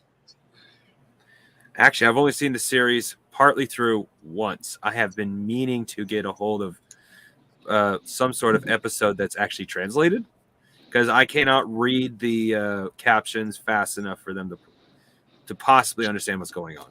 Should be tons of it on YouTube. Yeah. Yeah, by now, Really? 40 some odd years later. That's how I watch my Tranzor Z and Star Blazers. Oh my god! I've been able to I used find- watch the shit out of Tranzor Z. I've been able to find the untranslated versions. Maybe I should look harder. Oh crap, the neighbor kid's coming to the door.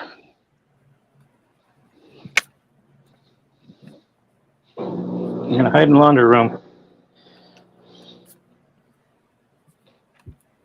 Who's coming? It's the Sounds neighbor like a kid. kid playing hide and seek. He wants his $2. Pay me for mowing your yard last summer. 2 weeks ago, our other neighbor was selling candy bars, and I felt really bad because didn't have any cash. We had just gone to the store. Bidenomics wiped us out. Now this kid tends to knock toys over the fence. How's that possible? This is the best economy in our lives. CNN told me last night. Oh, he's talking to Eric. Oh, cool. Yeah, let him talk to Eric. I don't have to hide.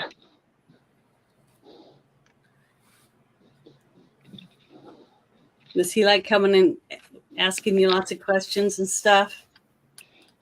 Sort of like he's gotten older now, so it's less annoying. Not 100% not annoying. Oops. Give him a pack of dice and an old RPG book and be like, I'll see you in 10 years, kid. No, I'll just find him over the fence. The kid's built different. His family's cool. Oh, speaking of dice, Janet, I sent you a dice Correct, box. Marty, correct. Yeah. And I sent you it was a mismatching set. And it's like, I want to send Janet a set of dice, but I can't find any of the sets I'm willing to give up. Hey, wait a second. I got like literally a mismatched set that was never completed of dice. Oh, so you sent me that too? Yes. Great.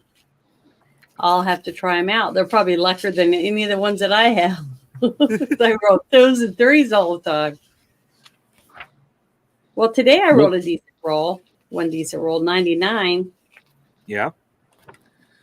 Yeah, I got 100, so like either the curse is wearing off or I got the right combination of mixed match dice. Well, these dice, these yellow ones, I've never used before, so I've got them out. We're gonna see if they keep working good. You know, when it comes to that sort of thing, I'm lucky as the type of caster I am. I hardly ever have to roll dice. 8 or 9 different sets, complete sets, and none of them as a complete set have worked for me. I actually have the same problem. They all suck. They roll shit. And this is like a quarter of my dice. I think I have more in storage somewhere. I'm not Probably gonna lie. lost 10 times over that. I think I had 10 pounds of dice. Pretty bad. I've lost more dice than you guys could own.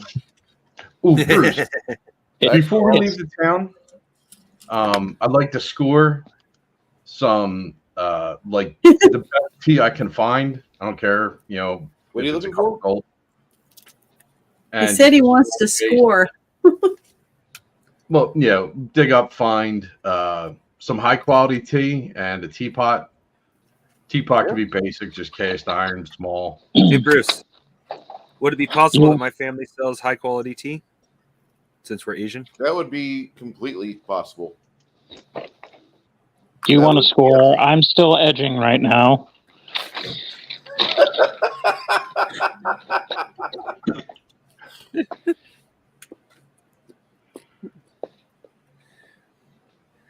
Well, I offer my companions some of nerdy. my family's tea for free.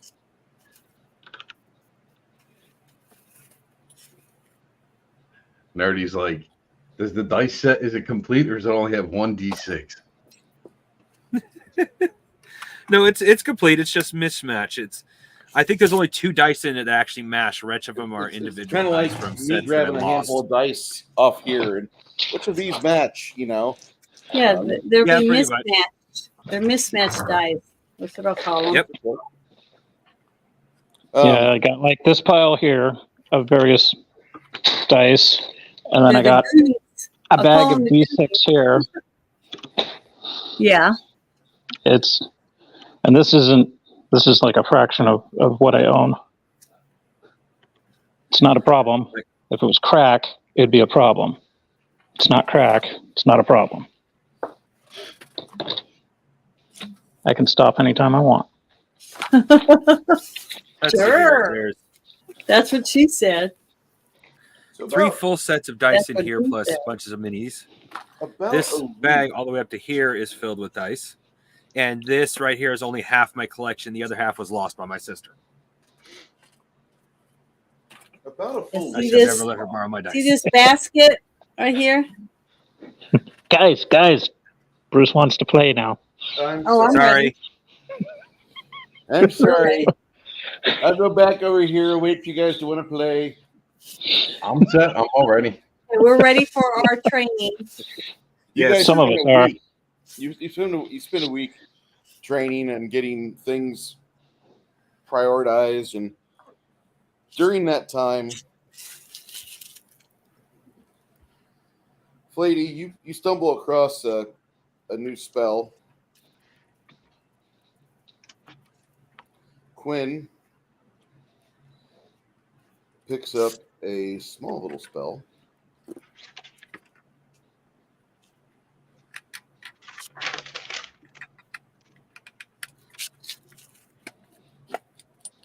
Actually, you find 3 of them. You find Magic Aura,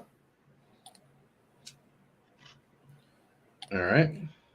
you also find a spell called Magic Mouth, and you find a spell called Silent Image, if you did not have it before.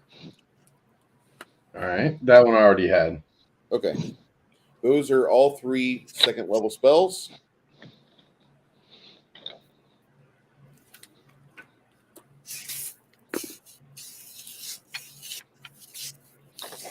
All right. And do you have Hideous Laughter? Yes, I actually used it once Yeah, already. I thought you'd use that. What about Expeditious Retreat? I have it, but I was only hypothesizing using it on that sex demon. Yeah.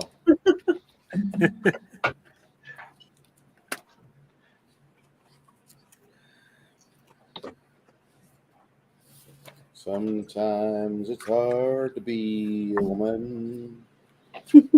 All your love. Okay. The other spell you stumble across, once you find out that you actually have like a guy that's Joe Walsh-esque in your town, he proves to be troublesome one day as you're just trying to get some food from one of the local vendors that they've got a shop. You come up with a spell called Fumble Tongue. Ooh. Fumble Tongue is a neat little second level spell. Its casting time is 8. Requires verbal and somatic components. It's a close range spell. It'll last a D4 round. Actually, it'll last for about 30 seconds. A will saving throw negates. Spell resistance negates. But it causes somebody to completely Biden off. They're unable to speak intelligibly. Any effort they make to talk, any language comes out as a useless mix of unconnected words and noises. Even magic words are affected, and they have a 20% spell failure for any spell they try to cast with verbal components, and 20% chance to incorrectly use a command word to activate magic items. Oh, this is beautiful. So it's like taking a public speaking course from Ozzy Osbourne. Like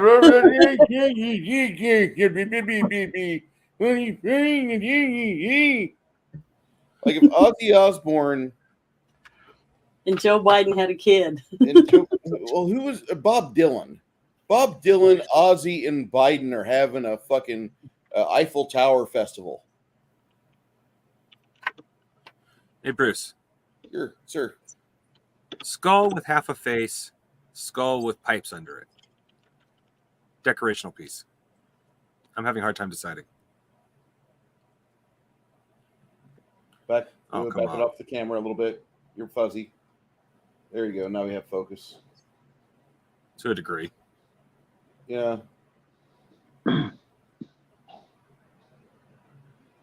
My dad used to do a really good impersonation of Bob Dylan.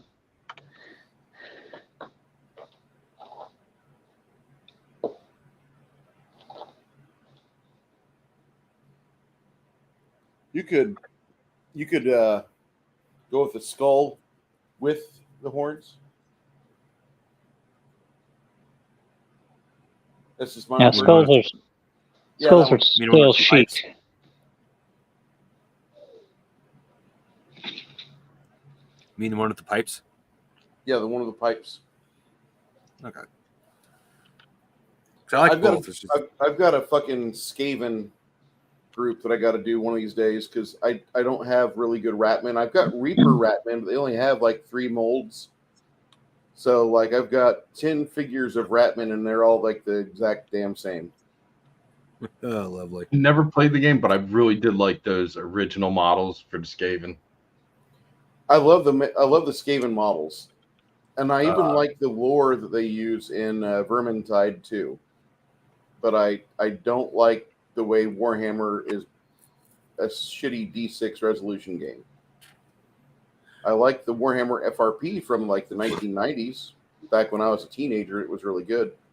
Need a D10 and need a D6. That's all you need. Yeah. Great game. Third edition, they combined all the books together.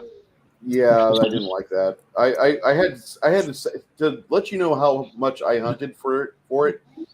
I actually had a Realms of Magic book, the book. I spent Nice. $70 on that book. It had 5th level spells for high magic elves, but the slam they only got 4th level spells. It was like a what the fuckism. My friend loved the fact that all the books were combined. You could just throw it into his backpack with Yes. like a notepad You and a could handful have- of dice. You could have all the books you needed in your backpack, a 6-pack of your favorite carbonated drink, your Trapper Keeper, and room for dice and pencils. Yeah. Okay, so that's the spells that you get there, Quinn, over the course of your studies. All right.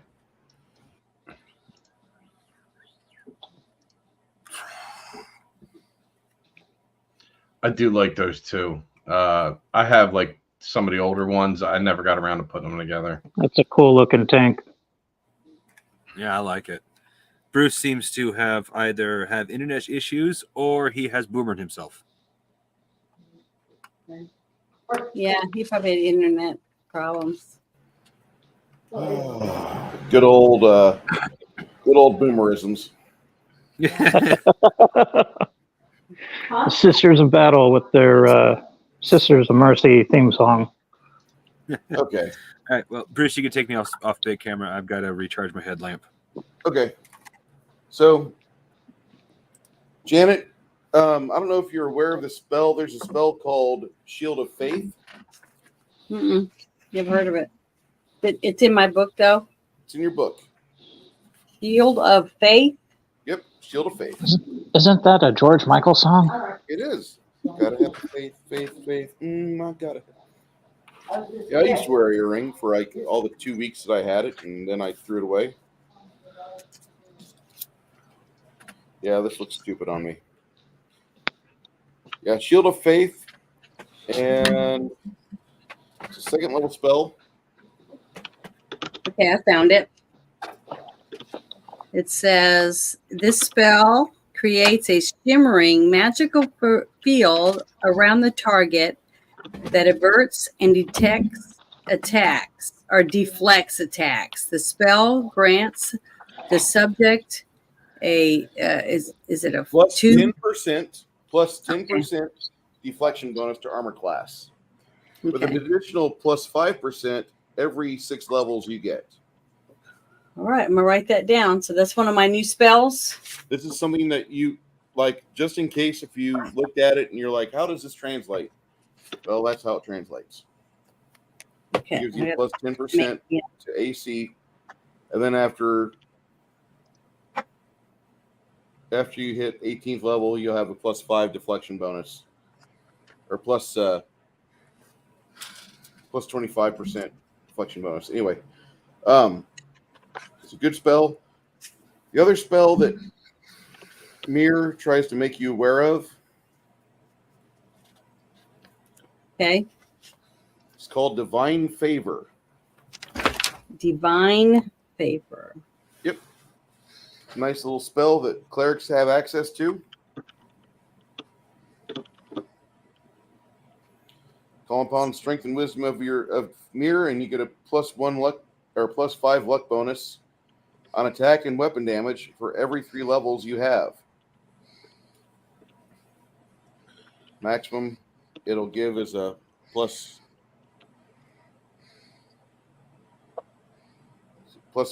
to attack. So minimum would be +5, and maximum be +15. It caps out at 9th level. It gives you a +3 damage bonus and a +15 attack bonus. Okay. That only applies to martial weapon damage, not to any spell damage you do. All right. I got that. All right. Thank you. Those are 2 spells that Mirror wants to make you aware of. Okay. Thank you very much. I will practice them. And for Mongoose. I love that name. It's a great name for a character. I'm not sorry at all. All right. The first spell you learn that is 3rd level is Arcane Lock. Arcane lock. Okay. Arcane Lock. Yeah, it magically locks a portal or a chest. Okay.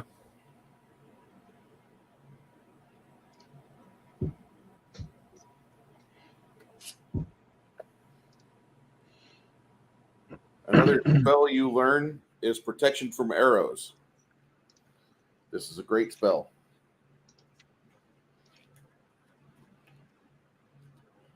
Protection from Arrows. It's going to piss off all the elves. Stupid knife ears. Well, what it does is it gives you a resistance to range weapon damage. You get a damage reduction of 10/magic Okay. against range weapons. That's useful.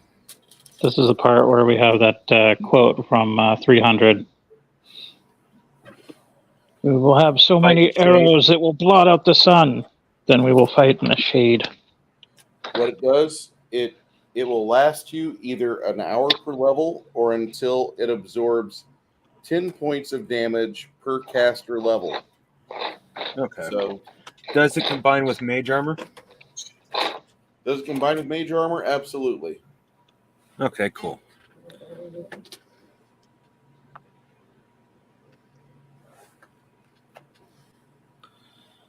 Another spell that you don't have to take. Oh, by the way, these 2 spells their third level, Yeah. they each take up 4 pages in your spell book. Okay.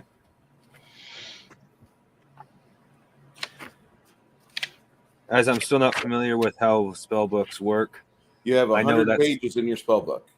let's say I'm And- pretty sure I'm starting to run out of pages. Yeah, you have 100 pages. Every first level spell costs a page. Second level spells cost 2 pages. From there, Okay. it kind of varies on up. Okay. But the way that you get your spells is you'll have one spell book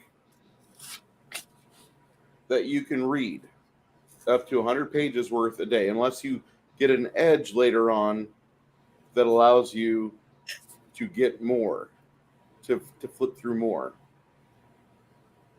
So you'll have the ability to have different spell books. You can write new spell books and such. So you can have your best spells for the road, your best spells for in town, your preparation spells for like today's big battle day, that sort of thing. And I expect you to, like, this isn't like D&D where they tell you your spell book is a sacred thing and it's never to leave your home and it's supposed to be under lock and key. No, you have traveling spell books. That's how we treat these. And these traveling spell books are very good. They're 100 pages each in them, and that's what a standard wizard can read up to 100 pages in an hour's time. And that's how those spells in that spell book are the ones he can have. You can have 40 spell books. You can read up to 100 pages in the morning, get your mana ready, and whatever 100 pages you read, that's it. You're not flipping through different spell books. You have to optimize all your spells you really love into one spell book. All right. Think of the 1980s art of having mixtapes. When you have only like 15 albums at home, like making a mixtape's pretty easy, right? Well, shit, I only have 60 minutes to record music on. I got to pour through 100 different fucking vinyls to make a mixtape. Fuck. That's kind of the art. Till they start coming out with 2-hour tapes. I've still got half of mine. How many seconds is a level 3 spell? Level 3 spell costs 9 seconds. 9 seconds. Okay, thank you. Good Lord, that's a lot of time.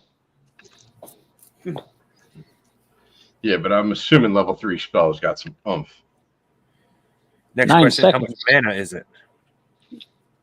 9 mana, 9 seconds. Okay, thank you. That's like a third of the loving time I give my woman. So, third of the loving time I give my woman. Holy shit, that's funny. Okay. Now, here's some other spells. You don't have to take these, but they're options for you. Okay. Bungle.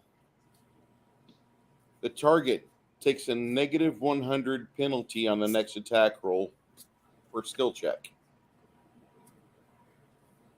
It's a second level spell if you want it. Okay, let me think about that. Might be useful.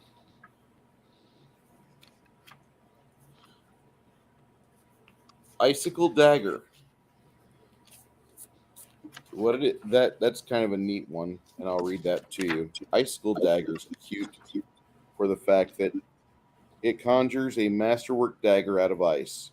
It deals a point of cold damage in addition to normal dagger damage. If it leaves your hand for more than a round, it melts and spell ends. At 6th caster level, it functions like a +1 frost dagger. At 11th caster level, it gains your returning property when you throw it, melting away and reforming in your hand just before the next turn. So you get one throw with it, then next turn happens. But you should dress up as a blue ninja when you do it. Actually, with the hand of the apprentice, that would actually be a very useful spell.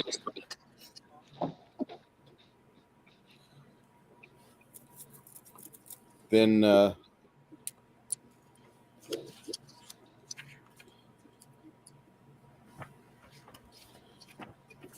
The last spell that you option for is called Share Memory. This is a 3rd level spell. You momentarily link your mind with a target and share a single memory of no longer than 1 minute. You show the target one of your memories and show the target one of its own memories, or you can view the target's memories. It's a divination spell. Okay. Do I get just one? You get one of those 3. One of those 3. Ooh. That is a hard decision. The first one, I could see how that would be useful. But the Ice Dagger and the Memory one, ooh, those... Well, it's still early in the game. I'll start with the Ice Dagger because I can use that immediately and see about getting the Memory next level. All right. Ice Dagger's casting time is going to be 8. So it's a level 2 spell. Okay.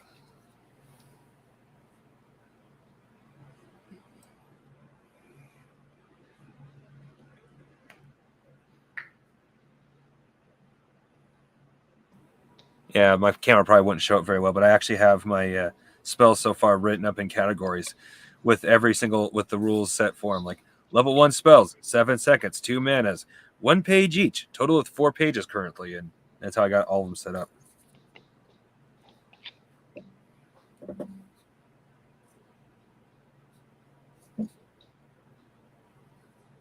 Now, the other thing that changes is that whenever you cast Magic Missile, same mana price, but you get 2 missiles off of it.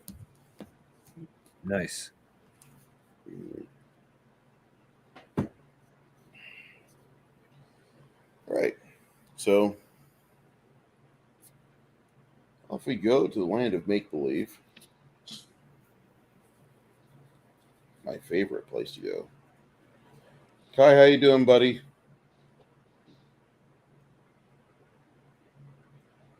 You're here in the little city of Go Both. It's not a big city. It's like 3,000 people or less usually.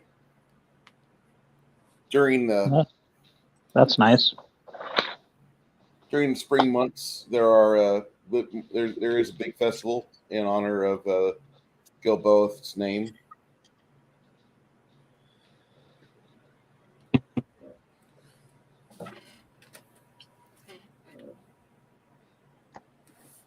Welcome to Dunhavenwood. Nothing happens here. Actually, quite a bit could happen there. Yeah.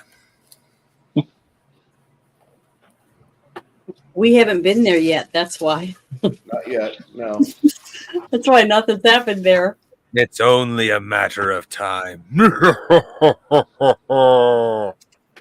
Celebrate Valentine's Day. Oh, what's that? Well, it's a pagan sex holiday, and we happen to burn 2 martyrs, and now we celebrate with these little kitschy Valentine's cards and a box of chocolates.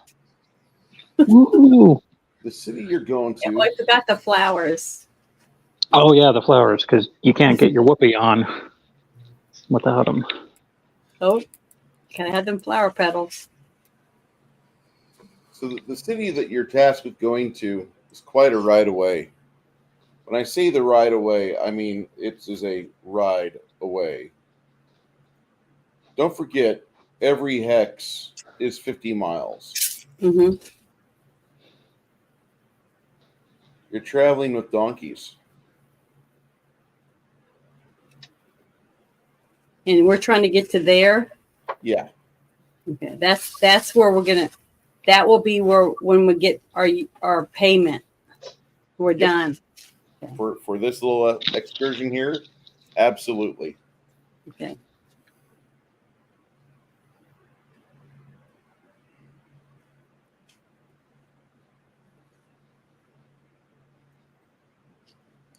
So, Like at the end of the week, your training wraps up. You're happy. 300 to Care Dyer. Yes, sir. Good God. If only somebody would invent the Cybertruck.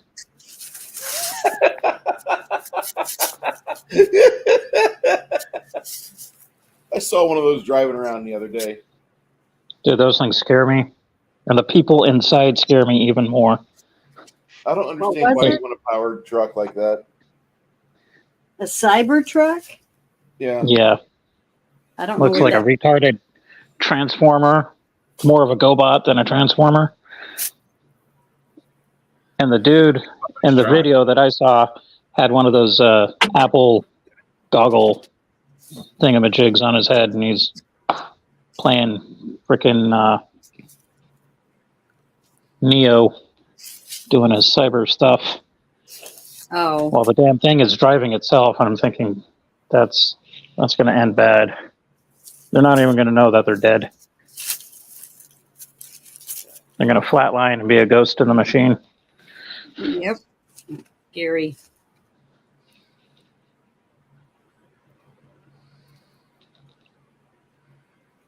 Yeah, so you're going over here to Varzaf.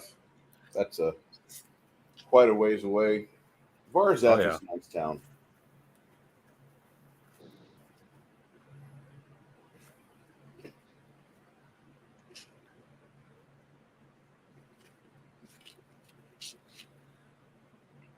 What kind of people are in Varzaf?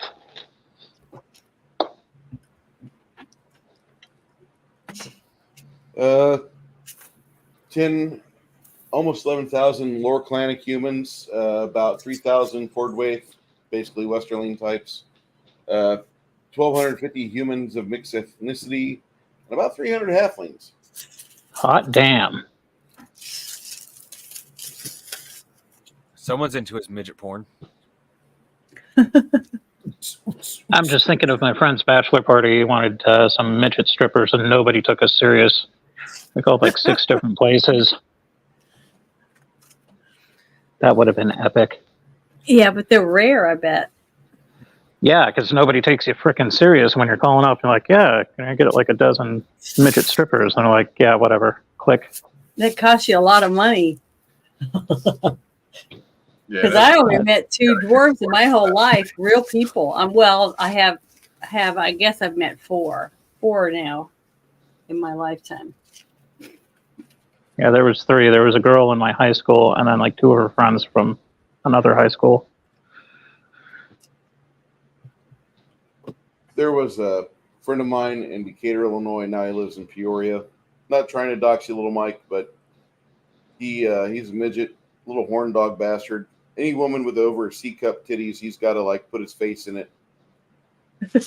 That's his thing. Like he stands so high, and it's kind of sad for the ladies because during flu and cold season, I almost said flu and tick season. Flu and cold season, he's like not exactly a happy man, and neither are they because he's snotting right in their boob cleavage. But God, I love hanging out with him, and he's just a fun little son of a bitch. Was he a dwarf or a midget? What's the difference? Okay, a midget has perfect arms and legs that match their body size. A dwarf has a normal sized torso with short arms and legs. He's got short Tom Thumb, the famous Tom Thumb, was a midget. He's the guy from Game of Thrones is a dwarf. That's the difference. Okay, this guy's more like Peter Dinklage. Nations, I just put a picture in So he's a dwarf. beta test just for you. So he's a dwarf then. Okay, yeah, he's a dwarf, definite dwarf. Time bandits. Yeah. Because there's different types of dwarfism, but there's more. Being a midget is more rare than one of the classics of fantasy pre-Lord of the Rings. Yeah. Oh. So, Six Nations, did you hear what I said? No, what was that? I put a picture in the beta test just for you. Oh, sweet.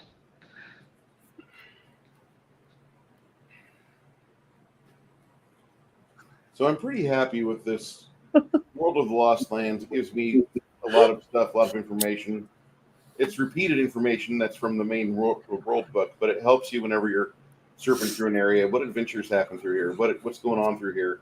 and then you can see it and put it together. If you have this and the book together, it's fucking invaluable.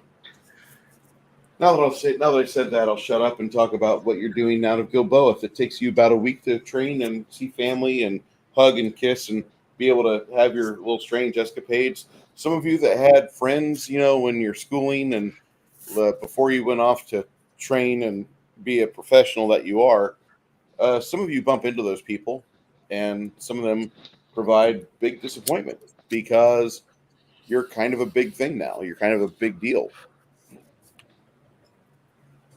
So everybody that ignored you, that used to ignore you, now want to be your best friend. Yeah, and it's funny now because they're doing the same thing they were before. Like they're still doing their little bit of kush, or they're still involving themselves with little slut from the bar, or they're kind of doing the things they shouldn't be doing. And here you are, you came back to town to train at the local, and after you leave, the union reps leave, they've got other places to go. They've got to zoom off, try to beat feet back to Eklund and get in touch with some parties there because they should be reuniting with them. But you've got to get up to Varzaf, and they were supposed to send a possible separate group out to guard the donkeys to take them up there, but they'll wait a few days to depart.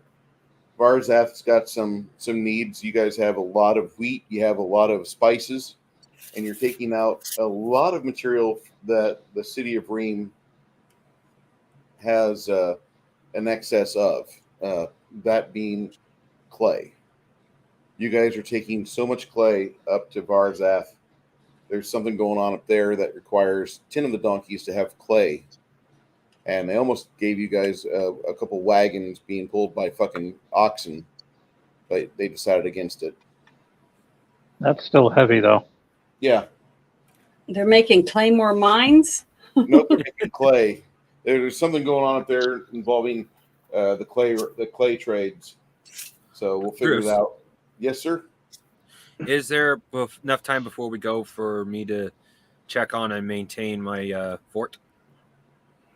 That's on your way up into down Avonwood. That's literally on the route. Oh, and given the fact it's a distance out of town, we can use it as a place to stay for a night. Nice. Correct. It's about 50 miles north of Gilboa, if my map is right. If it's not already infested with something else. That's why I wanted to check on it. Was just like those guys that want us dead. I hope not, because if it's going to be goblins, I'm probably going to fly into a murderous rage. Can't say as I blame you. Okay, well, about 4 days later, you come across a small pass and see that your little shadowed keep is inhabited. There's some smoke trailing out from one of the chimneys. Son of a bitch must pay. Good thing I always keep the deed on me. It means that if someone kills me, they can get my deed, but if they kill me, well, what do I care? But what if it's Castle Anthrax? I don't think that's my problem anymore if I'm dead. But you died by Snoo. Well, if I died by Snoo, she deserves my keep then. You approach the keep. Stop sharing this. You approach the keep, and hey, RPG Grandma. Welcome back. Along the walls, you see looks like some friendly salutes coming off the walls. Oh. How do you guys respond? Have you come to defend my keep for whatever reason? I'll come down. I can't hear you. Well, that's promising. It's better than hot oil. One woman is dressed in full plate, and she has the charisma of Race Skywalker Palpatine. Another woman has a long flowing red cape and a long saber on her hip. And the whole time she kind of looks at your group along with all the donkeys, along with your material on the sides of your wagons. And she seems to be a little bit better at ease, although she's not given any actual joy to her face. She at least doesn't seem like she's going to be a threatening cunt. Yeah. The woman who hailed you puts away her long sword, and she has a compound longbow she has as well. She says, "No, shouting from the walls. I'd come down and talk to you. I think you're the people that we're supposed to be helping." Oh my God. Are they hirelings? Well, I am Wong Hung Long, also known, preferably known as the Mongoose. The blonde-haired woman blushes, and she says, "Mongoose, my name is Raspberry. These are my Greetings. ladies, and we have a small group that is here on guard duty for the foreseeable future, because that's what the guild told us to do." And at that point, she produces a letter from the guild in Ream. And if you want to read it, I'll read it to you. Yes, please. Raspberry, it has come to our attention that due to some financial and situational losses with your mercenary band, we feel it would be best to reinforce your group, but yet house you in an area that would provide you the best way to proceed forward, maintain your guild membership, and provide a needed service for the community along a dangerous avenue.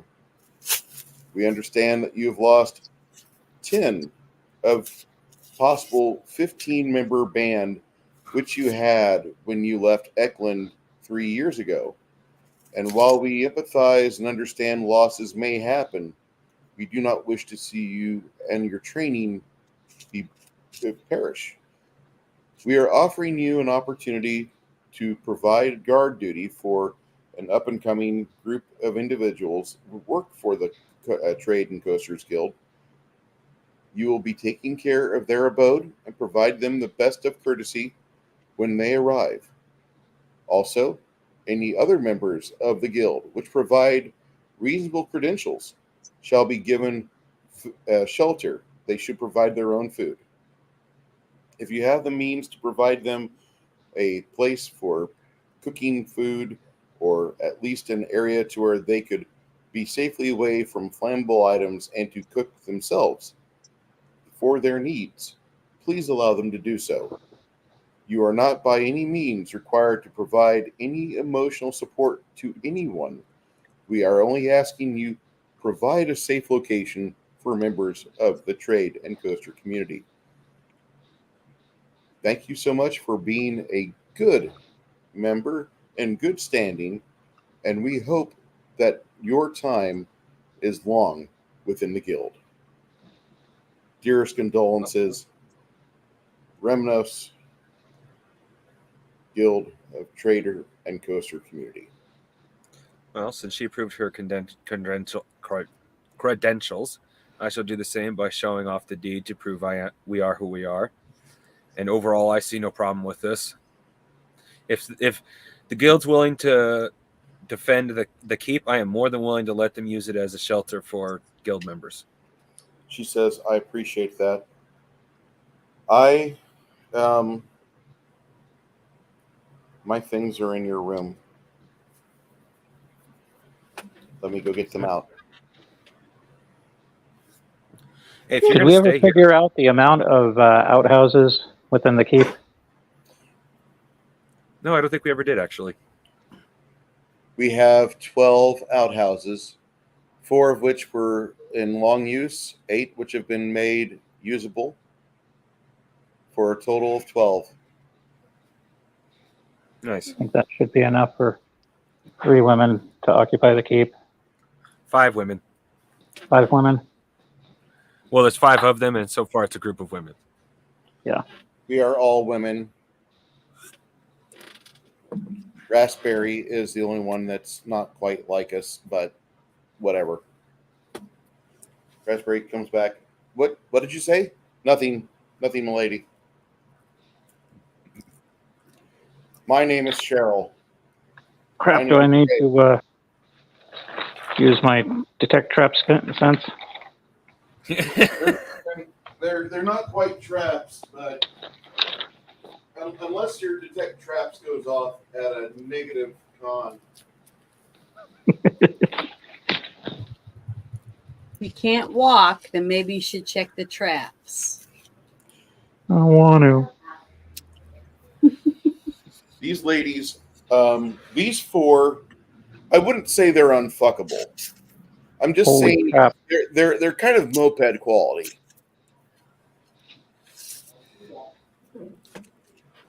What does that mean? You can ride them, but don't do it in front of your friends. Oh, That's the one that goes out the back door of the barracks. Yeah. oh my God, you guys! I never Kind of heard like that. a Kawasaki moped. You know, they're fun to ride around town. You just don't want to be seen in front of your biker friends with it. Oh, okay, makes sense now. You're welcome. What do you call a man moped? Me? What? I would call him a Carl, but A that's scooter? I thought Carl because there's a guy in our old group named Carl, and Carl just espoused all the things that were unfuckable traits. I mean, he quartered a pie and ate it without a plate in front of us, and we watched his beard gnomes pop out and help chug all the crumbs into his mouth. That's disgusting. A male moped would be Private Potato. Private Potato, yes. Into the sky. It's not so much the looks, it's the mannerisms. Nobody wants that. And anybody who does, they don't want to admit it. I wonder if we do have a Private Potato.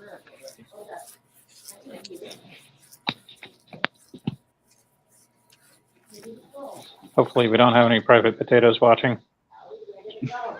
We may have a Private Potato.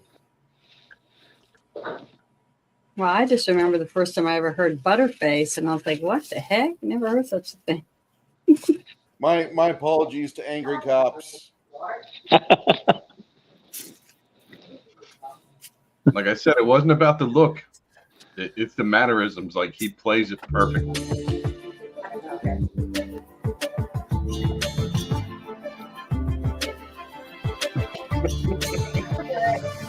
Hey, give me that. And the BCGs. Drop it. God, This is the story of a person For you. who is an infantryman. I can't believe that's a Nation's legit iconic commercial soldier too. at the forefront of the battlefield. That's the part about it that hurts me. I don't understand why they thought they could recruit. No wonder recruiting went negative. It begins in Utah with a little boy raised by a dad and 11 moms. I had a typical childhood, abstaining from all sin and trying to convert people in African countries to Mormonism. This isn't real. No, it's not. It's a parody, but beautiful. Yeah, that's what I'm saying. It's the backstory of Private Potato. The I animation also part broke- wasn't real. But hey Bruce, we gotta review the movie the Jerk with Steve Martin. Oh yeah. We'll get in trouble for that one, but it'll be fun.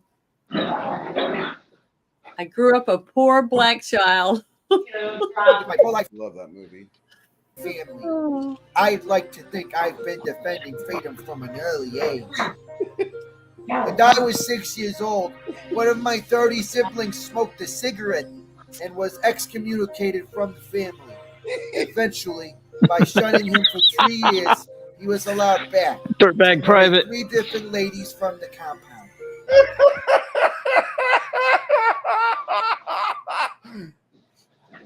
I finished homeschool in the middle of my 30th birthday and then escaped from the compound just outside of the Mexican border. Okay, Orgasmo. but I needed Needs more. to be on the list too. Janet, have you seen Orgasmo? I've I never second seen that. it. Okay. Sure, I can survive in the wilderness, but I've never had sex with a human woman. One day, after sleeping in the mall parking garage, I saw a recruiter, and he gave me a backpack and a water bottle. Now I'm showering naked in open bay showers with 200 other dudes. I am Private Potato, and I answered the calling.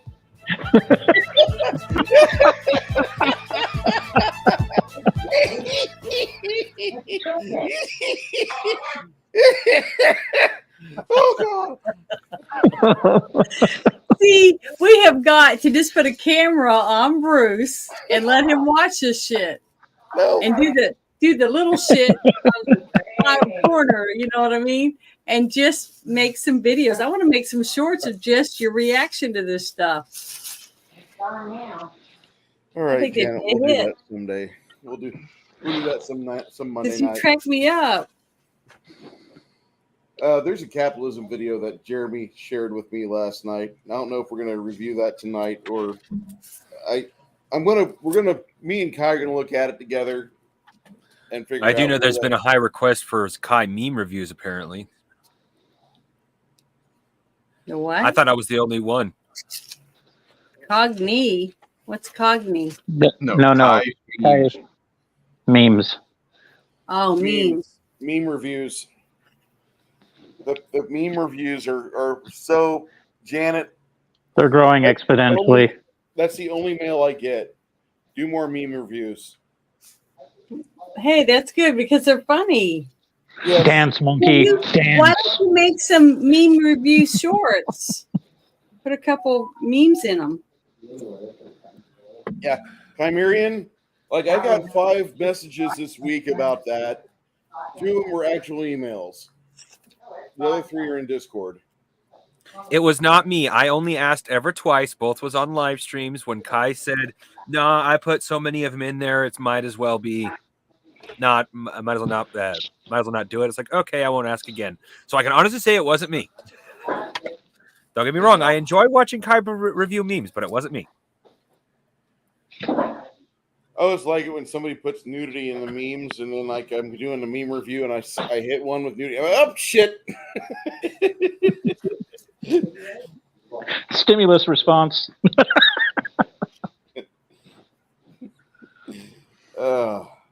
Meme check. So, Hello. Bruce, Yes, do sir. they let us in the keep, and do we have like any issues? You Do you know, have any the issues? animals rested? No.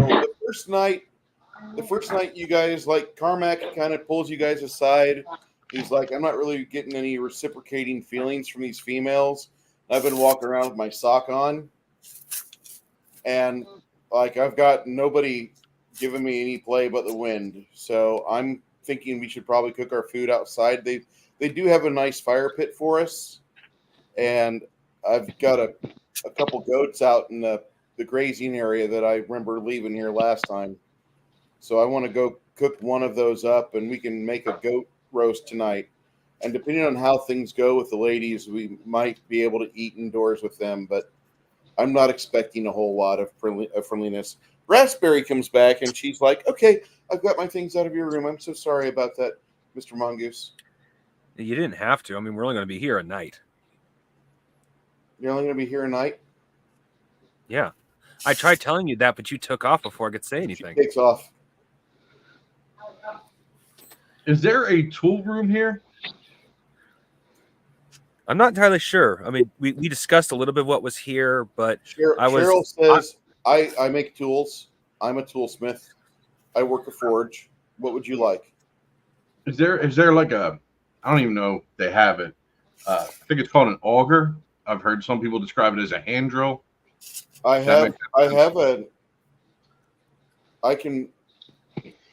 can design one. It'll take a while to make it.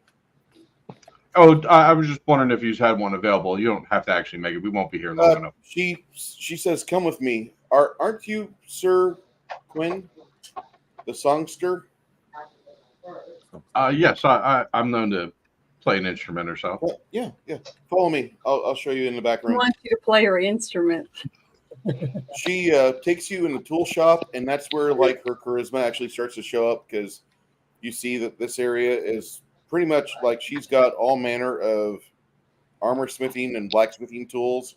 She's got various size tools. She shows you an auger that is a 2-inch digging or 2-foot digging instrument with a very intricate twist on it.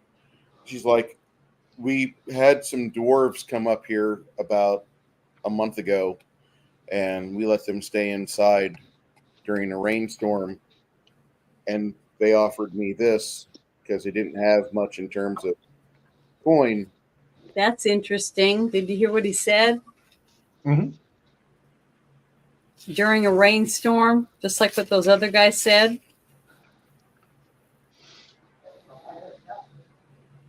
Yeah. Remember? If she minds if I borrow it later, it's just for a little project I have. Sure. She hands you I'll, the. like, take a metal auger. note where it is and all that. She hands you the 2-foot auger. Oh, how heavy is this thing?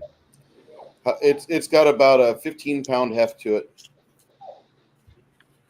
Oh, please. She also shows you some various spades and other probing instruments, which she says in areas that are not so blessed with rock like this, we have better luck gardening. But around here, we have to break the soil really.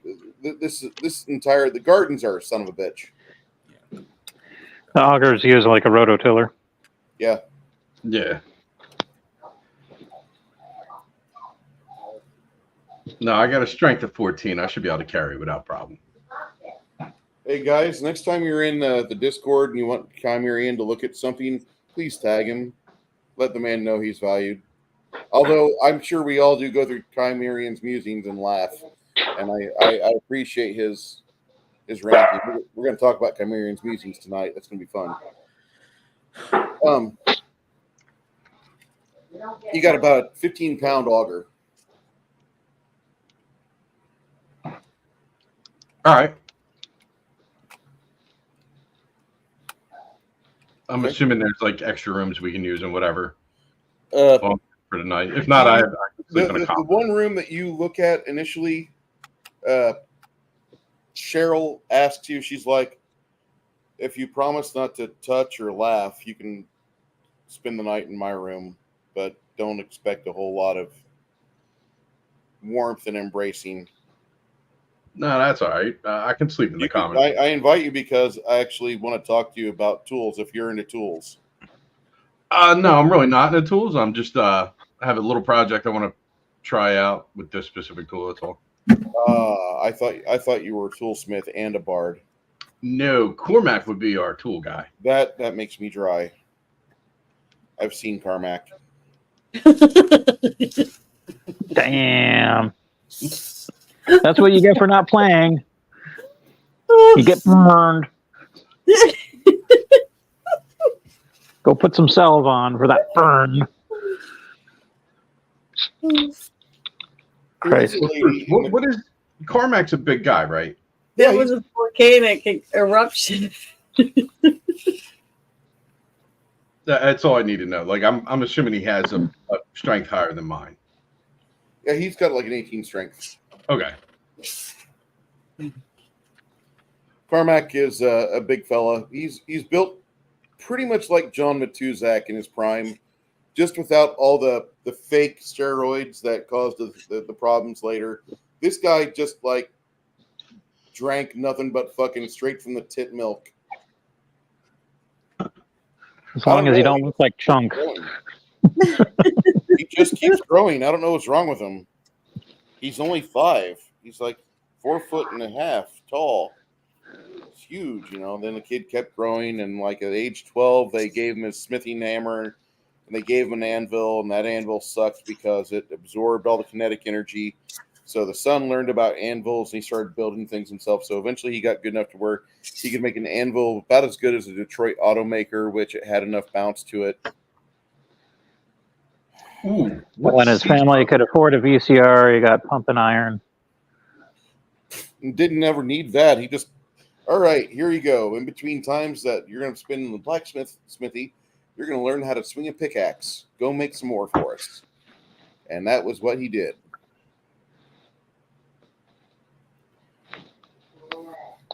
Bruce, what season are we in? Spring. Spring, sweet. So I just let Cormac know that like late dinner time before twilight, I'd like to see if he can give me a hand with a project. Other than that, I'd just kind of hang out in the common room and be lazy and play instruments and whatever. Oh. While you're there in the common room being lazy, Jessie, she comes in with her lute and she strums a little bit. And after about 30 seconds, you realize you can't sleep in here because she's playing the lute and it's causing you to wake up. And then she noticed that she's giving you the eye. Pull that stringed instrument off your back there, soldier. Come on. We got to trade. No, I'm good, kid. She keeps bust out with the carpenter. She keeps on playing that lute for about another hour, and you go find somewhere else to sleep. That's fine.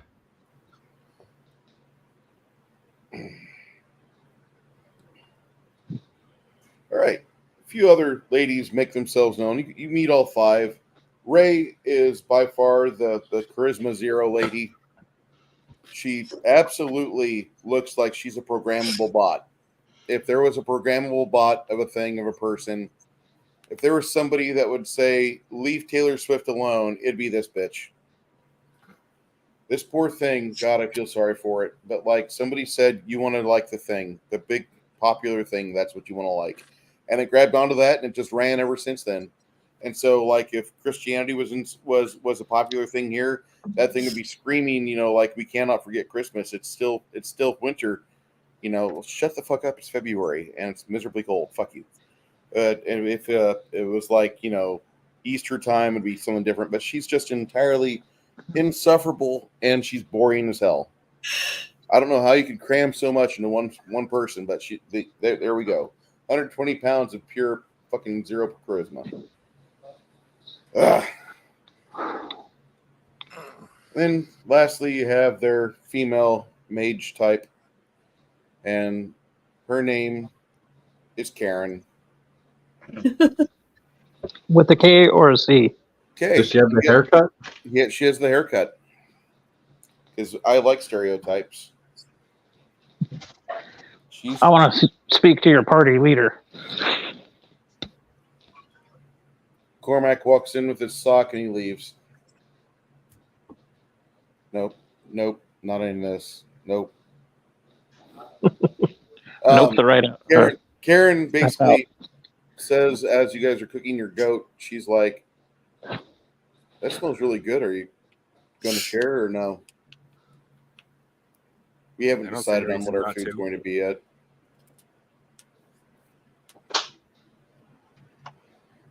Sure, I mean, I don't need a whole lot. Oh, am I able to ask her a question? You are. I'd like to ask the gentlemen that you said were here before, were they aggressive with you girls? They were dwarves, so they were kind of hard to deal with. But once we had some ground rules laid out, things went pretty well. Did they say about where they left from and where they came from before they came to here? They were headed from Stoneholm, but they when they left here, they went north. Stoneholm is in the mountains to the west. North of us is that town of Varzoff.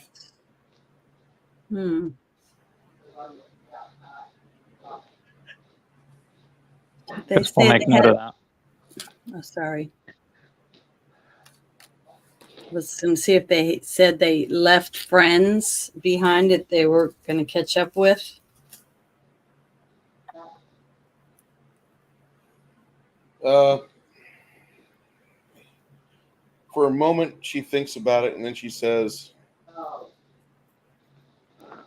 the The City of the Lost is where a lot of the dwarves came from in this area, in the Green Mountains, and the people of West Marches and the rest of Ream and the world beyond.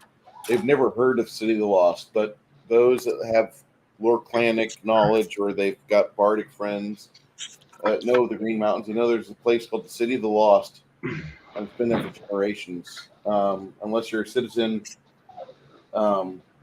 City of the Lost is only found by those that are completely lost and unloved, unwanted.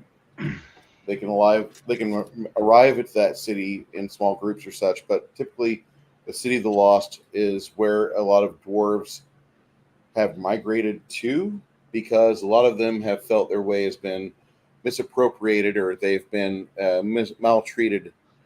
But that's deep within the Green Mountains. To the north of it, about 100 miles, is another city that's situated on a fucking silver vein, and that's called Stoneholm.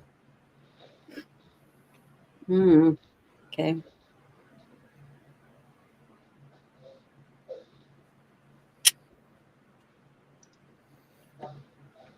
Green Mountains are a pretty interesting place.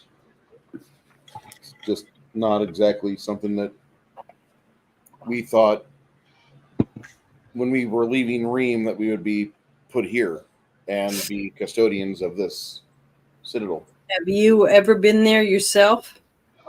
No.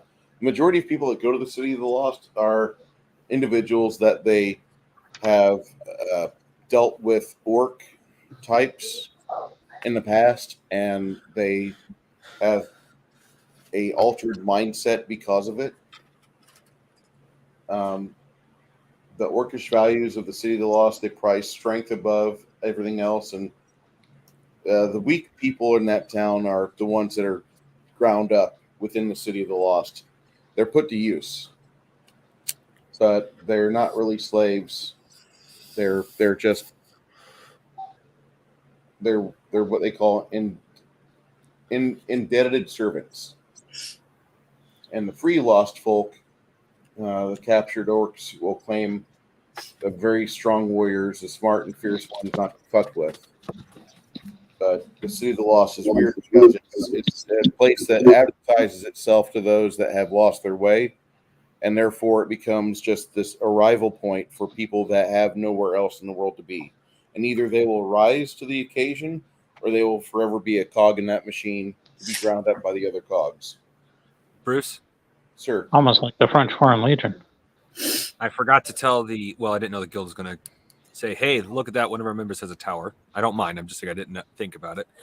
I'm going to make sure that the ladies here know that I'm trying to make a deal with a cloud giant who might show up thinking this is a safe port to get supplies. Okay. Of course, as of thus far, he has not shown up at my family's vineyard, so being a storm giant, he may not consider it worth his time. You tried to make peaceful contact with the storm giant. That's admirable. Don't know if I would have gone that route, but if you so choose, okay. Well, I'm not expecting you to cater to him if he gets aggressive, but just so you know, may not necessarily be immediately under attack. That's fair.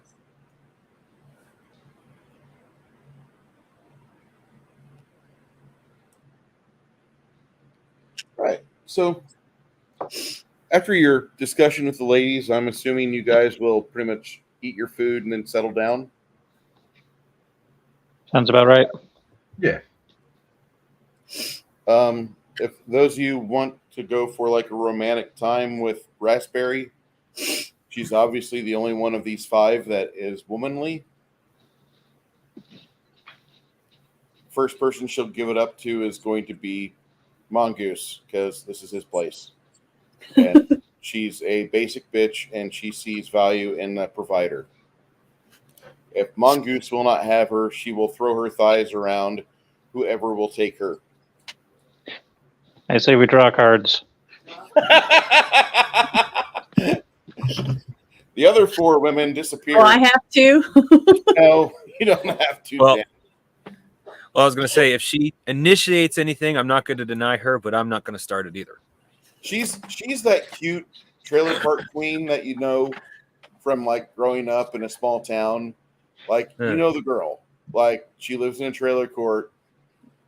Had pretty low expectations of her because of her parents. Turned out pretty cute in her 20s. But like, you can tell like there's something buzzing in her head, and it's because of the ticking clock syndrome, and she's trying to lock down somebody, something, somewhere.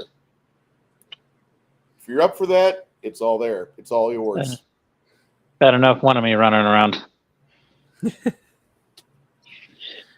Well, my character is trying to secure a future, technically.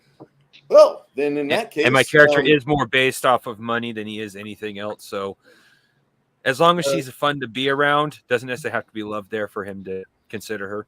She's very fun. She can be very, very, very fun. She's not really got a soul, but she can be very fun. At the very least, you will enjoy yourself.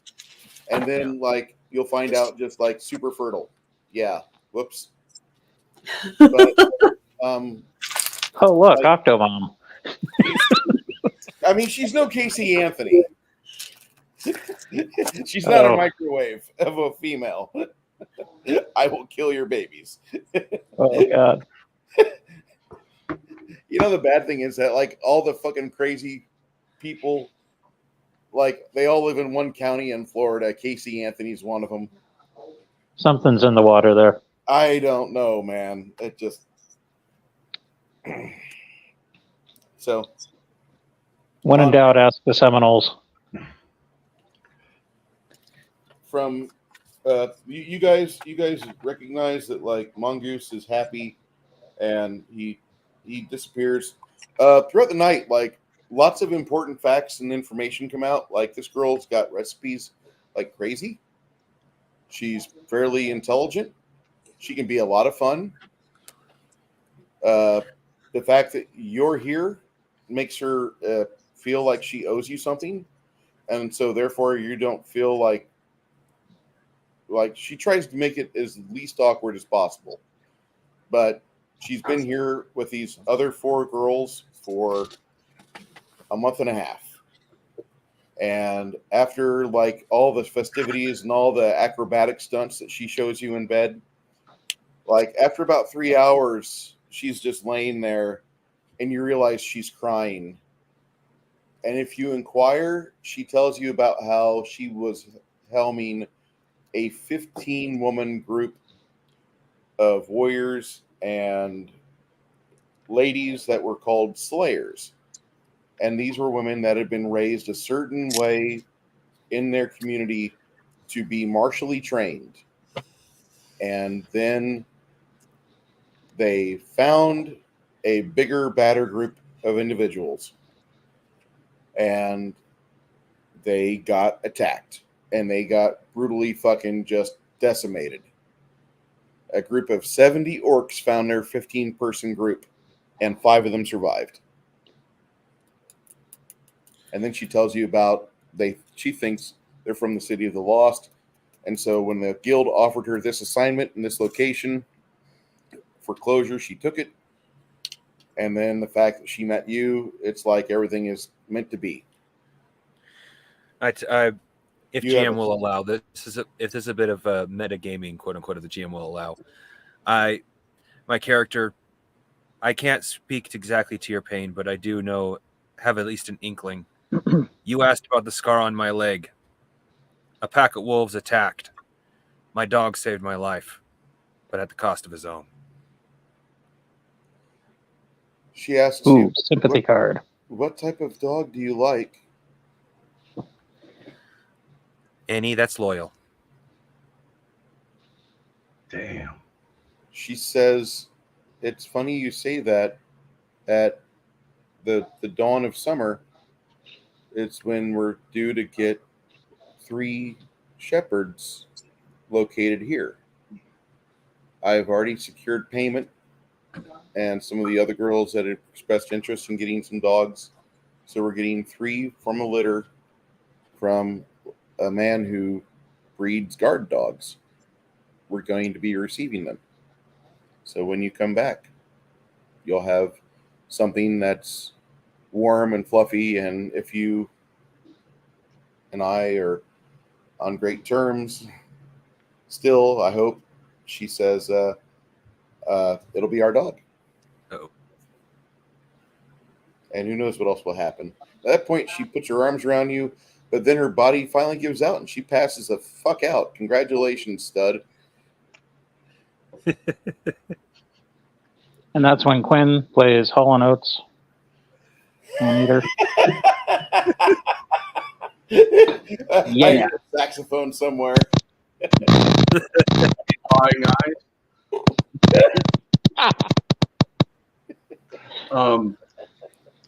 If there was, during that interlude, if there was a chance for me and Cormac to unobtrusively break away, Sure.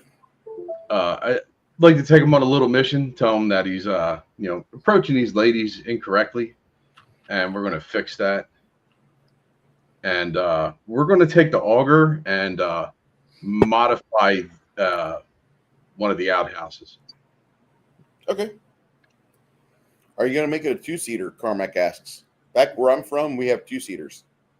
No, this is I heard it at one of the raunchier inns in Ream. It's called a glory hole. Ooh. So I need your strength, and I'll help stabilize the auger, and we'll pop a hole in the side of this outhouse here. Hey, Janet, you know what that is? I'm trying to remember the glory hole, but I don't. I think I is it the butt? I don't know. No. Oh. Simple description: a man puts his pleasure parts through a hole, and he has absolutely no idea who or what is doing pleasure to him on the other side. Oh, it's like a hole in the wall then. Yes. Yeah, pretty much. If it's in the men's bathroom, I'm pretty sure you know what's on the other side. Some men don't care. I know, but that's what I'm saying. So, Well, I'm assuming these are all unisex. mm-hmm. That's the only reason I wanted the auger. And it would get Cormac out, a little fresh air, maybe, mislead him into some shenanigans later. If Connell was here, he would flip you off. He's going to be trapped. I'm certain he would.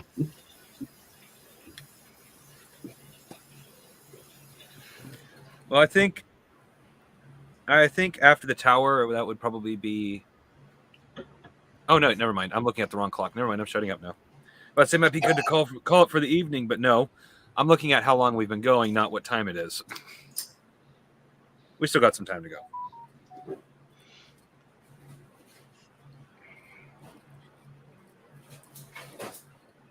I like to try to give Bruce I think Bruce, as you believe, has said it, and I know I personally like to give him an hour to get his computer set up for the Kai show.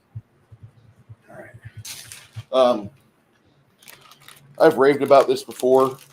I'm just going to talk about this real quick. So if you already haven't told, I do like certain things in life. This is Now that's manly bacon. This is out of Costco. Oh yeah, that stuff's good. Yeah, this is the best I've ever had. I'm getting ready to throw some on the skiller right now. But That or the bacon bits and pieces. It's basically the ends and that, pieces but are chopped up. fucking amazing. Are you making a casserole? Have you ever had I don't know why my buddy called them this, bacon cookies. They were basically a bacon biscuit, but they were not cookie consistency, but cookie thickness. It was really weird. He called them. I'm not entirely sure how he made them, but they were really good.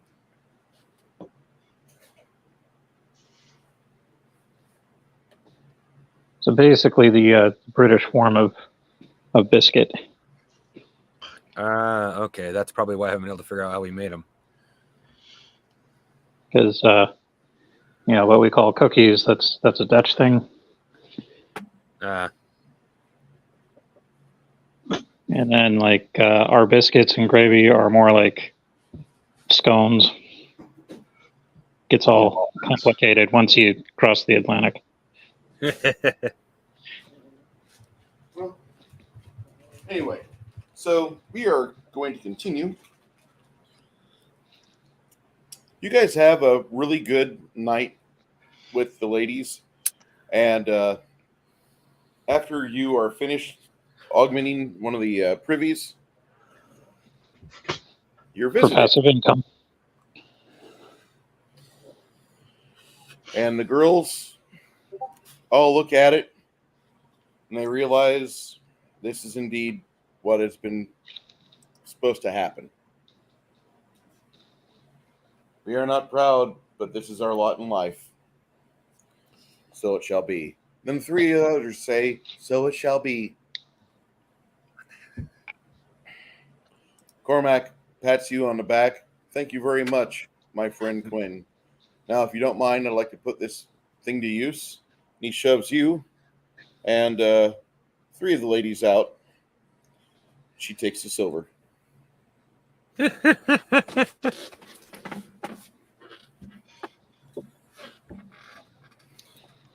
next day, there is no shame at breakfast. Everybody has a good morning breakfast. Mongoose, for you, you wake up and you just feel like stupidly content. For a moment, you think you see a hummingbird flying in the window. You blink your eyes a bit, and the bird buzzes off. Like you've never in your life thought you would ever experience a morning like Snow White, but damn it, you feel like that.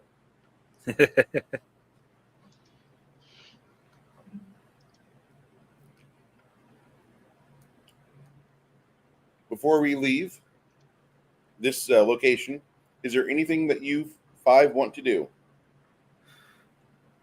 Carmack says, yes, I have a silver.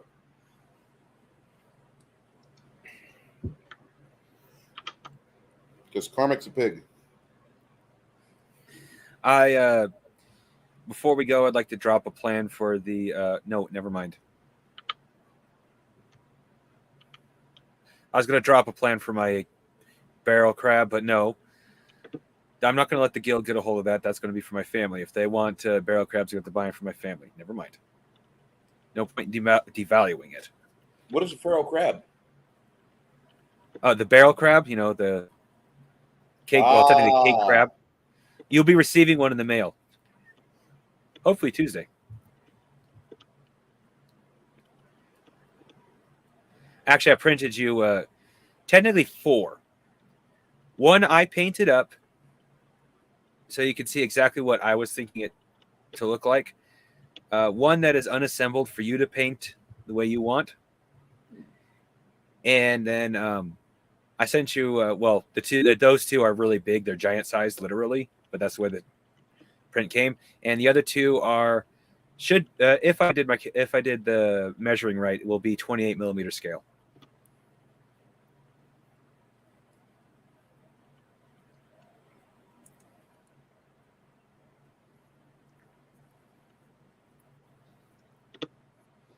Sounds great. Oh, so Bruce, my aunt likes your little donkey train and covered wagon and thinks it's pretty neat. Well, these guys, these two here, are WizKids figs. This is a Reaper fig. Those two are WizKids, and that one right there that he's got is Reaper. Different companies that make the minis. This can be found for free on Thingiverse. And if you go on Thingiverse, you can find it for free. They got good deals. Thingiverse? Yeah. It's a 3D printing website. I don't name the stuff. Thingiverse. Yeah, Thingiverse. I love them. I would put that on my notebook. Oh, I God. think I like the WizKids furniture, like the Thanks, bookcase. Bruce. Now Aunt Deb's going to get into minis, and she's going to put the covered wagon on her mantle, and next thing I know, she's going to be doing Warhammer 40K. Sorry, you go ahead. Well, you know how mom gets all arts and craftsy. Yeah, if you start getting into that, it's never ending. Oh yeah, she'll find more than just miniatures on there. I use busts. Well, yeah, it starts with just the one, but then it continues. You go, oh, and look what else I found, and then next thing you know, exactly. No, my mom got into the minis too. Or she was making like dioramas in like lanterns. Yeah.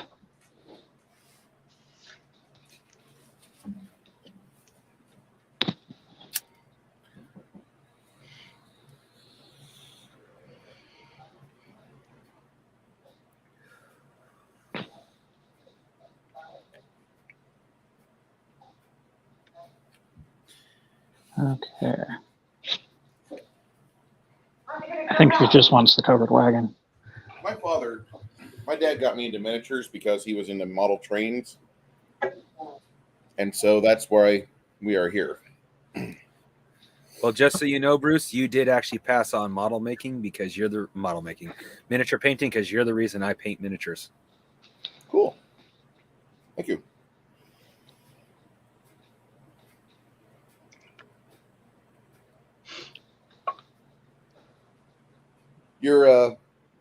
Your sweetie and you are talking, and she tells you, she says, you know, your friend, the mirror worshiper from Go Both? Yeah.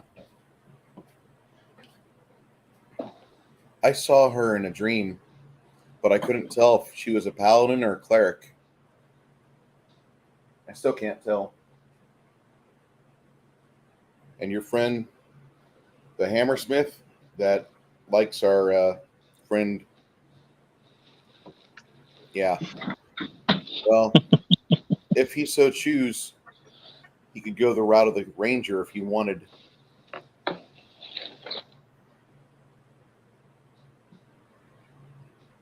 Just some things I was mentioning there. Anyway, she starts to feed you some food that she has in her plants by the windowsill. And you realize that she has some really good berries. She's got a good craft as a gardener. Nice. She's like, I never used to deal with this, but after I lost 10 of my friends, dirt washes off easier than blood. Ain't that the truth? She's like, when you come back, maybe we'll have to go to the city of the lost and fix that city. It's just a thought.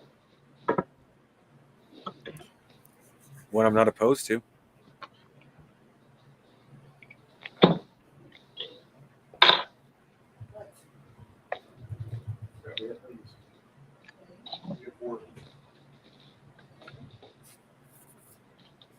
So she tells you that, and then you guys have breakfast. Cormac and the Charisma 1 girl come back. Quinn finishes playing this sad tale of what happens to people that are too ugly to keep. And then Raspberry puts a Home Sweet Home placard in the main hall. And then she puts a Live, Laugh, and Love placard in the kitchen. Oh, God, no. And then she ruins Mongoose's bathroom by putting half of her shit in it. So now, I guess you're stuck. You're going to come back and you'll never have privacy again. Well, as long as she's prepared for the cost that comes with that, sure.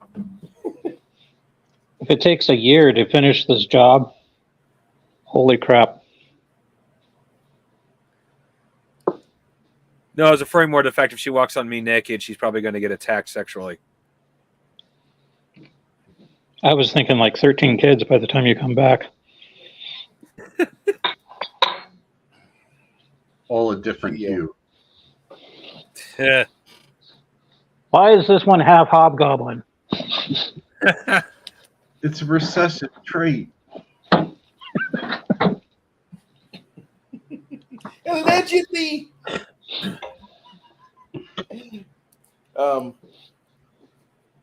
You guys, you leave, and this lady, she seems really clingy.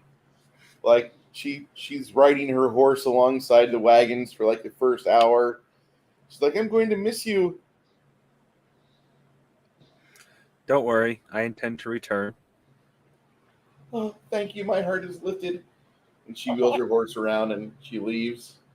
And then you realize like she's just like on the ridge behind you, just watching and waving. She doesn't stop waving until like you're far over off the horizon. I make sure just before we're out of sight, I wave one last time. You lift her spirits up. she's obviously very infatuated with you. All right, mongoose, Captain Savaho. Once we're out of earshot, I'll start playing She Took Half. And after I finish that, I'll turn to Cormac and I'll start playing She's Got the Jack. Need a healer?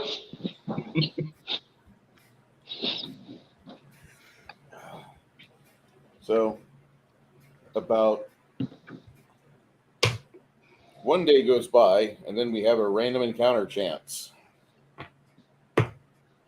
Oh.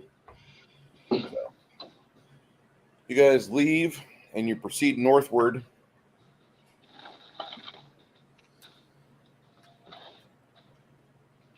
Yes, we do. We make gross jokes, Jeremy.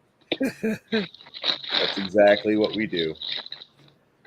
Inside this trek, leaving Gilboa, you guys will get pretty close to Dunhaven Wood before you start seeing other people on the trail.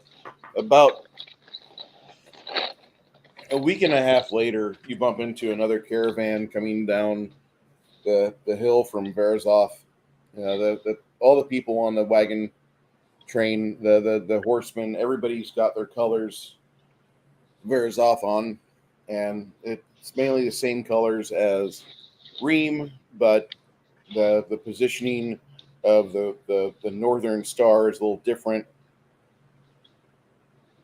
They seem to be pretty friendly, and you guys meet up towards the start of the day. Just kind of after you get through a lowland area towards the Dunhaven Wood where the creeks start to become more and more populous. And they've got 12 donkeys and 6 wagons with 2 oxen each. They have 8 donkey handlers and a team of 10 men-at-arms. Their captain tells you, he's like, this way is a little bit dangerous, but once you pass Dunhaven Wood, the majority of bandits are easier to spot. As you keep going northbound, you're going to see little tips of the mountaintops of the Green Mountains to the west, and some mornings you may wake up and you may see something marching alongside on the mountain trails far away, but we haven't seen anything on this trip. We've been on it for past 2 months. As soon as the snow's melted, we got on the road. Yeah, we'll just make sure to keep our efforts doubled.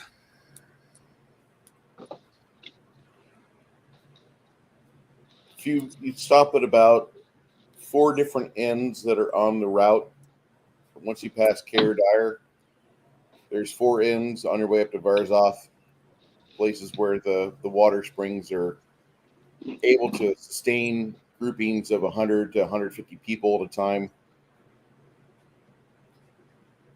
You guys don't spend a whole lot of coin. One of the inns is completely ran by the guild. and the only people that are pretty much feed any amount are going to be private citizens that are not part of the guild.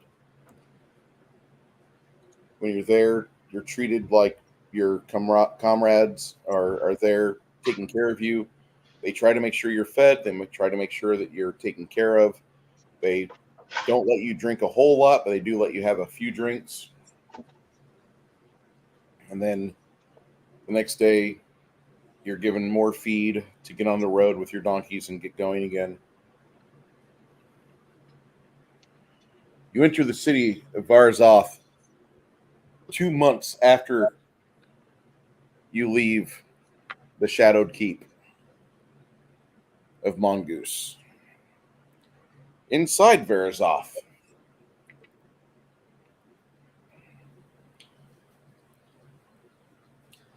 this little city is on a small rise. You have two portions of the city contained within city walls, and there's like another couple wards outside. They haven't built up around that area yet. The local baron and fealty is promised his arm to the city of Ream. The ducal castle is much more a fortress than a residence. There's a lot of barracks attached to it. And this is a town that started off as a military installation. They didn't know why. It's isolated as one can get in the Grand Duke's lands. It's not their desired posting of soldiers, nor is it a place for an aristocrat to be deposited and expected to lead them. If you guys will give me a couple minutes, I'll be right back. Okie dokie.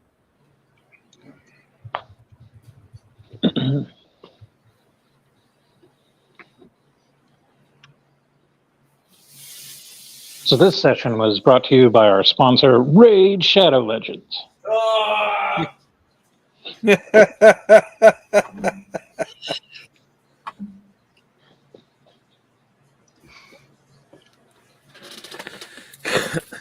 know, I tried that game. I actually tried it. I tried to like it. I did not.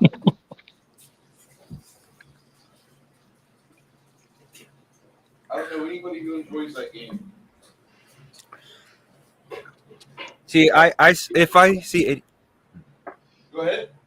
oh, but say if I see anybody funding Bruce, giving Bruce a sponsorship, it's going to be Pornhub, or maybe I think what is that one called? Hentai 10 or something like that. Okay, Bruce, you got your choice of regular porn or anime porn. I have to have a choice then, don't I? Have to make the choice. Combine the two. Double the income. Give me the anime porn.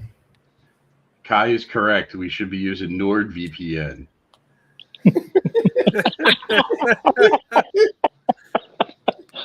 But it doesn't matter unless you're using your Raycast earbuds. What's the fucking earbuds everybody uses? Something like that. Bose?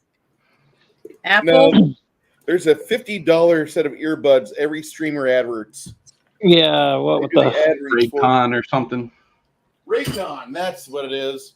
I almost said Raytheon, but I'm like, nope, I'm not part of the military-industrial complex. dude? That would be an awesome sponsor. If I was a Raytheon ad reader, coming to you shortly, World War III. You bored with current inflation? You want to talk about something new and exciting? Here it comes, the warm glow of nuclear holocaust. Brought to you by Raytheon and McDonnell Douglas. Yep. And Squarespace, WR, or however you pronounce his wild channel. He pimps that a lot. Don't forget, for you building a website, Squarespace is here to make a shit template website so you can put your insane thoughts on it. It's using WordPress 2.0.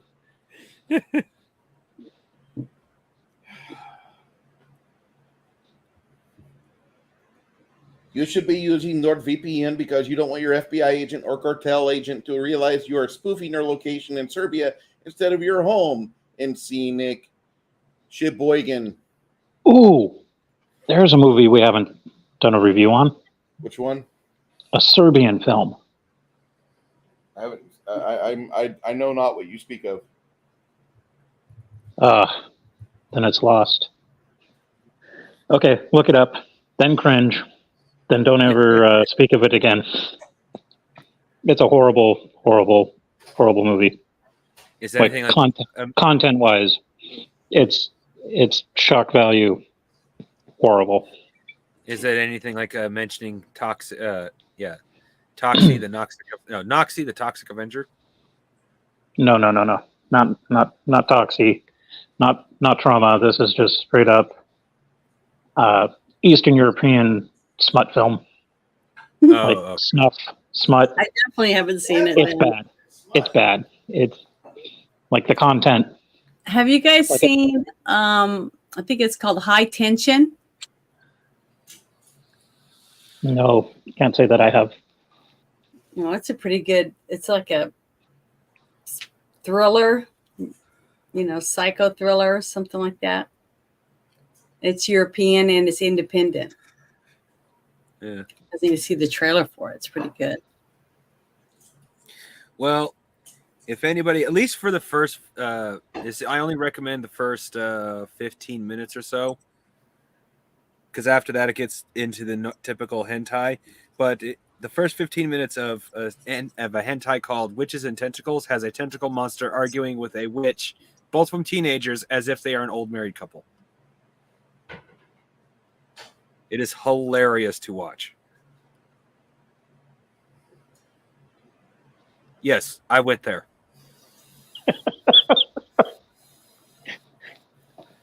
How do I actually watch crickets? I didn't actually watch the whole thing. I just seen that part, laughed my ass off, and then watched it. I don't know why I even checked it out in the first place. It's like, oh, click on that, click. I was laughing so hard from the argument. It's like, yeah, I lost interest in anything I was doing. Well, my excuse was back in my day, we didn't have all this fancy anime. It had to be imported. So you got to see it in the raw, untranslated, sometimes dubbed. Didn't know what the hell you were getting. Well, as soon as we're not live, I want to show you guys that trailer before we leave, if you don't mind. Just see if you guys want to see it. Well, it won't be too much longer before we got to get off, so Bruce has time to actually transfer his computer, since we'll spend some minutes in the back screen anyway. Yeah. Back room anyway. Words, I swear I know how to use them. The city of Barzov welcomes you. As you enter this big city compared to the town of Gilboa, Barzov is a little cooler. It's I guess you'd say it's kind of it's more Lincoln, Nebraska than Des Moines. But you've got about 17,000 people here. Most of them are lower clans. 3/4 of them are lower clanic. Lower clans are like Native Americans, but for the plains here. Bruce? Yep. Can I look for 2 items while I'm here? Absolutely. One will be a... I'm going to use the ice dagger primarily, but just in case I run out of magic, I do want to now have a +1 dagger, +1 whatever the GM suggests, given the fact I'm a mage. But I am also looking for a +1 sword for basically my beloved at this point. Let me check to see if they got a black market here. Roll me your local knowledge, Lemmy. All right, what do we got for that? It's been a while since I used it. Knowledge. Local. Oh, damn, I didn't put much into that.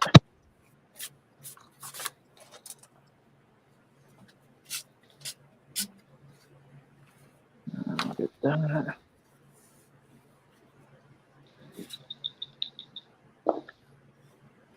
This town is crap. to help you guys get an idea. This town's slovenly. This is the word used by most of the Duchy commanders to describe condition of the fortress and the garrison. The city reflects the relative poverty of the trade route, but by no means in bad condition that, the garrison that protects it. It's just slovenly. Like, people know they're in the Corpus Christi of this world. It's a very chilly town. It's the end of the trade route. It goes in the frontier from here. You don't have like metropolitan, but there is a college that they have. They're very proud of that. They do have, of course, all the military things here. And if you're into cattle, that's one of the biggest resources in the area. Well, the military was part of the reason why I was hoping to get a couple of +1 weapons here. Oh, sure. So I rolled a 71 with all bonuses combined. Yeah. What type of black market items are you looking for? Well, I got a friend here who's looking for a dagger of some sort of enchantment. Anything remotely possible up here?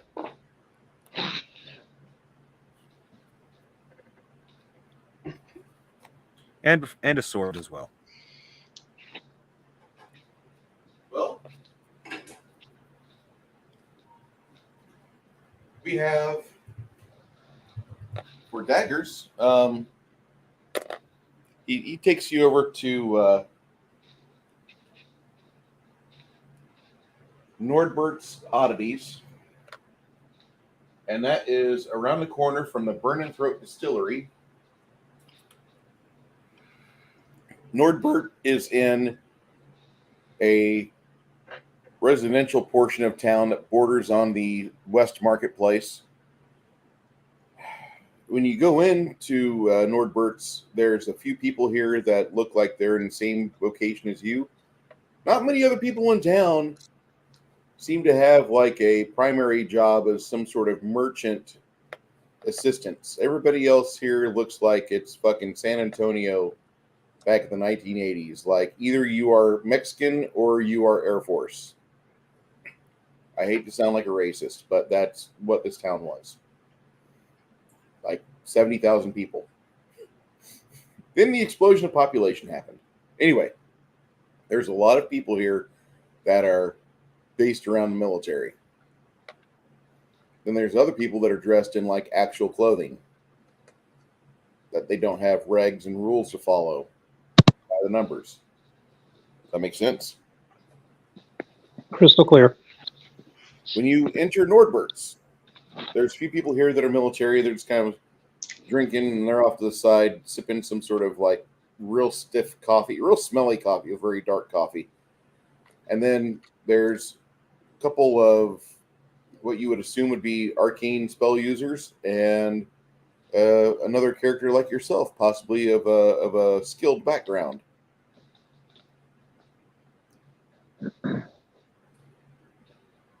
Would you like to know more? Yes.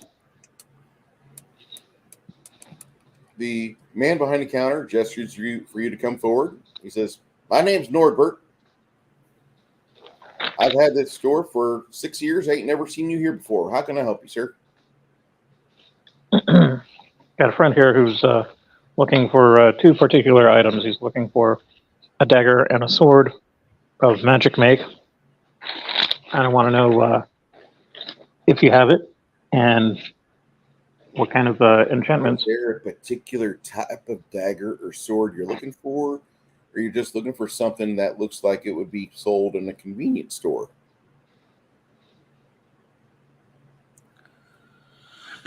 Mongoose. Well, honestly, I don't know what I should ask for as a wizard, and as a wizard, for the warrior, I don't know what I could ask for. In that instance, there's so many possibilities. I don't know what limitations there are. Yes, Nerdy Ogre. I live in San Antonio. You're on the east side. I'm on the northwest. Nordbert says, "Okay, first off, around here, we have two types of steel that we tell people to buy. The first is Green Mountain steel, which is typically the stuff that non-dwarven types will transact in. It's pretty good steel. It's reliable. it'll get you through a few fights. However, your big however here. There's other sorts of steel here that may be a little better. The dwarves, they utilize a hybrid of mithril, but it's expensive as shit, so we don't really use that. They have actual mithril that comes out of Stoneholm. Then there's the regular Green Mountain steel, which they will make fantastic products out of. Dwarven items are going to cost you about 100% of the price. Okay. But one of those. Sorry, how much? But I Sorry? will tell you, it'll last longer. So if somebody says, all I have is dwarven armor, well, that's probably the thing you want to buy, because it'll last quite a ways. Okay. Hey, Nerdy Ogre, it's okay, man. I slept since then, too. But, dude, no. Anytime we're going to have to meet up over at Night Watch Games. Well, admittedly, I don't have an extreme amount of money on me, so Um, out of curiosity, how much is one of those mithril steel hybrids? a mithril what, sir? I'm sorry. You said there was a mithril steel hybrid Yes. or mix. How much would a sword of that cost? We have a short sword of mithril type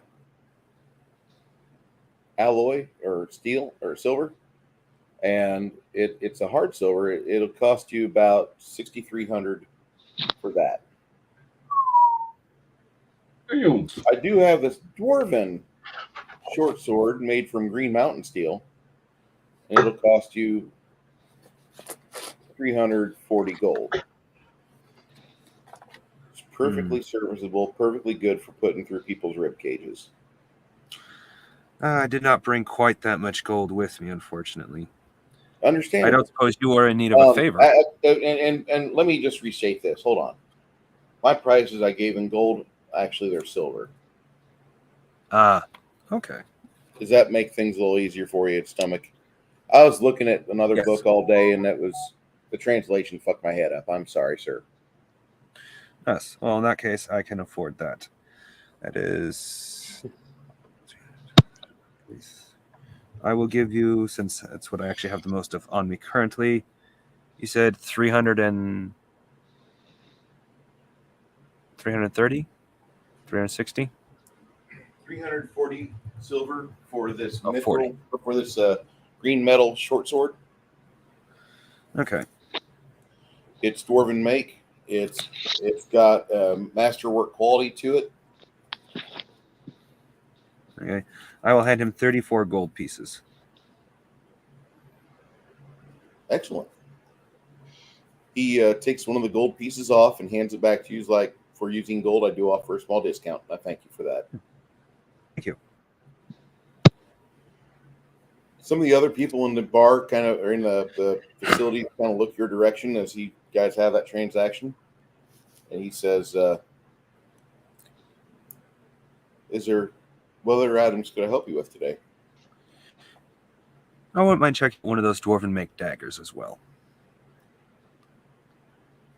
These are a little pricey, but for what you get really well. For 317 gold or 317 silver, you get this mighty fine quality piece of dwarven craftsmanship. Like that short sword, it comes already masterworked and ready to be put into action or use or given away as a gift to a friend or dear colleague. Do you happen to have two? I do. All right. I will hand him 17. 60. 62.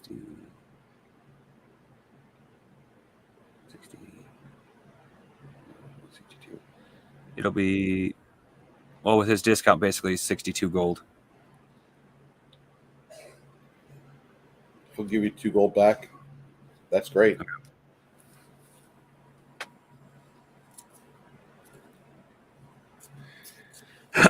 I hand one of the dwarven knives to Lemmy. And I'll take it and take a look at it. Pretty spiffy. The other one's my dwarven knife. I'm not, even with the hands of the apprentice, it's not going to get thrown unless I get desperate. That's what the ice daggers are for. Okay. Right on. But I figure at this point I've learned having at the least a dagger on me might save my life. Or at the very least let me go down swinging. Yeah, it makes perfect sense.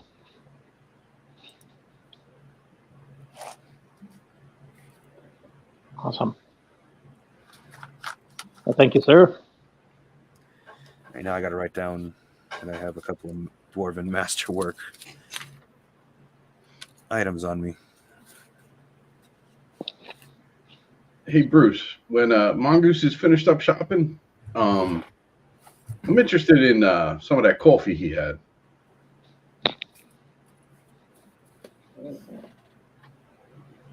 You find the Rising Bean coffee shop not too far from Norbert's, and they have a special house blend, which is a dark roast bean.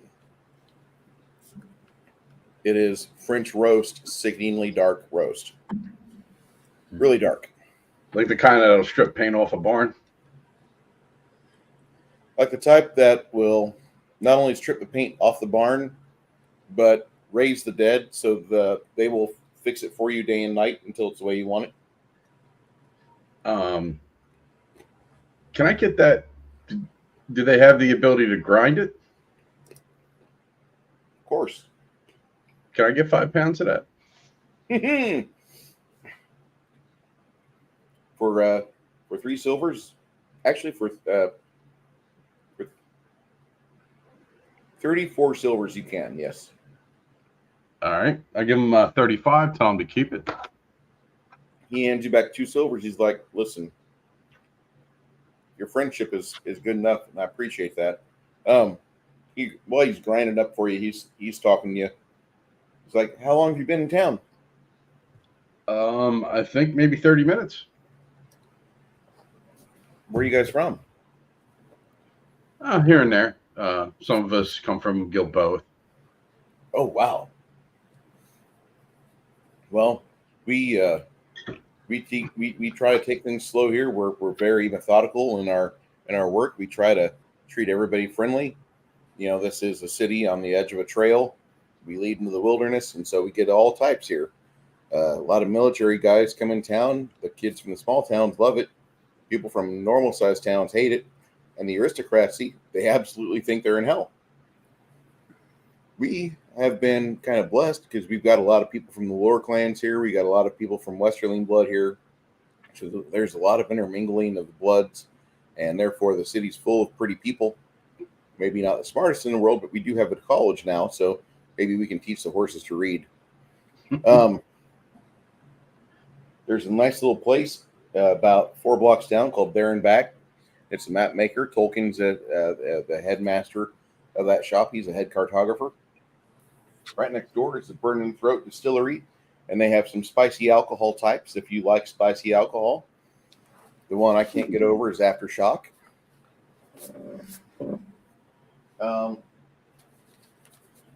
If you need to be out at night, the Gentlemen's Club, known as Be Seen, it's a small guild of older folk that they keep the lamps and torches around in town, and they keep everything blazing. Hire one of them to lead your way, and city cops usually keep off your ass. That's some good info.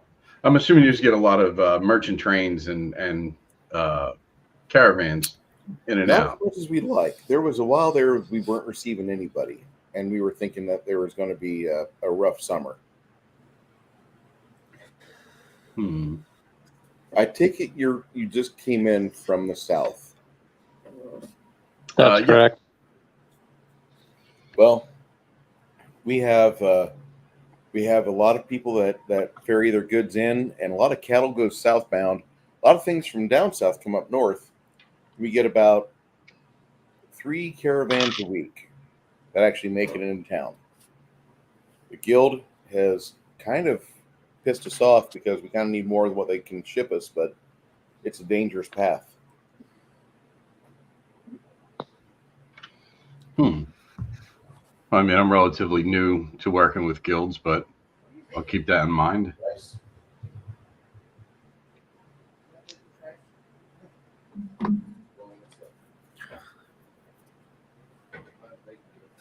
How much does cattle up here cost?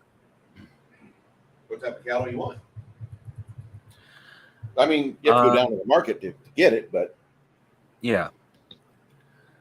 Well, I'm looking to see about getting a. I'd probably have to get someone else's bull or take a bull with me, but see about getting 1 or 2 good milking cows, so I can have fresh milk at my fort whenever I show up. okay.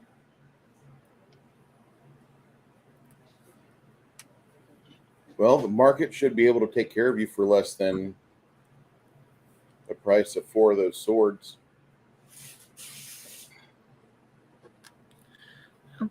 It's an option. It doesn't mean I have to do it right now. No, it doesn't. But this town's, consider this town kind of like a. When it comes to cows, we're almost as good as Fort Worth or Dodge City. Bruce, we just lost 6 nations. Just I'm assuming it's internet shenanigans. No. I asked the proprietor, do you happen to have or know someone in town who might sell peanut butter? Goober pea butter? That's probably close to what I'm looking for. Uh-huh. We got some. We got a couple people that sell that here. There's Do you have any in the shop, or should I hit another shop? Probably have to hit another shop. We primarily sell a lot of items for mornings. This is a coffee shop, sir. All right, just checking. Sure. If you're looking for pea butter, there's a general store 2 doors down called Grandy's. And then if you actually are looking for an actual store that somebody that wants to work and live normally and not have to work and do prostitution, there's another store like 5 blocks down, and it's a little bigger, and that's called Suds. Same quality? Yeah. Okay. Yeah, you go to the general store if you want to be broke. Got it. If you can afford to be broke, go to the general store. If you actually are a living, breathing person, a commoner, you can get the same quality stuff at Suits. You got to walk around and got to find it, but it's there. So, if those cows are expensive, anybody want to, especially if they're good cows, anybody want to split a milk cow with me for the fort? What was the price on that? I disappeared shortly. I Totally didn't didn't drop my The guy said less than. I'm sorry, what? I totally didn't drop my tablet. Less than 4 swords is what I was told, which still means expensive. Yeah, it's still like close to a G. Exactly. Yeah, I don't got anything near that right now. I am borderline. What is that, like 4 swords? Less than 400 gold. Let's see here. Basically, 4 swords is 900. 3, 6, 9, 12. Oh, that would basically mean we need to drop basically 30 gold each, or 300 silver. I could chip in when we get back to Gilboa. Well, these guys are famous for their cattle, so I was hoping to get one here. But if not, oh well. There are plans for the future.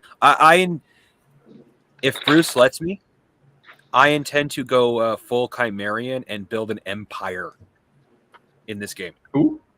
Cattle Baron Archmage. I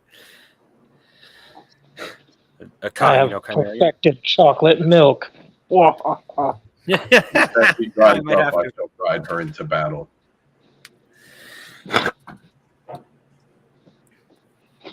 I have never been. all the times I have ever played, I have never been given an opportunity to build an empire. My GMs have always wanted me to be a murder hobo. Corner So of the if I get market the on opportunity the to do what I core want, I'm going to.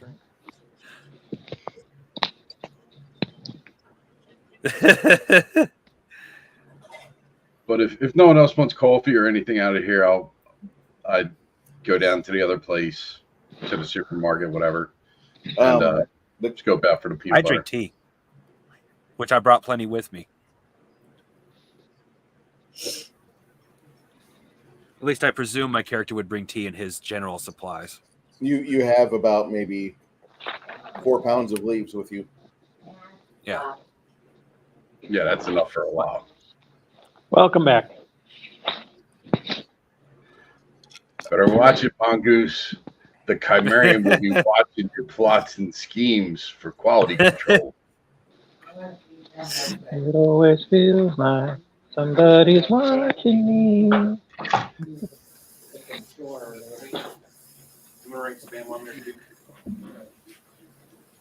a good thing. So where'd you all disappear to? The coffee breakfast shop. I was getting some info on shopping, Winco or Walmart? and I wanted to pick up some peanut butter, and he recommended the supermarket versus the general store. Apparently, the general store rips you off. So when you go over to Suds is an interesting place. You have an older man behind the bar, behind the raised up area where he can watch all the browsers. And when you enter it, there's a guard at the door. There's a guard outside the door, but the door leads into aisle 1. Which Oh my God, it's like an Aldi's. how strange, right? How strange that Bruce would borrow from the fat electrician. How oddly weird. I could have not seen this coming. Are there arrows on the floor like the PX? No, there's no arrows on the floor. There's a magic mouth that appears. If you need to see what we have in aisle 1, these are the items in aisle 1. You go down aisle 2, and aisle 2 is there. In aisle 2, we have these items here. In aisle 2, welcome to aisle 2. In aisle 3, another magic mouth pops up, and they just rattle off the items they got. They have like 2 varieties of everything you want, like maybe 4,000 total things to buy, 1,400 different things total. Baked potatoes, I do it for about 45 minutes to an hour. They're little though. Yeah, if they're smaller, probably 35, 40 minutes, but I would do it at about 375 or 400. Okay. About 3 aisles in, And I'm making salad. Quinn, you find that there is glass mason jars. They don't really call them mason jars. They call them Suds jars. All right. You have Suds jars full of this buttery substance that they derive from sugar cane and peanuts. A creamy substance that has just a wee bit of sodium in it, and it has a lot of grip. Okay. When you taste it, the attendant that's in aisle 3 is doing samples of this. She puts it on a piece of like a baguette, and then afterwards she puts a little doppel of jam upon it, a little bit of a fruit. Sure. Yeah. You've never had any food like this before. You've So now been introduced to choosers, peanut butter and choose jelly. Suds. All right. You know what I have decided? So it's good though. Oh my. Take that. This is All like right. Superman peanut butter from the 1980s. If there's Do they ever have been a- a peanut butter I wanted to bring back into modern day, Superman peanut butter was my favorite. Do they have a chunky version? They do. It's indeed chunky and delicious. Is that the yellow label or the white label? This is the white label. So I spin the price tag over, and how much of my soul will it cost? For 24 ounces of this amazing goober bean paste that you can smear on bread products and add a fruit beverage to it. If only raspberry was here. If you want, No, I just put them directly on the rack. 24 We put ounces them in foil, they'll get cost you sweaty and gross. only 10 silver. Okay. Rack and not on the pan. Good Lord, they're suffering Biden inflation. Now, Actually, do we pay the attendant in the aisle, or is there like a central? no, there's a cash central bagger. Okay. I asked the attendant, do you have spices? We do. We have spices around the corner, and he says, "Please accept my apologies. We have a misprint on the label. That is only 2 silvers for that 24 ounces." Oh, perfect. Thank you. We had we had inflation about 5 or 6 years ago, and a lot of things were pre-printed, but just show these to the individual. We have to get rid of the labels. We can't just scrap the labels. The labels will cost more than anything else to replace.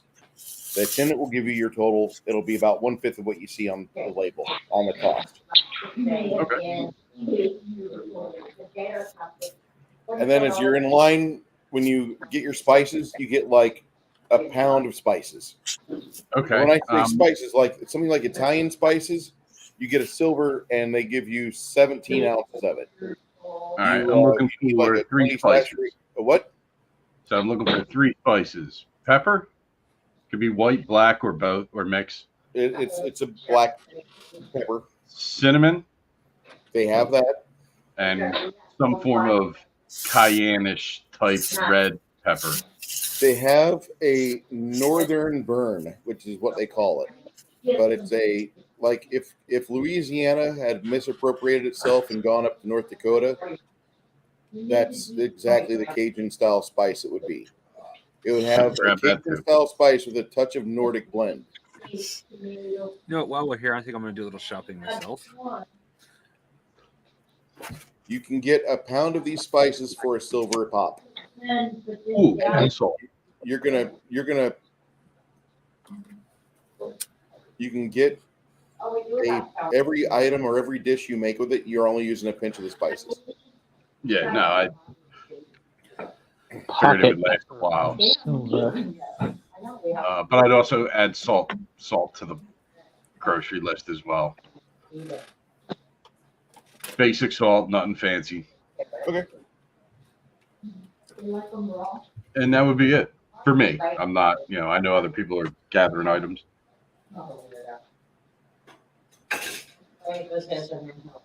So that's what, a total of 6, 7 silvers? Yes, sir. Easy. Easy. Now don't play with it. Don't throw it You around. guys get yours cooked. We're gonna, yeah, you guys get cooked lunch. Mama's gonna get yours right now. It's like, hold on. God, I'm at a loss. I didn't figure I'd be going grocery shopping here. Come on, I'll put you up on the bed. I have some minor ideas in mind for stuff.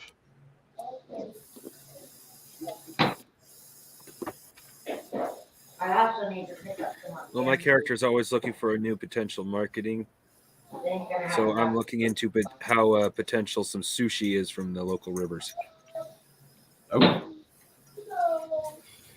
Go nice with some rice. Well, we should have rice. I don't know if I can set up sushi rolls because that requires a few things I don't know if I can get, such as dried. Could always do I suppose I could sashimi. use cabbage instead of Nori. Well, if you're looking Sweet, for there we go. rice, we do have rice available because Ooh, the what the huh? Oh. when you go to Varzov, Right here on the TV.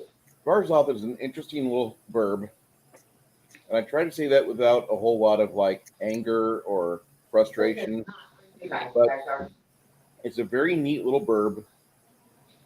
And what you have in Varzov is you have a blend of cultures.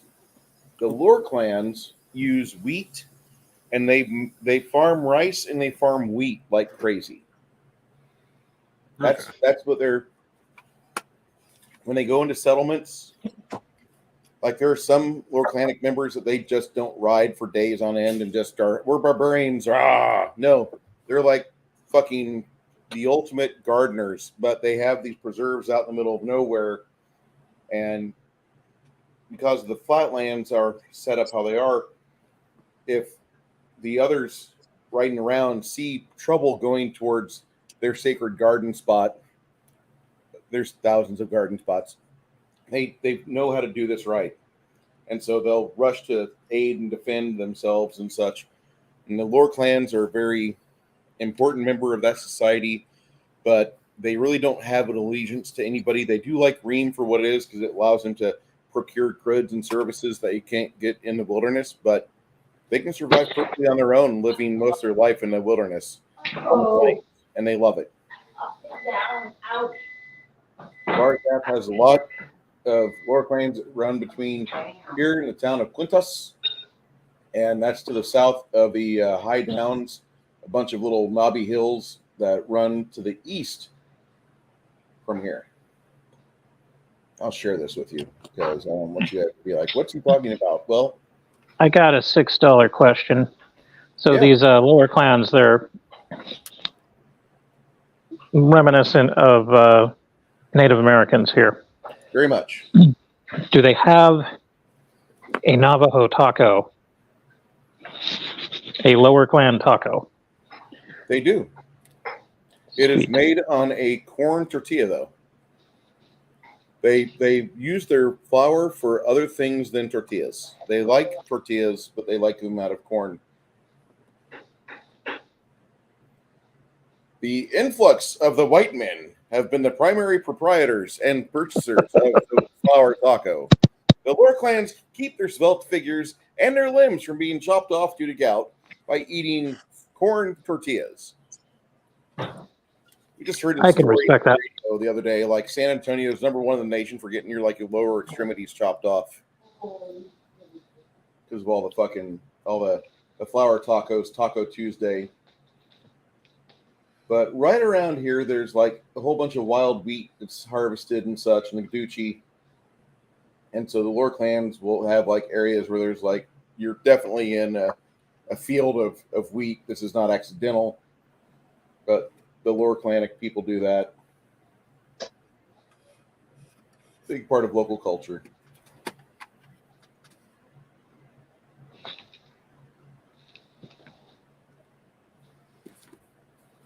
That's cool. So, Yeah, I think I want to pick up a lower clan taco or two. it is delicious. Wash it down with some tasty ale. It's got a little bit of the winter wheat caliente spice, northern Cajun, as I call it. So, Bruce, Sure. I don't suppose the market sells edible seaweed from like a local river or something. You're gonna have to like really find a specialized spot that they could sell you this, because seaweed or algae is only going to work in an area that doesn't flow too well. Like the seaweed naturally occurs in like large bodies of water, which there's really not one around here. But there are some standing lakes in the area, and if you're looking for that, you could buy some. You could buy, if you put an order in for it, if you're going to stick around town for about 3 days, you could have a purchaser go out and find some for you. If you pay him a gold, he'll bring back like 12 pounds of it. Okay. How long do we intend to stay here? That's between you guys. That's a good How long question. does the guild expects us back by certain times? That's what I'm trying to figure out. And it's at least going to take the rest of the day to get the transaction done, inventoried, if not longer. No, I'm referring to like, do we have 3 days before like we have, or are they expecting us to just round right back around and take exactly 2 months to get back like it did for us to get here? I have no idea. We'll probably find out when we go to turn in the goods and however long that takes, and hope there's no issues with either missing items or something. Okay, that's fair. Well, unless we're working for Swift, I think everything should be fine.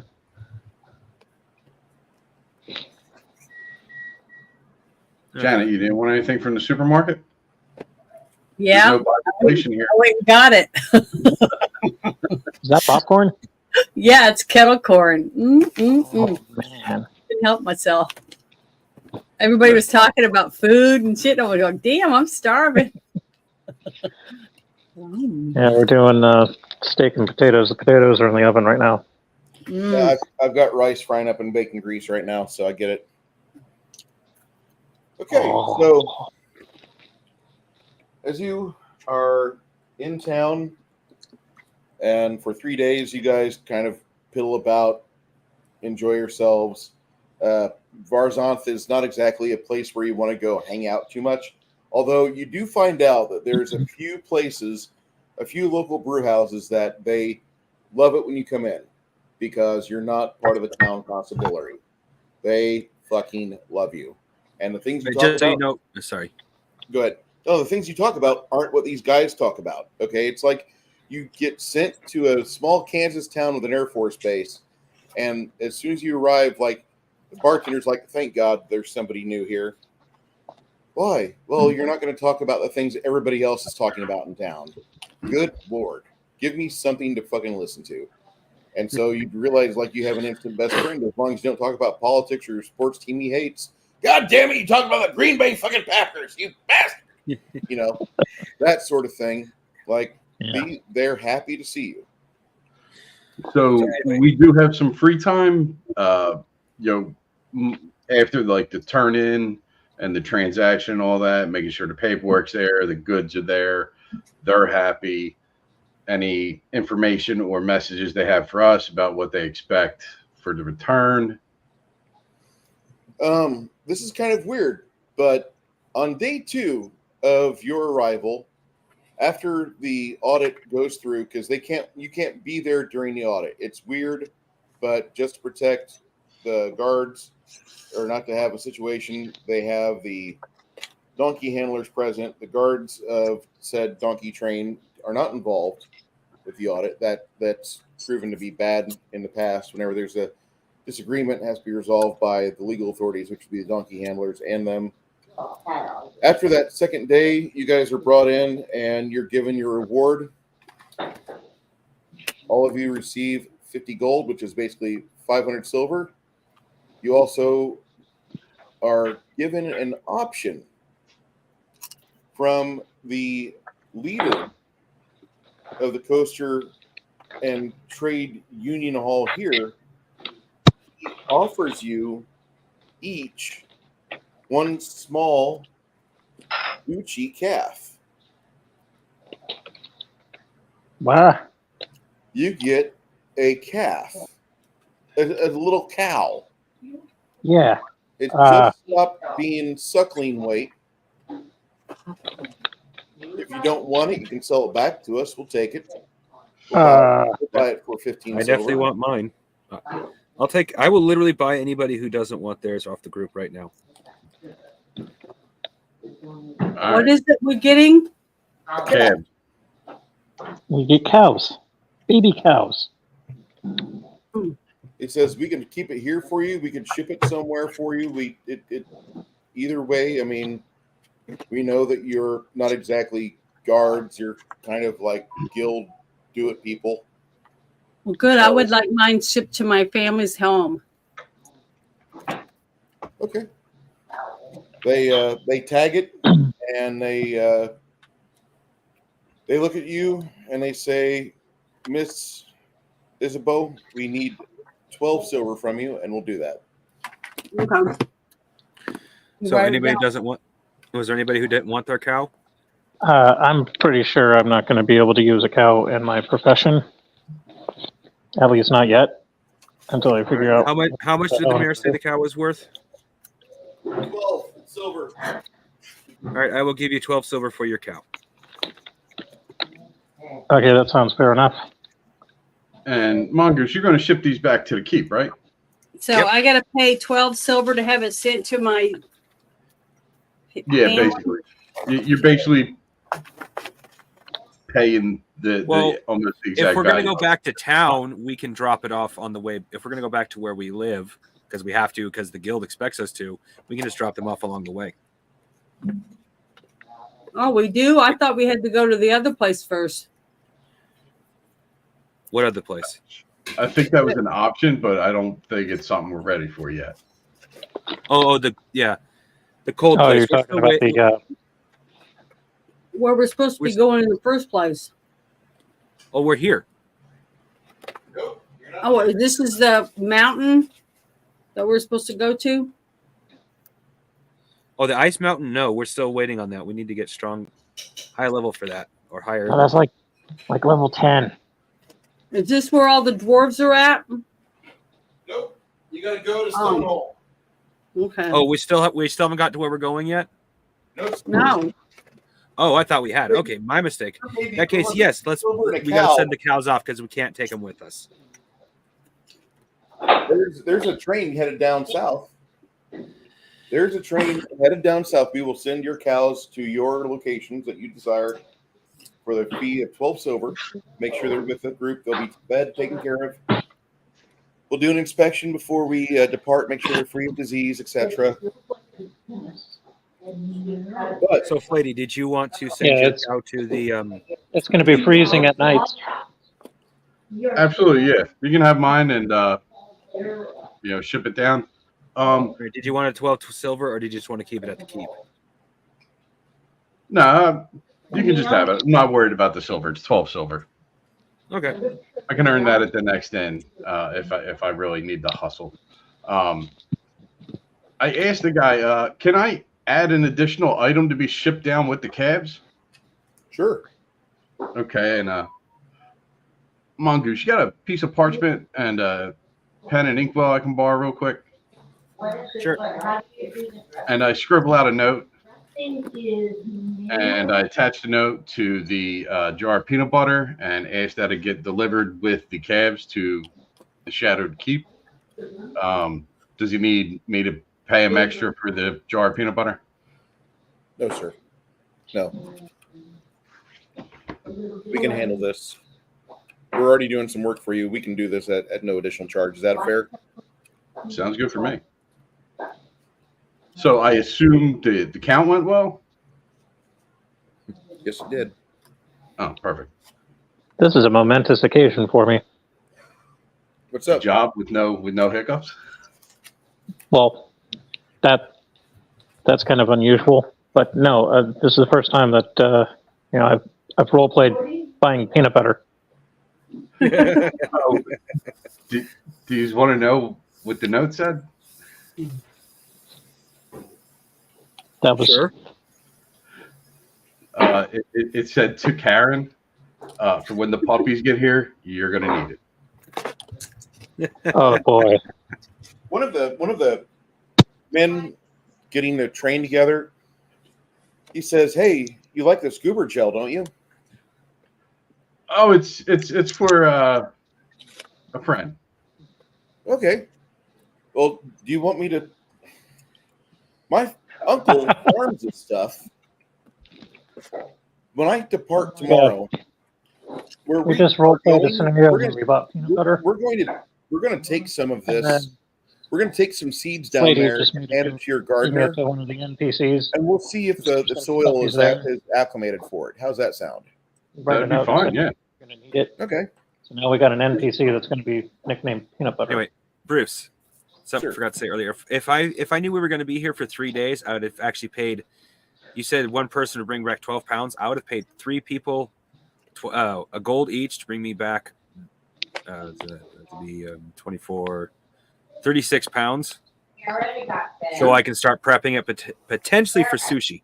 I already got fed. We'd love that. We'd be Because more if than it's happy. useful, Yes, if we'll it's do this for tasty you. as sushi, I will actually set up try to set up a trade route between here and my family. He shakes your hand. He says, "I hope it fulfills your needs. If you can't get it to be right, I would add black pepper. And that should fix things." Hey, Full Sounds Metal good, thank Dragon. you. Holy shit. I got a compliment here. No, I saw that. So we still have another day-ish, right? To my knowledge, yes. So I asked the guildmaster or whoever we're discussing with that, just paid us and is taking the cabs down and stuff. What's the fanciest inn here that would let a new talent entertain in the main room? You wouldn't happen to be Quinn of Ream, would you? I've been to Green, and yes, I am Quinn, but I'm actually from Gilboa. But Well, Green's no, a nice place. I've heard of you because one of our talented plagiarists was singing a song, and she claimed that you taught her this song. Huh. And then she talked about how she spent some quality time with you, and the two of you just played and had a good jam session. And then afterwards, you pretty much were completely exhausted. And she wanted more Quinn. I will have to critique her performance. Okay. Your hotel of choice, we have a wonderful little bar. It's in the college district off the square. It is a white sand building, and it's called the Faust. The Faust is quite unusual for the fact that if you play to the spirit's delight, they will make themselves known. So if you are a bard worthy of a tour here within our community, I would first go there and see if you deal well with the antiquity of the town. As much as everybody touts the military, this, our war history, that, our frontier status, this, what have you. We are a city that long before we were at one point a city that was a center of education, because this is where numerous families would send their children to be safe, unlike the city of Rain. So we have this place called the Faust. It has some active participants that are very much into the arts, and they are into critiquing. So we suggest you try there first, if you don't mind me saying so. So, Make a do I bardic get a knowledge feel that check. he's being honest? Oh wait, you want to do it sense motive? Go ahead. Roll Yes. sense motive. Is a 79 going to get me anything good? He seems pretty honest. He seems like he's trying to tell you the truth. All Like right, I can work with that. he more so roll a bardic knowledge check. Is a 96 going to get me anywhere? That's with bonuses. The Faust Hotel inside the city of Anyway, this Faust Hotel is a haunted hotel. There are numerous reports of people who are total dicks getting their mattresses tossed while they sleep. And it has been known before that crappy musicians have bottles flung at them by invisible patrons that are later found to be the spiritual ancestors that used to live there. The Faust was built upon the ruins of a building that was consumed in a fire. It supposedly was a musician's or a woodwind instrument maker's shop. So, But do people of means and wealth patronize it? No, but do loudmouths and people who talk go there? Saucy cunts line the bars and the tables there. There are people that will go there and talk about what happened at the Faust. It's all over the college the next day. It's all over the town by the end of that night. So what you're saying is if I performed well there, I might get a warmer welcome in other places the following day. I would say that's an acceptable tour schedule. As long as we're not doing seances and running around in the dark trying to talk to these things. You do a seance, you'll piss them off. They're stuck between worlds. They're trying to do the best they can. Seances. And depending, sorry. No. As he'll tell you because he rolled really high on his bardic knowledge check. Anytime a person tries to do a seance or some priestly member goes in there to rebuke or command the undead, they get the most unwelcome reception. And the city is unwilling to bulldoze the building and then consecrate. More so, that's seen as bad etiquette. Would it be bardic knowledge or spellcraft to know if the spirits would allow bardic magic during the performance? They encourage it. All right, guys, you might be traveling along without me. I think I just found my new home. But if we were done with this gentleman, like if I pumped him for all the information and no one else had anything to do, when we leave, I would, as we walk through the streets, kind of huddle everybody up and give them my idea of a game plan. I think it would be a good place for us to pick up information, rumors.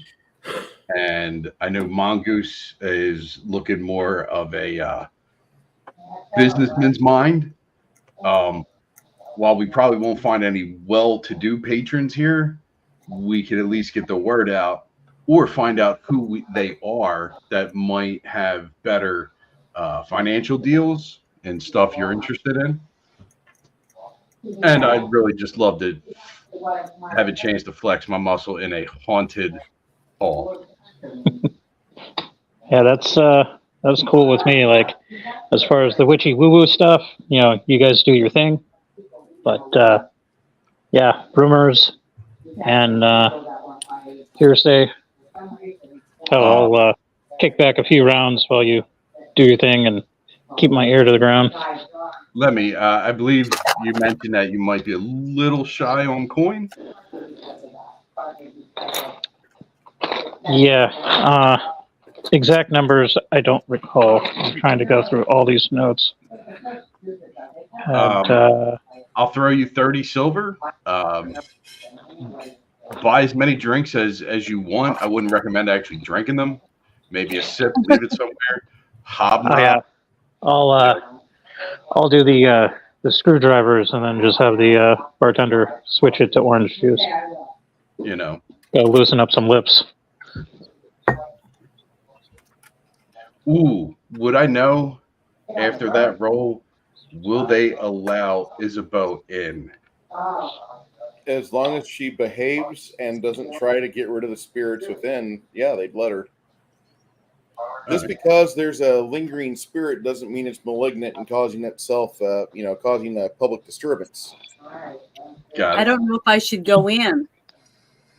It'd be your choice if you want to. I know, but it's my spell, that new thing that I have that is now a hold on, let me look That it up. turn undead? Yeah. Well, you wouldn't, unless you're channeling positive energy, Oh. blasting bits of undead stuff off the spirit, it's not really going to give a shit. The moment you start doing that, hostilities might happen. Okay. Well, I won't do that. That's completely up to you guys. I mean, I think it would be a nice chance for Isabeau to flex some of her political Well, it sounds good to me, but I thought that diplomatic muscle and follow Lemmy's route of striking up conversations, seeing what This you can reminds try me out. of the antithesis to the Shadowbrook Inn. well, I just knew I got a new skill, and I didn't want to be cause I didn't know what could happen. So I was just gonna say, no, it's all right. I can wait. Go in, have a drink, hang out. Okay, I can. If you absolutely hate it, it's not. I mean, unless they lock the door, I'm assuming you can just walk out. Yeah, I won't hate it. I'm If I easy. see you pounding on the door and not being able to leave, I know we're in trouble. All right. So you guys Yeah, we'll be approach this trapped place- inside in the haunted house.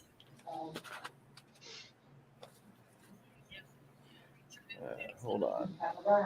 And I'm basing tonight off of something that I've encountered in real life. I've not had a problem with the spirits there, but there's a place in New Braunfels called the Faust, and it's reputably haunted. Mm-hmm. It's not the ghost of a blue hair, is it? Karen. No, okay. We're in trouble. God, I hope not. Here we go. Come on there, Net. Work for me, you son of a bitch. There we go. All right. So, as I wrap up tonight, and I want to say thank you, everyone, for being part of tonight's game. This is the Faust. It's a brew house located in downtown New Braunfels. It's been brewing award-winning ales since 1998. It's a noted place where it's haunted quite a bit. Nice little tasting room. This is the great fucking beer garden they have. Full bar. Live music. Wow, that looks Where is this at? pretty impressive. 30 minutes from where I'm standing at right now. Wow. Was that one night that you were showing the bajillion beers on tap? No, this is not that. I forget that location. I know which night you're talking about. I have to go back in my feed and a couple videos of that. But this is the. Wow. Let's see the food real quick. We got a half-pound burger, 15 Cheeseburgers. burgers. I mean, I'm going to take the wife there pretty soon, and she's German gonna be fries. Good God. I'm starving. All right, so You and me both. it is a pleasure to have a good group of players and people that are willing to roll with it when you're testing an untested game. And as a GM that has a lot of years of experience, I've never been able to do this before. But having this ability to have a panel that's willing to play with this and give it a go, guys, I thank you from the bottom of my heart. To the chat that showed up here, we have a 7.25 hour stream that we did today. There's a lot of table talk, a lot of mechanical talk of the game. Is there a lot of play? About 4.5 hours. Sorry there wasn't more. But with that being stated, the players got to advance and just wander around and do things of their own agency, their own desire. I'm not forcing them down a preset path. I have an idea of what I want to have happen, but they're going to have to explore the world themselves. And that's the type of game that I want to write. I want to write a game that doesn't force anyone's hand. If the DM wants to run a railroad and the players are up for it, go for the railroad. If you want to have a big-ass sandbox, get in there and play, have at it. There needs to be, in the gaming industry, a bit of understanding both directions from players to DM and back. I do my best to try to foster that, and as I'm writing this, I'm constantly trying to go back and rewrite it. Now, it is being written from the sense of a megalomaniac. It's telling the DM how you want to run, how you want to try to run. But when you're in front of the players, you can't be mean. You can't be rough. You have to be appropriate. You have to be firm, but you must be consistent all the time. Be consistent.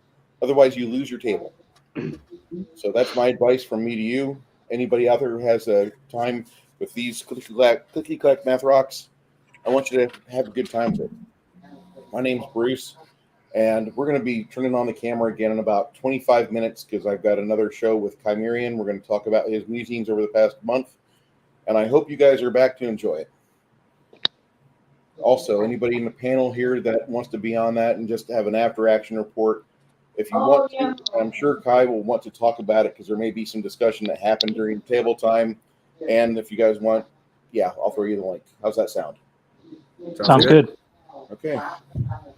Had an awesome time. Yep, good game, everyone. Clayton, missed you, man. I'm glad I'm glad I had a chance to play with you tonight.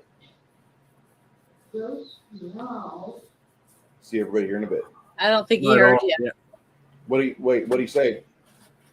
What's I that? said he didn't hear you. Oh, Flady, I was just telling you, like, we hadn't seen you all week, and I was worried about it. It's nothing I can talk about now, but it's been a rough week. Fair enough. I'm glad you were here for this. No, I was very glad. Sorry, I was a little slow, and it takes me a little bit to get moving. You know what I mean? Yeah. It's all right. No harm, no between foul. the end of the session versus the earlier of the session, it takes me a while to get the cobwebs cleared out.